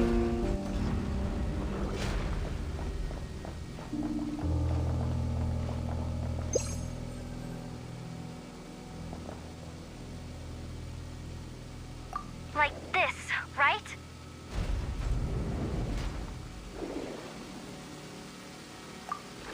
Okay. Like this, right?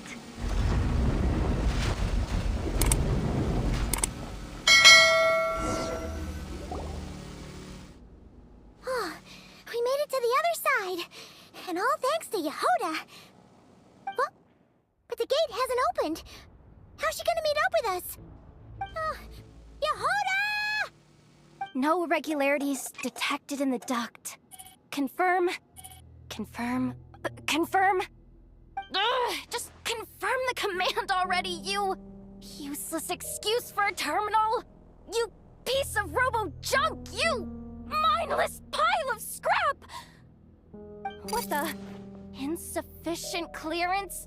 Of course, I don't have the clearance! You oversized... Ugh, ow! Go with the flow, Yehoda. Go with the flow. If the others make progress, that's great. But you can't bank on it. You've never been one to depend on others. So it's about time you stepped up to the challenge. Deep breaths. Stay calm. My priority right now is getting my hands on a high-level access card. That way, I can override the security protocol. Senior maintenance staff. Only they can access the core sector. But hey, there's always someone careless enough to hide a spare key under the flower pot by the door. Which means there's a good chance there's a duplicate lying around somewhere in the control room. Even if I can't get into the control room myself, doesn't mean I can't rely on some external help. If I can take control of one of those guard bots, maybe I can use it to search for the access card. This is crazy, Yehoda! You're all alone. You've got nothing. And yet, you're charging ahead like fear's a foreign concept. Maybe that's exactly why. 'Cause I've got nothing left to lose! Confirm! Am I a genius? Whoa, this feed's super clear. This is gonna be a piece of cake. Wait a second. This thing's not a guard bot. It's a janitor bot.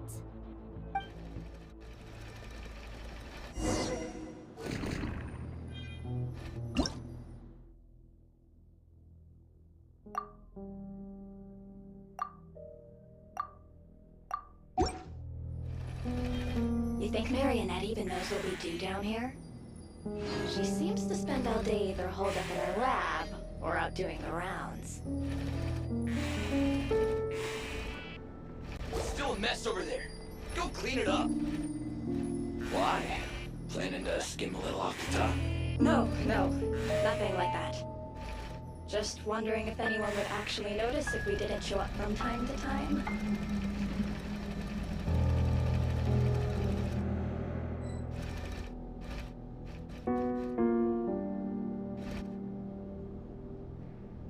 Let me see.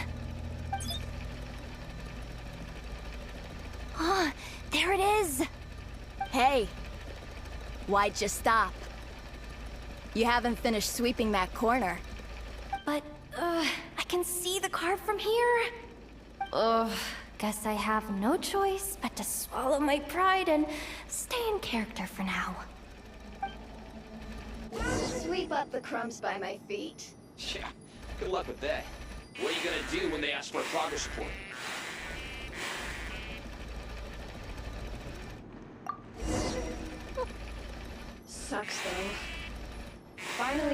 more warmer than Snezhnaya. Yet we barely get to see the outside world. Gotten rid of the dust behind the door yet? Come on. Where's that bot passage when you need it? There! Oh, the terminal's just ahead. But will Yehoda be okay? Paimon? She said she'd use every resource at her disposal, so let's have some faith in her abilities. Besides, when it comes to surviving in Nodcry, she probably knows more than any of us. So, they really do believe in me. But how long are we gonna have to stay here? Paimon doesn't want to get caught by the Fatui either. Does Paimon mean the two Fatui in that room? Let me see if there's a way to distract them. Wait, did you hear that?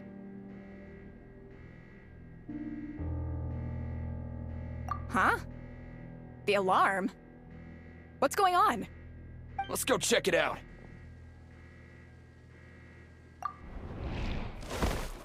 This looks like somewhere important, but there's nothing here.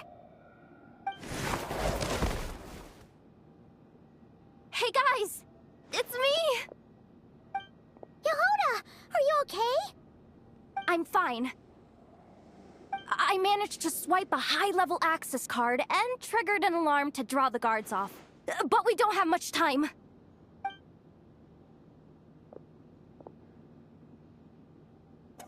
All right, looks like we can control the elevator.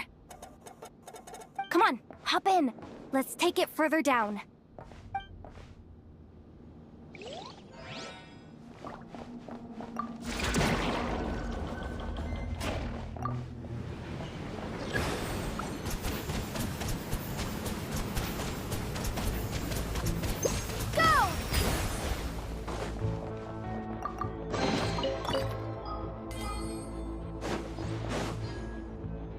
We should be able to use the terminal to move the drawbridge. Here's the access card. I'll keep watch while you handle the controls.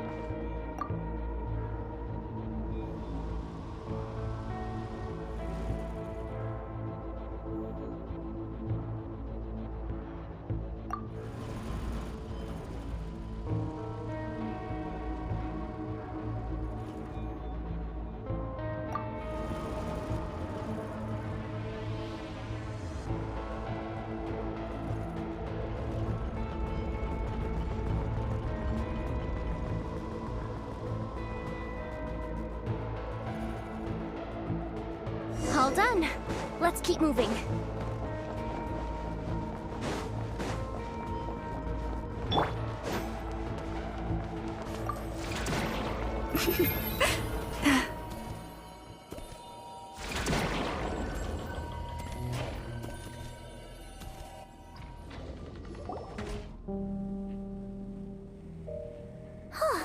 There's no one here! That's good news for us. Let's head inside.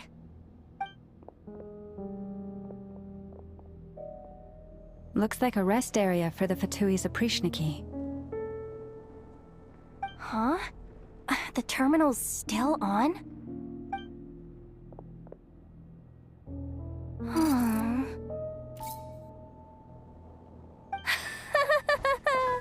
Looks like that good news is now half good news, half bad news. What do you mean? Well, it seems like that alarm I just triggered was so high level that even the guards in the rest area went to investigate. That's the good news, by the way. And what's the bad news? The bad news is that once they realize it was a false alarm, they're bound to circle back and check this floor. And then we're toast. So we've got to move fast here. If you need me to run a quick search, say the word. Analysis of Kuvaki extracted from the moon marrow suggests that its energy core bears some close relation to the power of the former Three Moon Sisters. It is suspected that there is a link between the Frost Moon Scion's hidden relic and the shattered remnants of the eternal moon. Come on, none of this is important right now. Just tell us where you hid the darn thing. Access denied. You do not have permission to view this data? Even with a high-level access card? Who does have permission then? 264 pages! What is this? A novel? Can we just skip to the end? I'm flipping through it as we speak. Kuvaki, a weapon. Huh. Seems like the Fatui and Snezhnaya are trying to harness the power of the Light Realm to build some kind of weapon. The target of which is... Seriously? Insufficient clearance? Again? Looks like that's about all our current clearance gives us access to. Based on what we know so far, it seems like the rest must be hidden inside that massive hollow beneath us. I could sense something beneath the water down there. Something unsettling. If they've gotten their hands on the moon marrow, odds are it's hidden down there too. And here I thought we were almost done. But nope, we're going deeper and deeper into the danger zone. Chin up, Yehoda. Once this job's done, you're buying yourself the biggest nod-crying hot dog in town. Deal's a deal.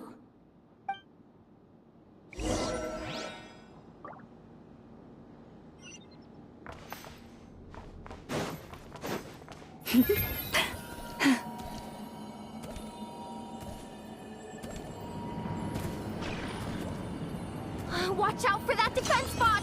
Ah! It's aiming right at us! You'll have to use Kuvaki to deflect its attacks back the way they came!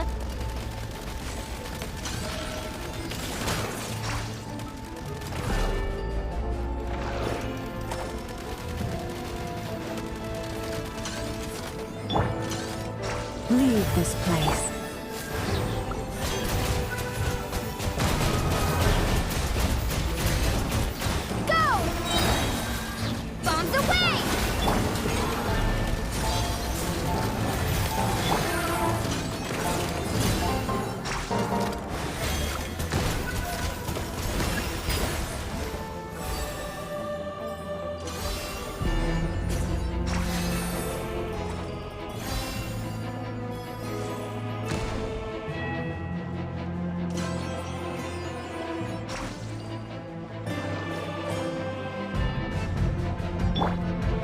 Lush as the moonlight.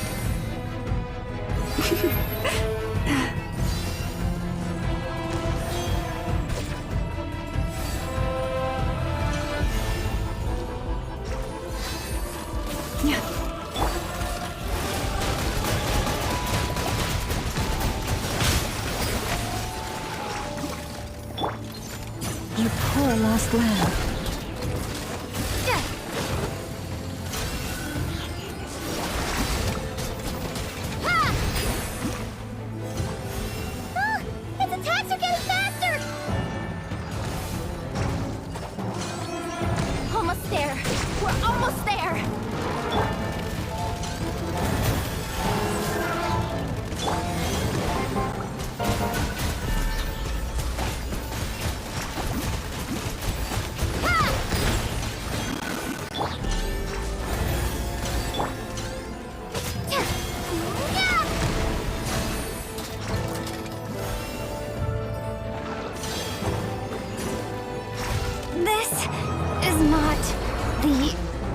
The ebb and flow is over.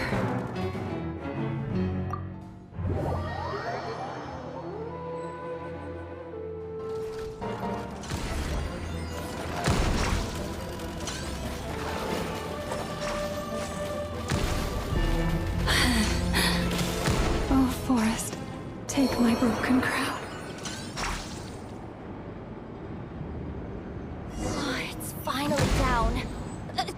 Let's hurry down to the lower level before we're spotted.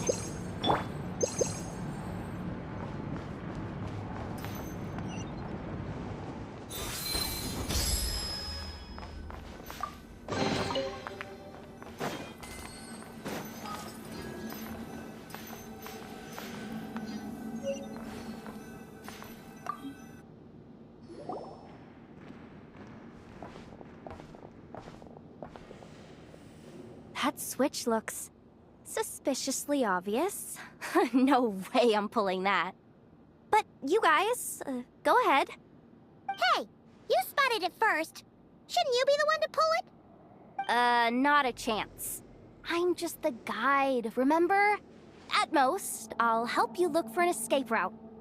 They don't seriously think pulling this thing's gonna lead to treasure, do they? Oh, I'd be amazed if it doesn't set off an alarm. Besides, I didn't even bring my smoke bombs. Which reminds me of the actual second rule of treasure hunting. Better safe than sorry.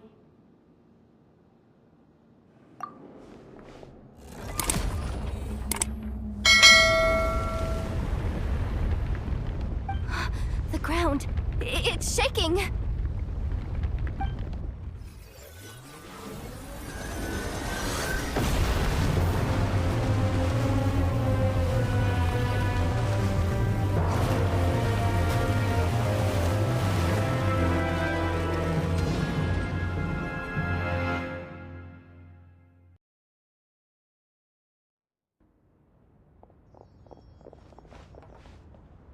Wait, did the surface of the water open up?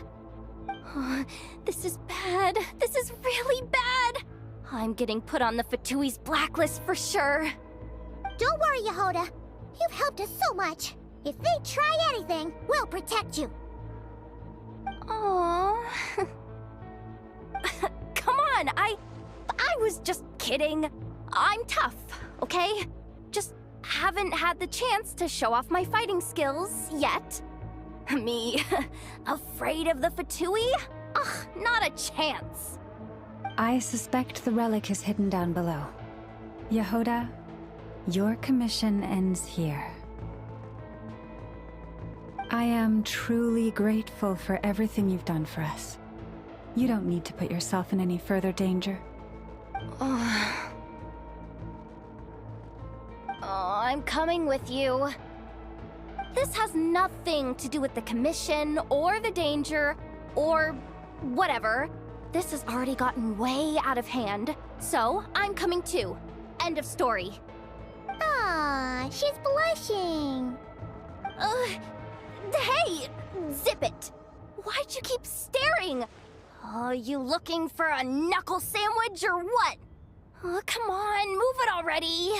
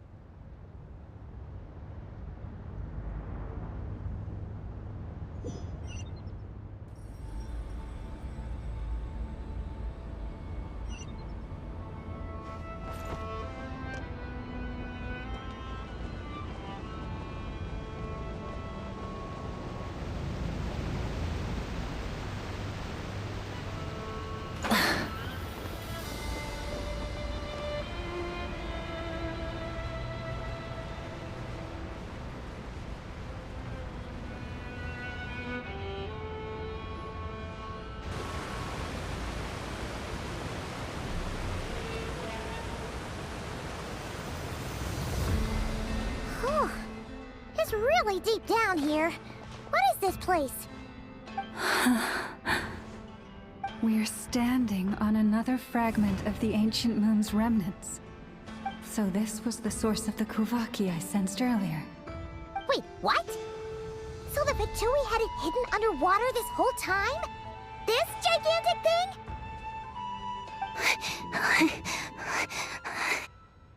Yehoda, you've been kind of quiet since we got down here. What? Me? Have I? It's nothing. Really. We're doomed. How are we even supposed to get back up from here? Oh, my grappling hook's not nearly long enough. And if someone spots us here after all that commotion, we'll be sitting ducks.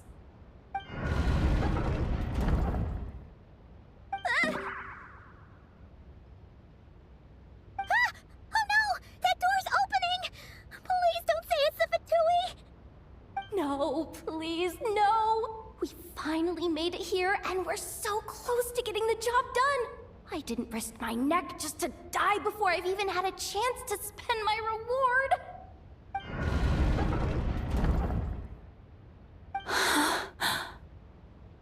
What happened? Why did the underwater barrier open? How could this be? Huh? Lauma? And... you guys... Wilhelmina? What's going on here? Looks like... there's no point trying to hide it anymore. What are you talking about? I thought you might come, but I didn't expect to see you here so soon. Forget it. The Moon Marrow isn't here. You... joined the Fatui? Yes. When? The day I could no longer bear to live a lie. At first, the Fatui wouldn't accept me. But then, one of their harbingers noticed me, and... said she'd give me a chance.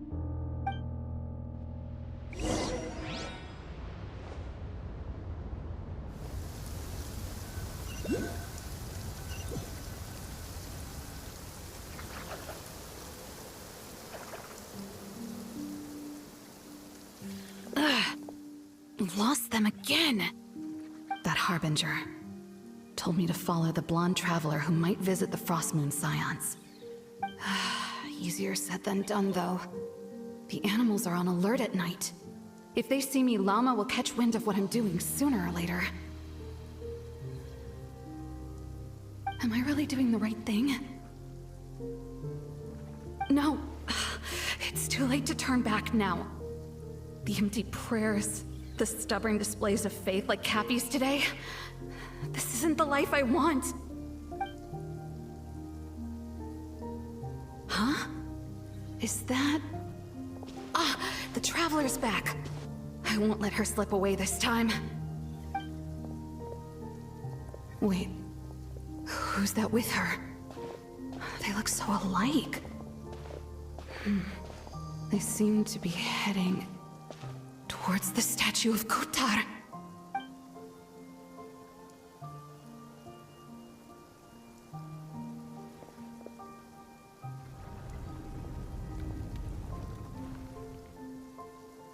They've opened the secret chamber? But wasn't it meant to be sealed? Wait a second. The Moon Marrow! Surely they're not after the Moon Marrow. I'd better go report this straight to... Hold on. If they do actually make it to the final room, then maybe I'll be able to get my hands on the relic. The one thing the Fatui have been after this whole time. If someone's going to take it, it might as well be me. This could be my ticket to joining them.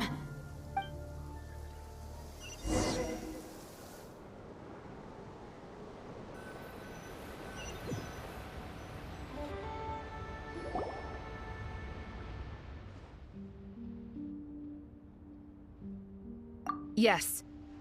And in your final moment of hesitation, I took the chance.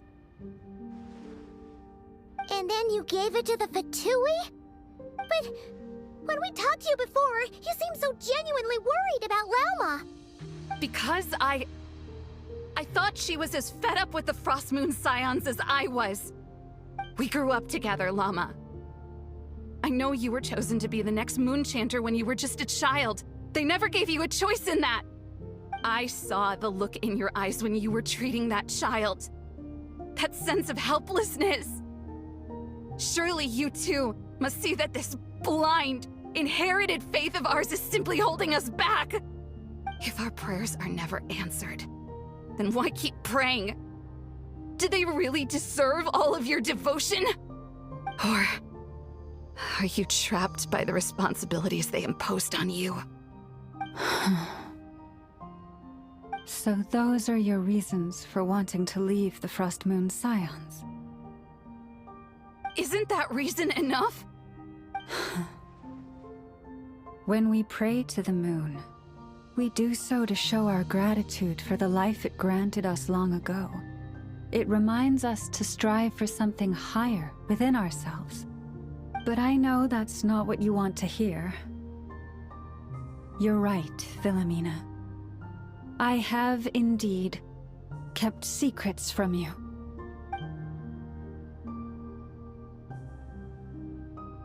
I knew it. You don't want to be the Moonchanter, do you? No, that's not it. I'm talking about the fact that the moon in the sky isn't real. What? You're saying... Huh? I've completely lost the thread now. Oh, do we really have to do this here? What if a Harbinger shows up? Oh, I'm not cut out for fighting big bosses! The pain you sensed in me was the pain of hiding this truth. If what you're saying is true, then you already knew that the Frostmoon Scions wouldn't believe any of this. Why didn't you just leave like I did? You don't understand, do you? That's the difference between us, Philomena. I care about the Frostmoon Scions. They're family to me. It hurts because I care. And that's why I chose to hide the truth. But now I understand that was a mistake. My family deserves to know the truth. I shouldn't have tried to hold it all together with empty prayers. Are you trying to say that I only ever cared about myself? There's nothing wrong with that in itself. No one would have tried to stop you from leaving. But you did not have to stab us in the back like this. We've been spotted! I knew it. I just knew it. What now? If a Harbinger shows up, I'm out of here. No darned relic is worth dying over. Looks like I misjudged you, Llama. I didn't think you had it in you to stand up to your fate. Turns out, you are a great Moonchanter after all. But you were right about one thing. I haven't considered Hisi Island my home for a long, long time now. Bosses, time to go. I will change the Frostmoon Scions, Philomena, as soon as the new moon rises. Then I guess I won't be around to see it. Say, Llama, what happens to those who betray the Frostmoon Scions? May their antlers be shorn with silver blades, and let them be cast into the long night of unknowing.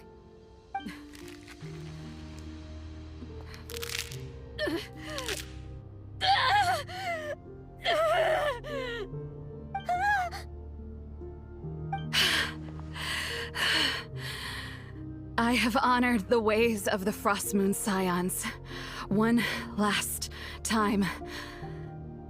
Think of it as a gesture of respect, Llama. There they are! Llama! Marionette has the Moon Marrow. She went to Starsand Shoal. Don't flatter yourself now. I'm not trying to atone. I just don't believe you'll actually be able to change them.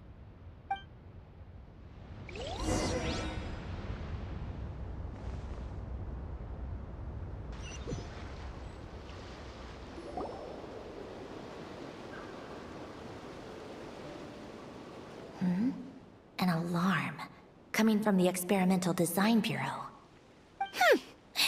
Interesting. Hey, wrap things up and get yourselves ready. Looks like we might be having some guests. Yes, milady. Perfect timing. This job's been boring me to death. Time to test some hypotheses.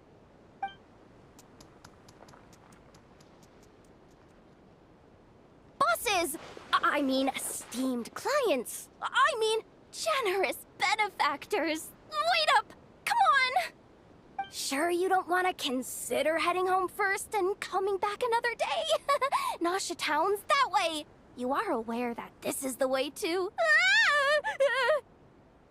A little ahead of schedule, aren't you? Oh no, it really is a harbinger this time. Marionette. So you are here after all. Hand over that relic right now. It belongs to the Frost Moon Scions. You mean that thing your antlered turncoat brought us? Huh, I have never much cared for trophies given up without a fight. But watching you tear each other apart over it? Priceless. I'm not in the mood for warnings today. Ooh, how frightening. Had I a Trimble function, I'd have rattled off at least a dozen screws by now. Or perhaps I've just set my sense of humor parameter too high. Were you trying to be funny just now? You don't honestly believe you're a match for me, do you? Go on then. Let's serve our guests a little appetizer.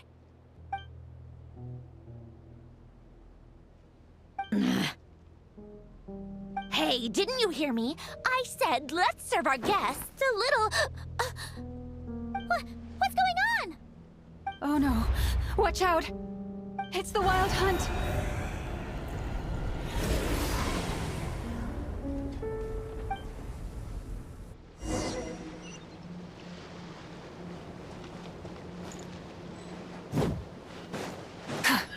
Rise with the sun! Let the mountain's veins boil! Shower me with breath! Take me up! Locta!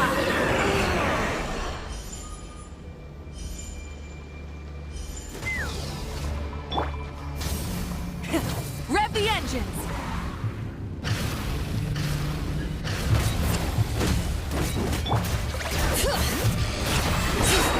Letting brave names echo! Burn it down! Strike a pose! These things just keep coming! Isn't there anything we can do?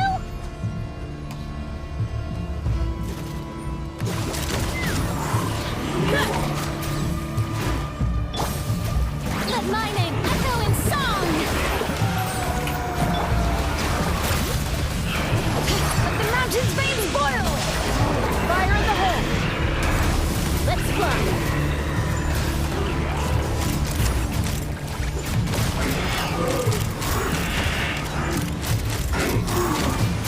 Locta!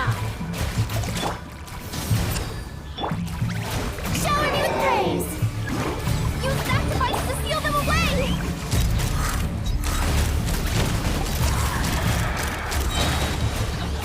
Open fire!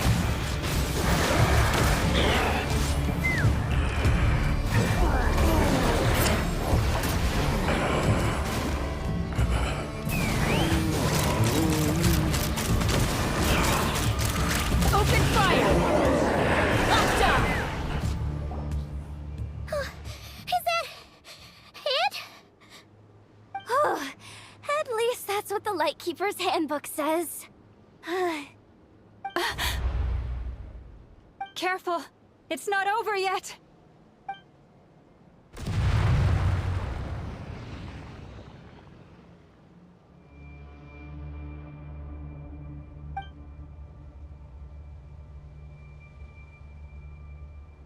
Paimon! Lauma! Yehoda!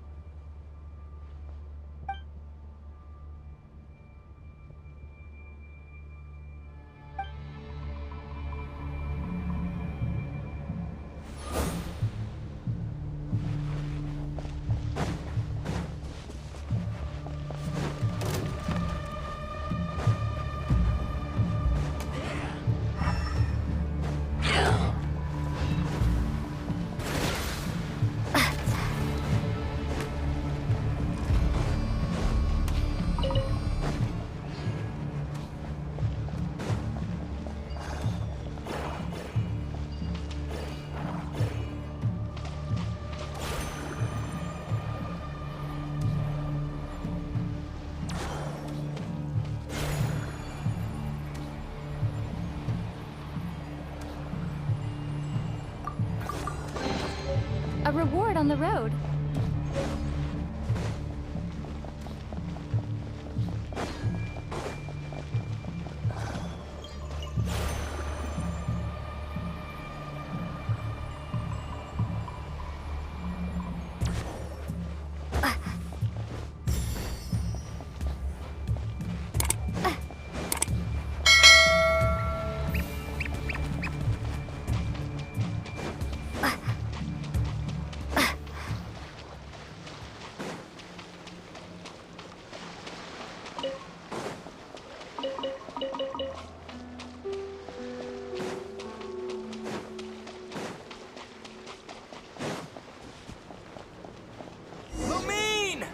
Wait, what was that?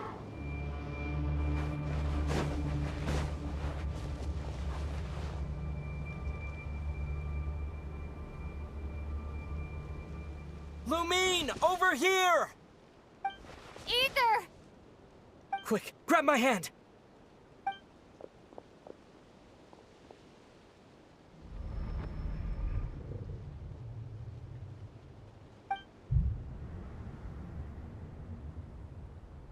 Lumine, what's wrong? Why are you here at all, Ether? What do you mean?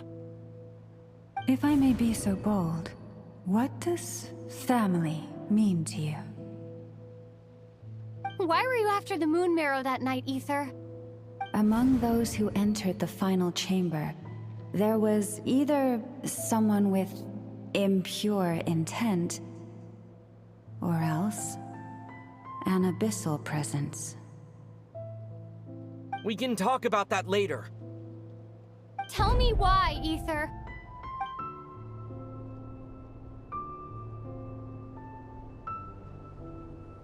You know, this is only the second time we fought together since the day we both woke up in Tavad.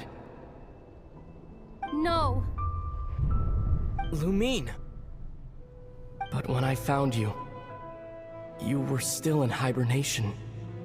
Even the key to the chamber was still secure on your person. We didn't wake up together. What are you talking about? We don't have time for this, Lumine! Look at me, Lumine! Don't you want to explore this world with me?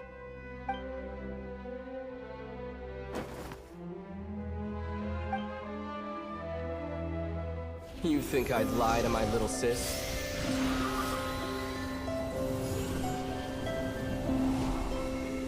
What a letdown.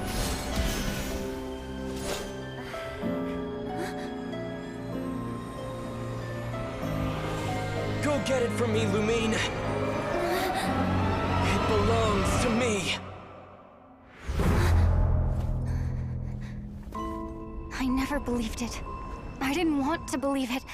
That strange feeling that something was off. I wanted it to be real so badly. Even if it only lasted a moment. But you're not my brother.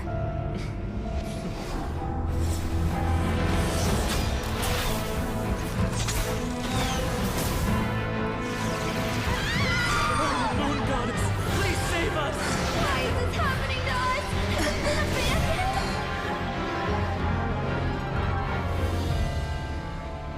The cold night should be our blessing, yet only confusion and sorrow remain. The truth may yet lie beyond the sky, but must we become lost because of it? Standing before you, as a scion of Hyperborea and the Frost Moon's emissary, I say this.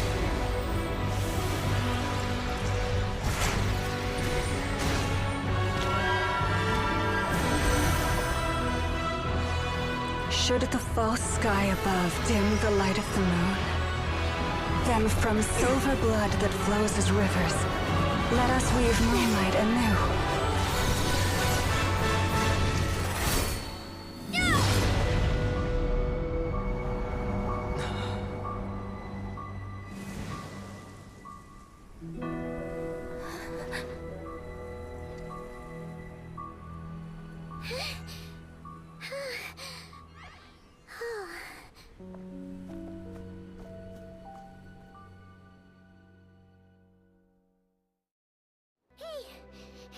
okay?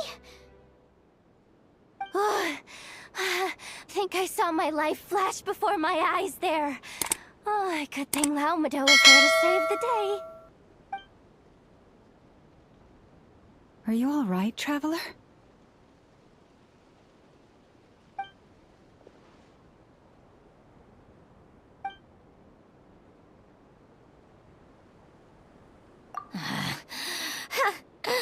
Well, that took you long enough. Seriously, how many of you are there? Pathetic. Oh no. Oh, I spoke too soon. Totally forgot we still have a harbinger to deal with.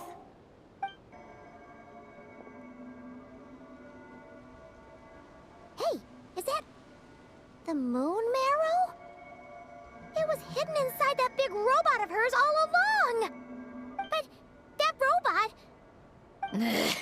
That's Polonia to you, not just some robot. Take it and get lost. Huh? You're just giving it to us? Well, I wasn't the one who put out the order to find this thing in the first place. So if someone wants it, they can help themselves. Maybe even choke on it. See if I care.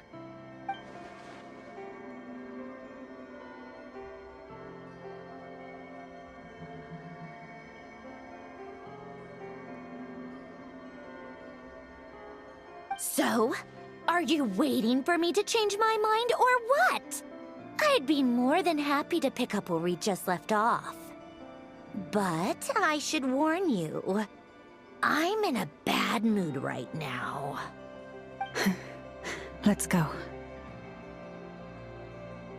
Fine by me. Totally, completely, absolutely on board with that.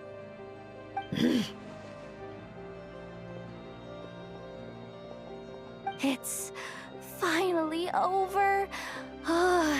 If that doesn't make the most thrilling commission of the year, I don't know what will.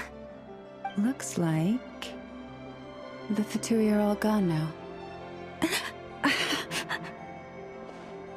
Lauma?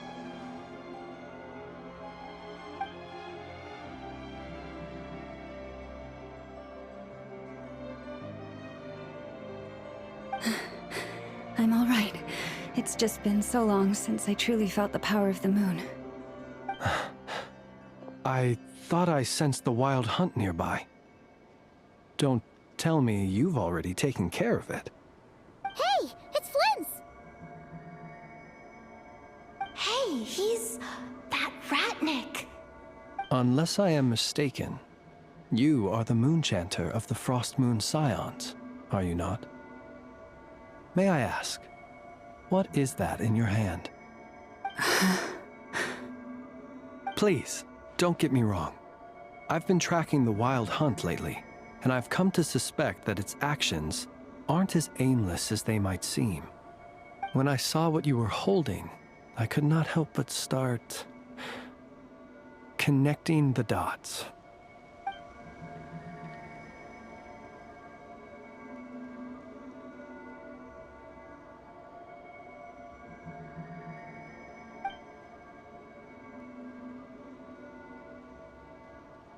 You better be extra careful, Flint. It seems like the Wild Hunt is capable of impersonating people now. Oh, is that so? Funny that. I just showed up completely out of the blue, yet you seem to have no problems trusting me.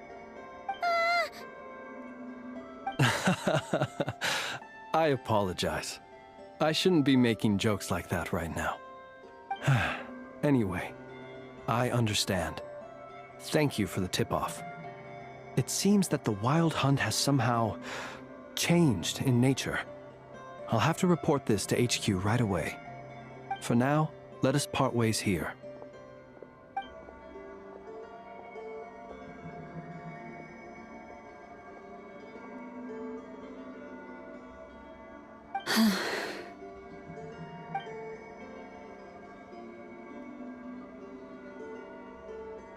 That little joke of his just now sure scared the bejeebies out of Paimon. Are all the Ratniki and Nokrai like that? They're usually stationed in remote areas and tend to keep to themselves. So, it's not surprising they end up a little eccentric. No, he's different. Really? How so? The animals. They've told me they're afraid to even go near him.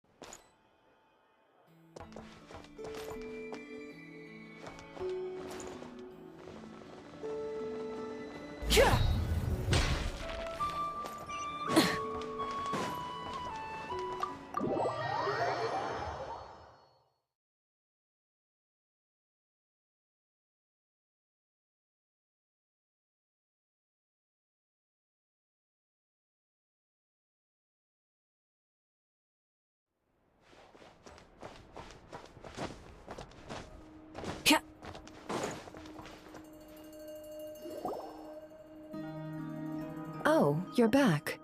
I just made you all a pot of tea. Better drink it while it's hot. Boss Neff, you wouldn't believe how scary our day has been! Seriously, I am never, ever taking random jobs like that ever again! You hear me? Oh, come on now. You even faced the wild hunt and lived to tell the tale. What's left to be afraid of? Wait a sec, how did you? Oh, right. Like you told us before, your business is dealing in information. Huh? Boss Neff, the teacups. Why is there one missing? Did you think I wasn't coming back? My. How could you think that of me? You know the rules. If a member of staff wants tea, they pour it themselves. Your cup's sitting safe and sound right there, in the cupboard. Member of staff? Does that mean you're accepting me back? Wasn't that the deal? Boss Neff! You're the best boss ever! You never change, do you? Everything turned out fine, no? You found exactly what you were looking for. Yet there you are, sulking away as usual. Nefer, that medicine we discussed before, the one for congenital Kuvaki sensitivity, I need you to get it for me. And how do you expect me to find something like that for you in the middle of the night? You'll have to wait till morning, at the very least. I need it right now. All right. I'll see what I can do. But you know urgent means extra charge, right? Thank you. You know what? You do seem a little different. In a good way? Or a bad way? Who can say? I'll take it either way, so long as you don't start making a habit of asking me for ridiculous favors.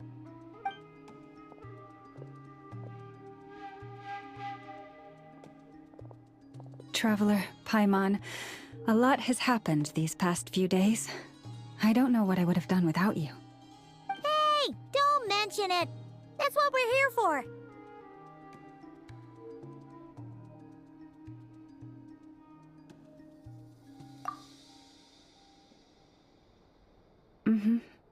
You're right. And tonight, I'm planning on telling them everything. Tonight? Isn't it a bit late already? The moon shines brightly this night. What better time for the Frost Moon Scions to usher in a new dawn for truth? Thank you for your kind words. But before I do, there's one more thing we need to deal with. Oh yeah! Now that we have the moon marrow... You'll have to forgive me. I used too much of my strength in the battle earlier. I fear I won't be able to help you uncover the truth of the past. Not right away, at least. That's fine. We're gonna be in Nocry for a while anyway, so there's no rush, right? Thank you. But there's another problem. How to keep the moon marrow safe now? Huh? Can't we just return it to your secret chamber? The seal has been broken. Even if it were restored, now that the wild hunt has gotten in once, there's no guarantee that it won't happen again. Oh, right. Yeah, that makes sense. Back when the Frost Moon Scion's bloodline still ran strong, in special circumstances, a moon chanter could act as a vessel, safeguarding the relic within their own body. But it is a grueling trial of will and endurance. The moon chanter who did this only lasted 2 days. As for me, I might be able to last 5, at most. Hold on. You'd be using your body as a vessel? Yes. You can think of it like dropping a red-hot ball of iron into a bucket of water. How long the water lasts depends entirely on the bucket's size.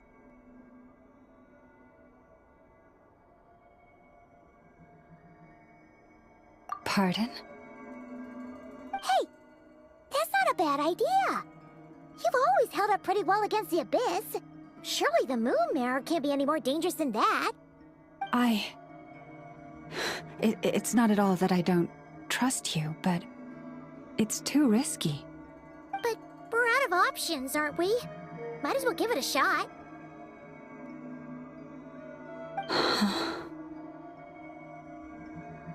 All right. Well, I'll be right by your side. If anything feels off, please tell me immediately.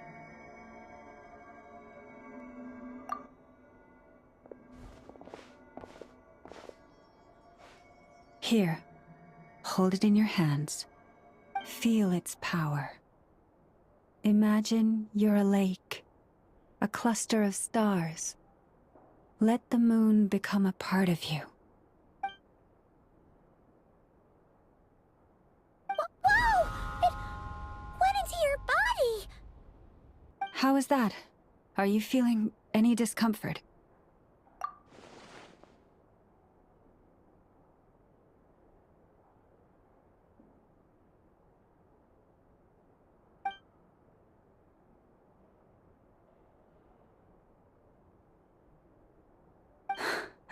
Astonishing. Not even the slightest hint of lingering fluctuations. It's as if all that power just sank to the bottom of the ocean. Well, looks like we won't have to worry about the wild hunt catching its scent now. Phew! Paimon knew you have special abilities, but still, you never fail to amaze. Hmm? Did I miss something just now? Yes. And it was nothing short of a miracle. Not something I'd be interested in then. Anyway, here's the medicine you asked for.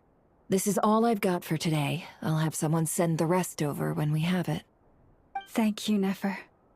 I really appreciate everything you've done for me.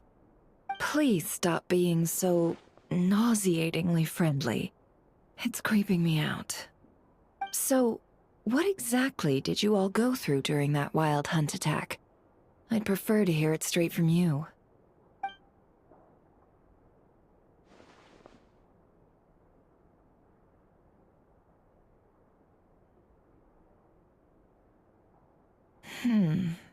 A phantom that can mimic the appearance of others.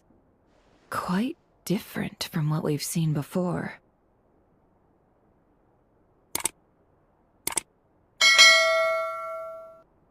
Yeah, and both times it appeared, its goal was pretty clear. It seems like it was after the moon marrow. And on both occasions, it was accompanied by the wild hunt, too. It appears there must be some close connection between the two. I must say, I don't often see you look this serious, Never. Too late in the day for thinking, that's all. We'll pick this up again later. You all feel free to keep chatting, though. Just don't forget to lock up when you leave. On that note, Traveler, please keep the moon marrow stored within your body for the time being. We'll take it back off your hands as soon as the wild hunt's been taken care of. Once and for all.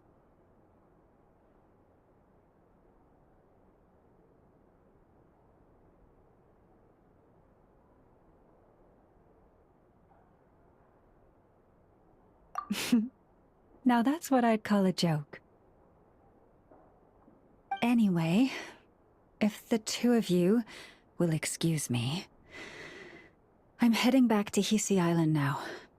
It's time I came clean with the Frost Moon Scions. Hey, we're coming with you! Though, guess we won't be able to do much more than cheer you on from the sidelines. That alone means more to me than you could ever know.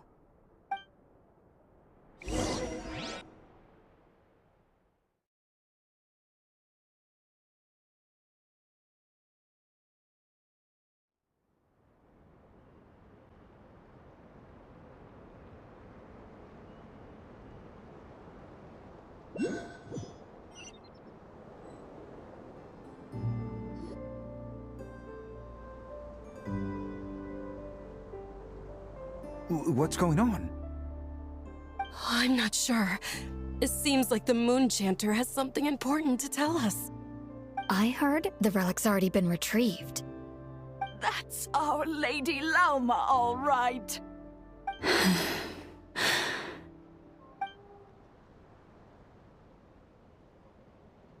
Noble scions of the Frost Moon, my kin beneath the moonlight, I hereby declare the truth to you. Long have our ancestors looked up to the Frost Moon, guided by her serene light. Yet now, she lies hidden beyond the limits of the sky. And so, Lauma began to reveal to the Frost Moon Scions a truth long hidden within her heart. A story of a false moon and the death of gods. Kutar was indeed born of the moon. But that does not give us the right to reap without sowing, nor clothe ourselves without the toil of weaving. As she spoke, some who listened were stunned into disbelief, while others seemed to awaken as if from a dream. From this day forth, the road shall be paved with truth, and we shall pave it ourselves.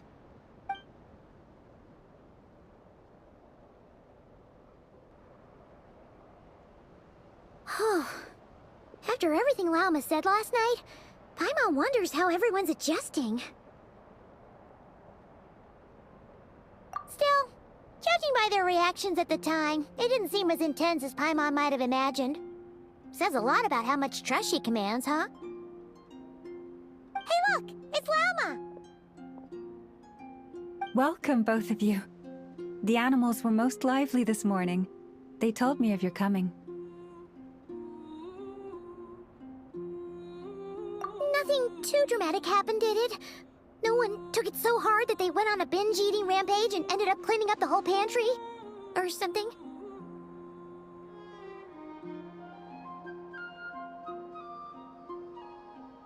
Hey!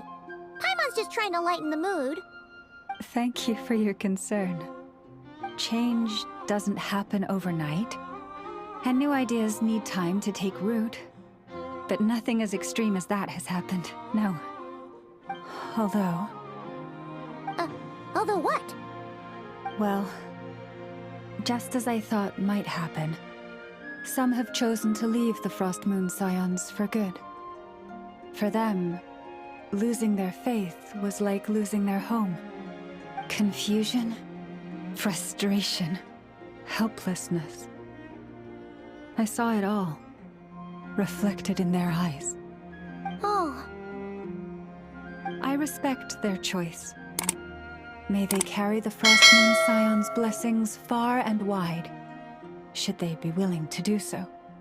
If we meet again someday, perhaps we will be able to sit together and share stories once more. Others sought me out afterward, though, and thanked me profusely for sharing the truth with our people. They said they used to see me as distant, even somewhat unapproachable, whereas now I seemed much closer to them. Like a friend, or even a family member. Sounds like a win overall! Paimon thinks you did the right thing, Lauma. Thank you. Though, I wanted to ask, do I really come across as distant? Well, maybe just a little. To people who don't know you, you are kind of tall, especially if you consider the antlers. I see. That's a bit of a hard one. My antlers tend to grow under the moonlight, so I can't quite help it. It brings me comfort to hear you say that. By the way, how has your body been adjusting to the moon marrow?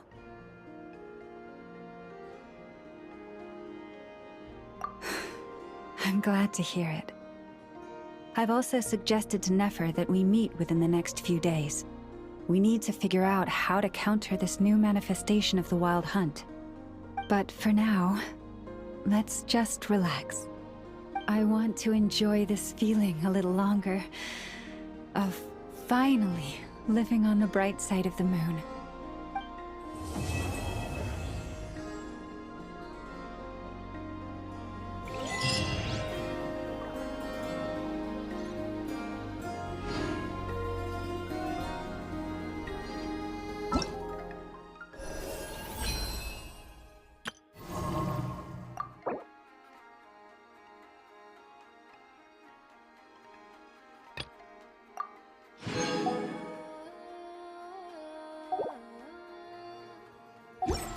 Exploration and